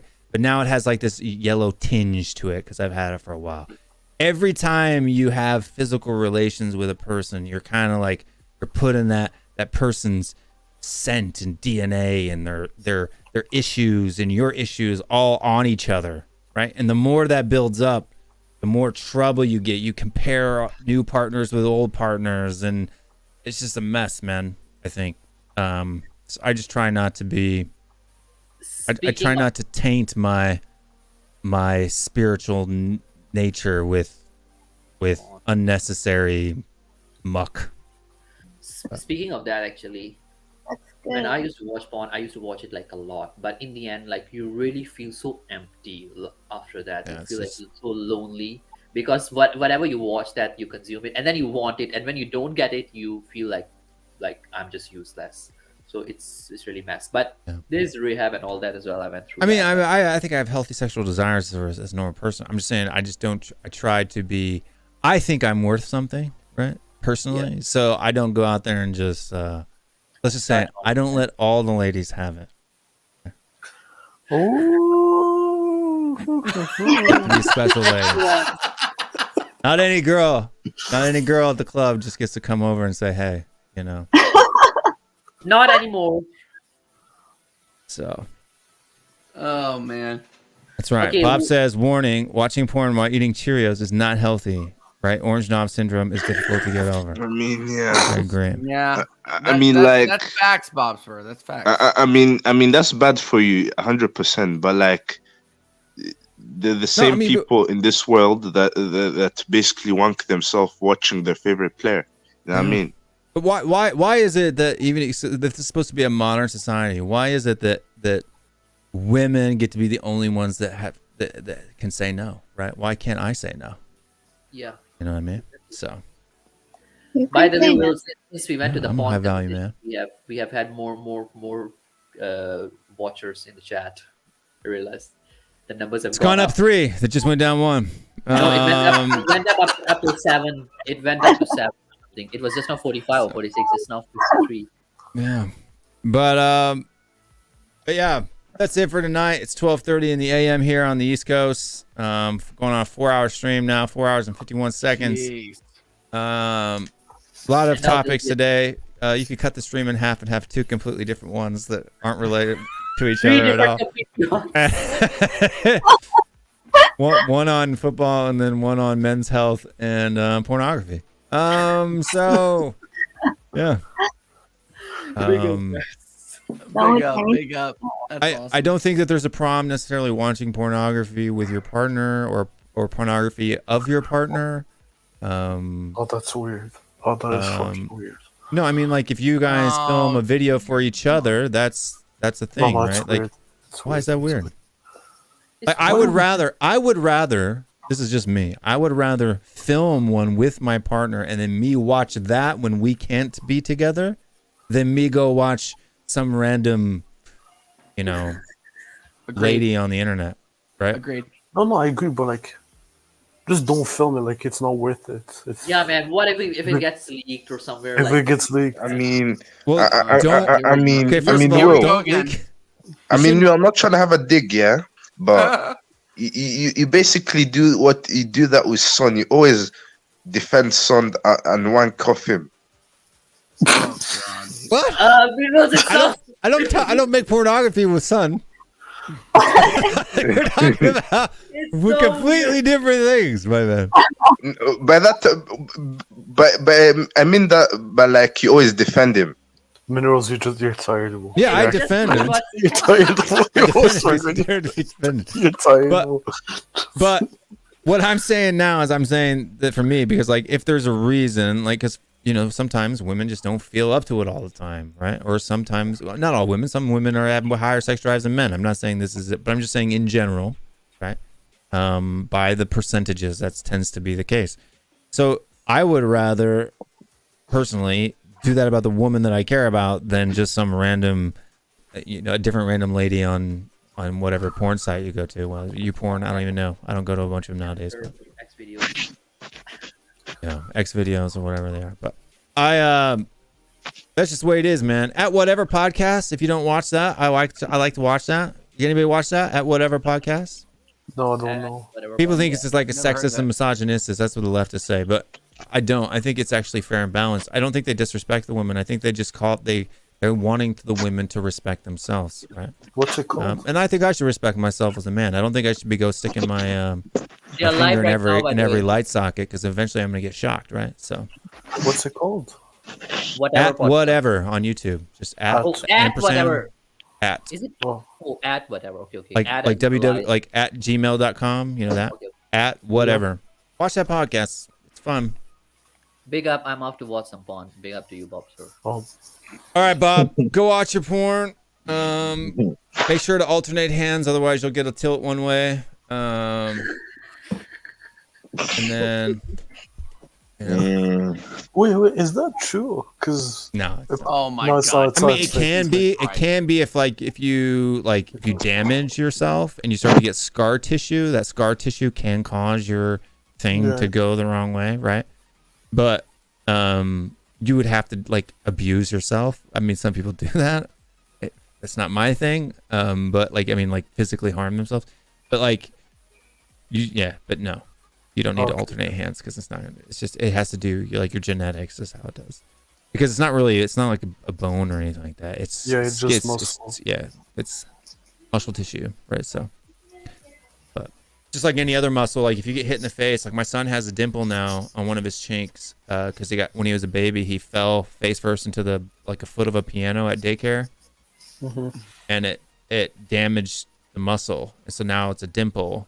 Like dimples don't run in the family, but he has a dimple now. I mean, it looked cute on him as a kid, but like he had his whole side of his face was bruised up, and now he has a dimple. So I mean, scar tissue can damage muscles, but you'd have to do something. You would have to be so rough with yourself that you've actually caused muscular tearing, and that My right arm is a lot bigger than my left, so is mine. Me too. Me, it's my leg. My right leg is bigger than the other, like in terms of muscle. that's why you need to work them out evenly. You need to do isolation exercises. Because the thing with soccer, like he makes like one of my calves is bigger than the other. Yep. My wife has one of that in her legs too. From she does Komdo, like the Japanese. She does Korean version of it. Kendo, wow. you know Kendo? Yes. Yeah, my wife does Komdo, which is the Korean version of Kendo, and then, so in that you have your strong leg, and you always stomp with that, right? And so that one leg, that one calf is larger than the other one. I always tease her about it. Yeah, she needs to go to the gym and fix that. She's doing Pilates now though, so should fix it. Should balance it out. Man, you traumatize your wife way too much. Jesus Christ. Oh, no, I mean, it's like noticeably larger. Like, oh, okay. Right? Like, what kind of good husband would I be if my wife has, one calf that's like this big around and another one that's this big around? That would be, weird. You have to. Well, me, when I wear pants, there's one tighter than the other. Like everybody has, but I mean, I try to do arms and legs in isolation. Like when I do like leg curls or leg extensions, I do them one leg at a time. Yeah, that should be the way if you want to balance it out, one leg at a time. Right. So because usually in that, if you do them to both legs at a time, then one leg is going to be dominant over the other, and the other leg will just subconsciously wuss out. So I do those in isolation. I do leg presses in isolation too. I don't like to squat. It hurts my back because I'm too tall. I just can't get down in a good squatting position. But yeah. My goodness. Oh yeah. Bryce, you're asking such a weird question. Has your wife ever bagged on Sunny and you got into a heated debate about it? No, my wife not only doesn't really care, but just because she appreciates Sunny as well. So. Has anyone secretly filmed their ex-sex parents doing the... No, Bob, I'm not you. Bob, you're fishing now, buddy. No, he said that on the it was on Bob's show the other week, the In the Wall show. It was one of the secret questions. Or Did whatever. you guys ever caught your parents? Oh God. No, I haven't. I'm a little bit smarter. Thank God. I'm a little bit smarter. Right? And so I actually have really, really good hearing. Me too. So I can literally, I can be in a crowded restaurant and eavesdrop on somebody 4 tables away. It's like weird. Right? I'm not even kidding. Like when I went, I'm getting older now, so I'm losing my hearing a little bit, but not a lot. But when I was young, I had 20/10 vision. Right. So 20/20 is what they consider to be perfect vision. I had 20/10. And then I had, my hearing scale was so high that the lady at the in-processing center in basic training, because in basic training you have to do hearing tests, vision tests, and all that stuff, thought I was lying. She said, I've been doing this for 10 years and no one's heard that sound. She said, let me do a different test. I was like, okay. You have to hear sound in what ear and you have to raise the hand or whatever. She thought I was lying. I don't know why. They thought I was like Captain America or something, and I have like these heightened senses. I mean, are you like Sheldon Cooper or something? Because Sheldon actually could still remember his parents having sex, like after when he was 12.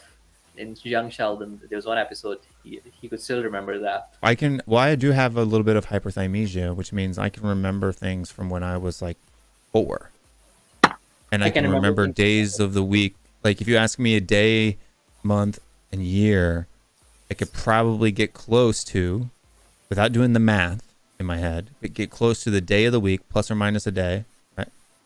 And tell you the weather, what I was doing, where city I was in, what I was living in, just by like I can remember things like that.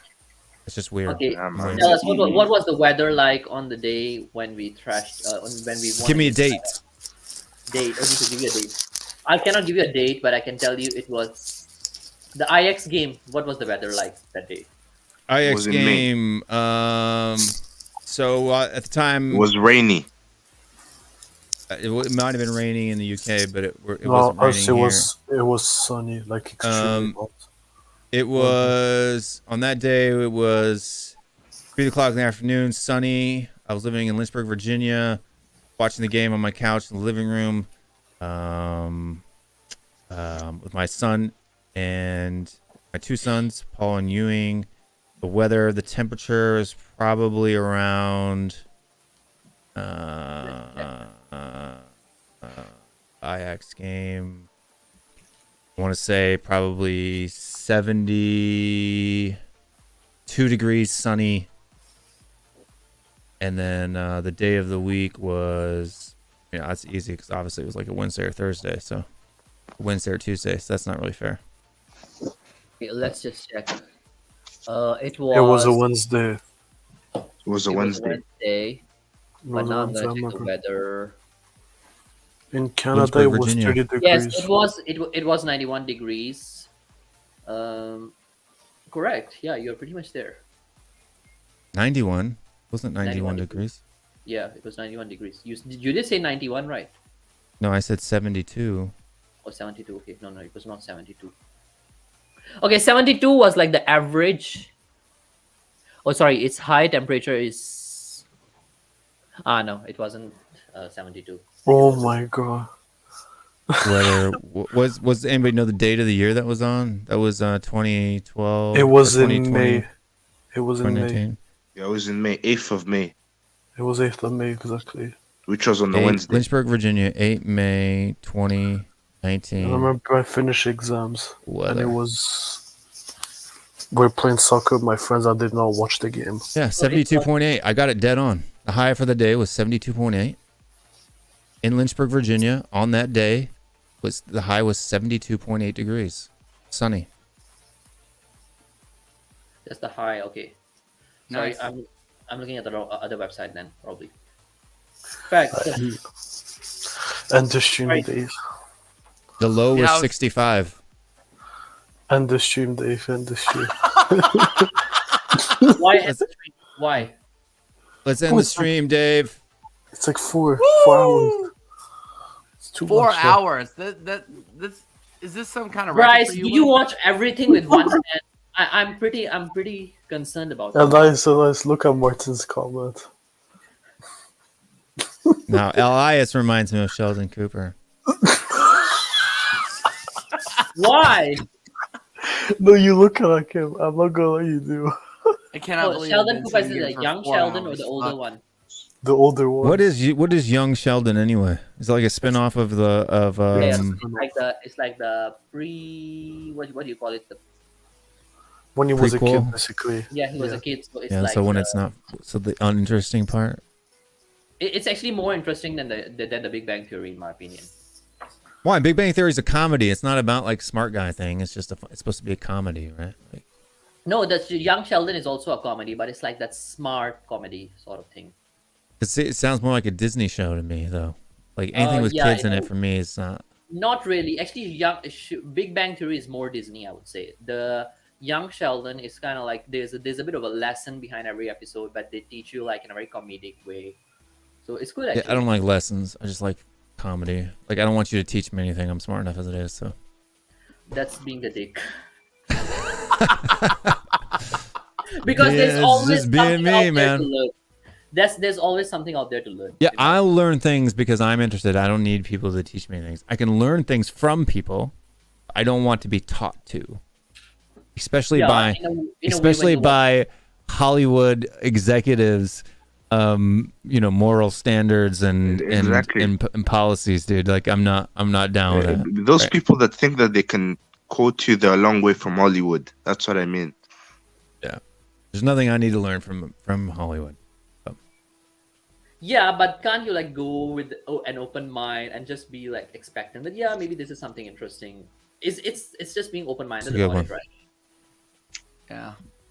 But that's it for us, guys. We're out of here. 4 hours, 15 minutes. The only person with a channel here right now is De La Spur still here? He probably fell asleep, dude. He's just sitting in there.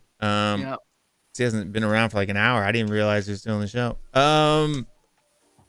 Elias, next time you're streaming, my man. I am streaming tonight, my time tonight. I think you guys like early morning in UK. I guess probably about 11 is it? Yeah, around 11-12 a.m. I'll be streaming one show with a Liverpool fan just to dissect that whole Liverpool drama. Oh, that guy actually Will that you connected me with. So actually, I'm doing a show with him tonight. Hassan, yeah, the Hassan, that guy from Twins Ball Daily. Cool. Huh? All right. I said that's cool. Oh, cool. I thought you said who. No, I said cool. Yeah, my channel is called Step Up Spurs Martin Kingdom. Yeah. Alrighty. Well, we will be back here next weekend after the game. What day is that? The game, I think it's Wednesday. Palace, right? 6th of May, Saturday, against Palace. Yeah. Saturday. 6th of May. So Saturday, that's when we'll be live here. Check back tomorrow on here at Tottenham Away for the Monday night podcast show. And then, man, we get content all the time on this channel, dude. Well, you're never on the podcast. This past week, dude, I was busy, man. I was busy. Wednesday, there's the Colin Trezor, just remembered. The problem with the other podcasts is that they happen right around my busiest time of the day, to be honest with you. Because my work day ends at 5 p.m. Most of the shows start between 3 and usually go till 5. And then for whatever reason, people don't want to talk to me all day until right before they're getting ready to go home. And then like all of my, like I'm on the East Coast and all of my people that I work with are on the West Coast or Midwest. And so they start calling me around after they're done with their lunches, which is right around the end of my day. And it always screws up because I'd want to go on those shows. I'm usually sitting here at this desk working, right? But I just can't go on because people are calling me. I would literally have to go off cam and then on cam and off cam and then on cam all the time. I mean, I guess I could do that. People do it anyway, but it is what it is. But I jump on when I can, man. I really do. And then the weekends, I'm out of games. I had 2 games this weekend. Oh, the one for you. 2 more. And then I got training. My kids got to be at training by 5:30. Somebody's got to leave the house by 5. Will both 2 of your kids play football, right? Or all 3 of them? 2 of them right now. The middle child, he wants to play in the fall, but we'll see. Oh, okay, great. Only one of my kids plays at a higher level. And then you got TJ. When are you streaming next, my man? I am streaming on Friday, 9 p.m. UK. We're doing our normal American Idiot show. We are the American Idiots. Yeah, exactly. I'll probably do an instant reaction to the Chelsea game, but other than that, did you just? What if you guys lose to Chelsea? They're in 12th right now. 12th. I don't. 12th. I made that abundantly clear. My views even on we that beat Chelsea 2-0. abundantly clear. Yeah. Well, I'm not confident. So yeah, we'll see. So yeah, just subscribe to TJ Warren TV if you want to follow. Chelsea will be tough. But you know what?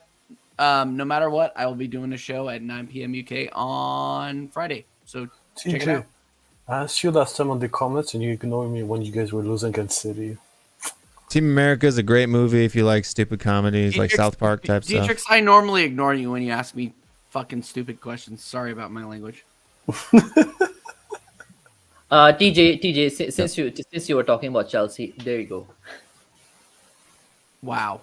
Stop doing that, Elias. You're only making your life harder on yourself. Right? Elias, I am going to cook you so hard. so he does hard. it's not funny though. Like I'm going to there are things that are funny.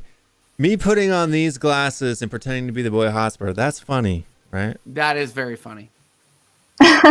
And Bryce, I see you in the chat. Bryce, why would I waste my time? Stop, Bryce. I know what you're doing. And I just don't care. I don't care.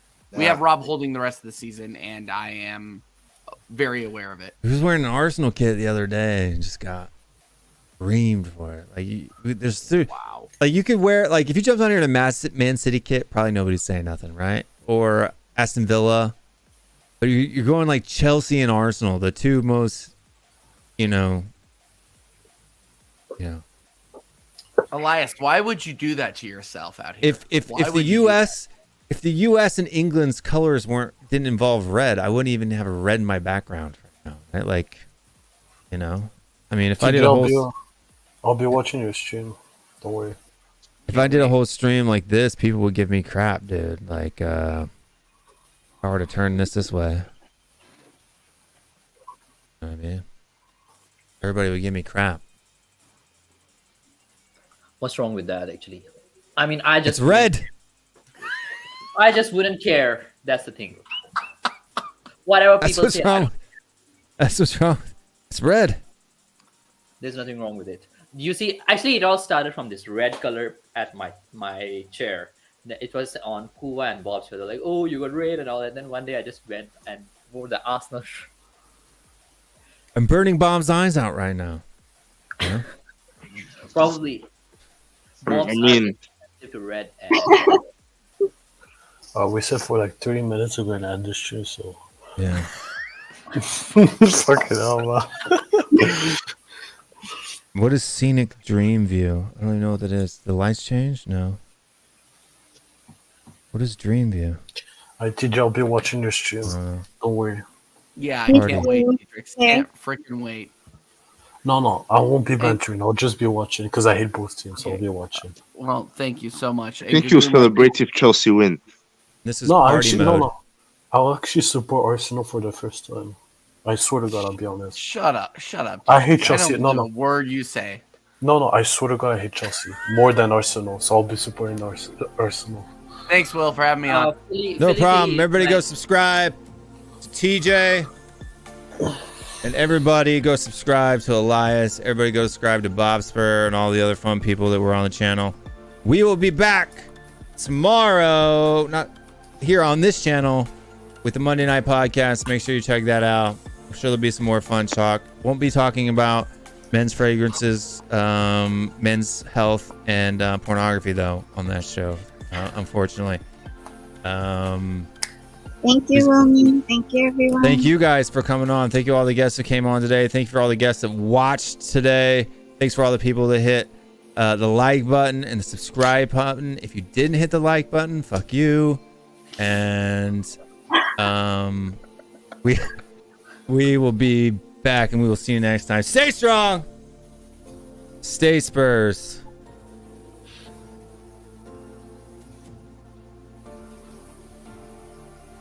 And leave you out. We'll see you next time. I'm out of here.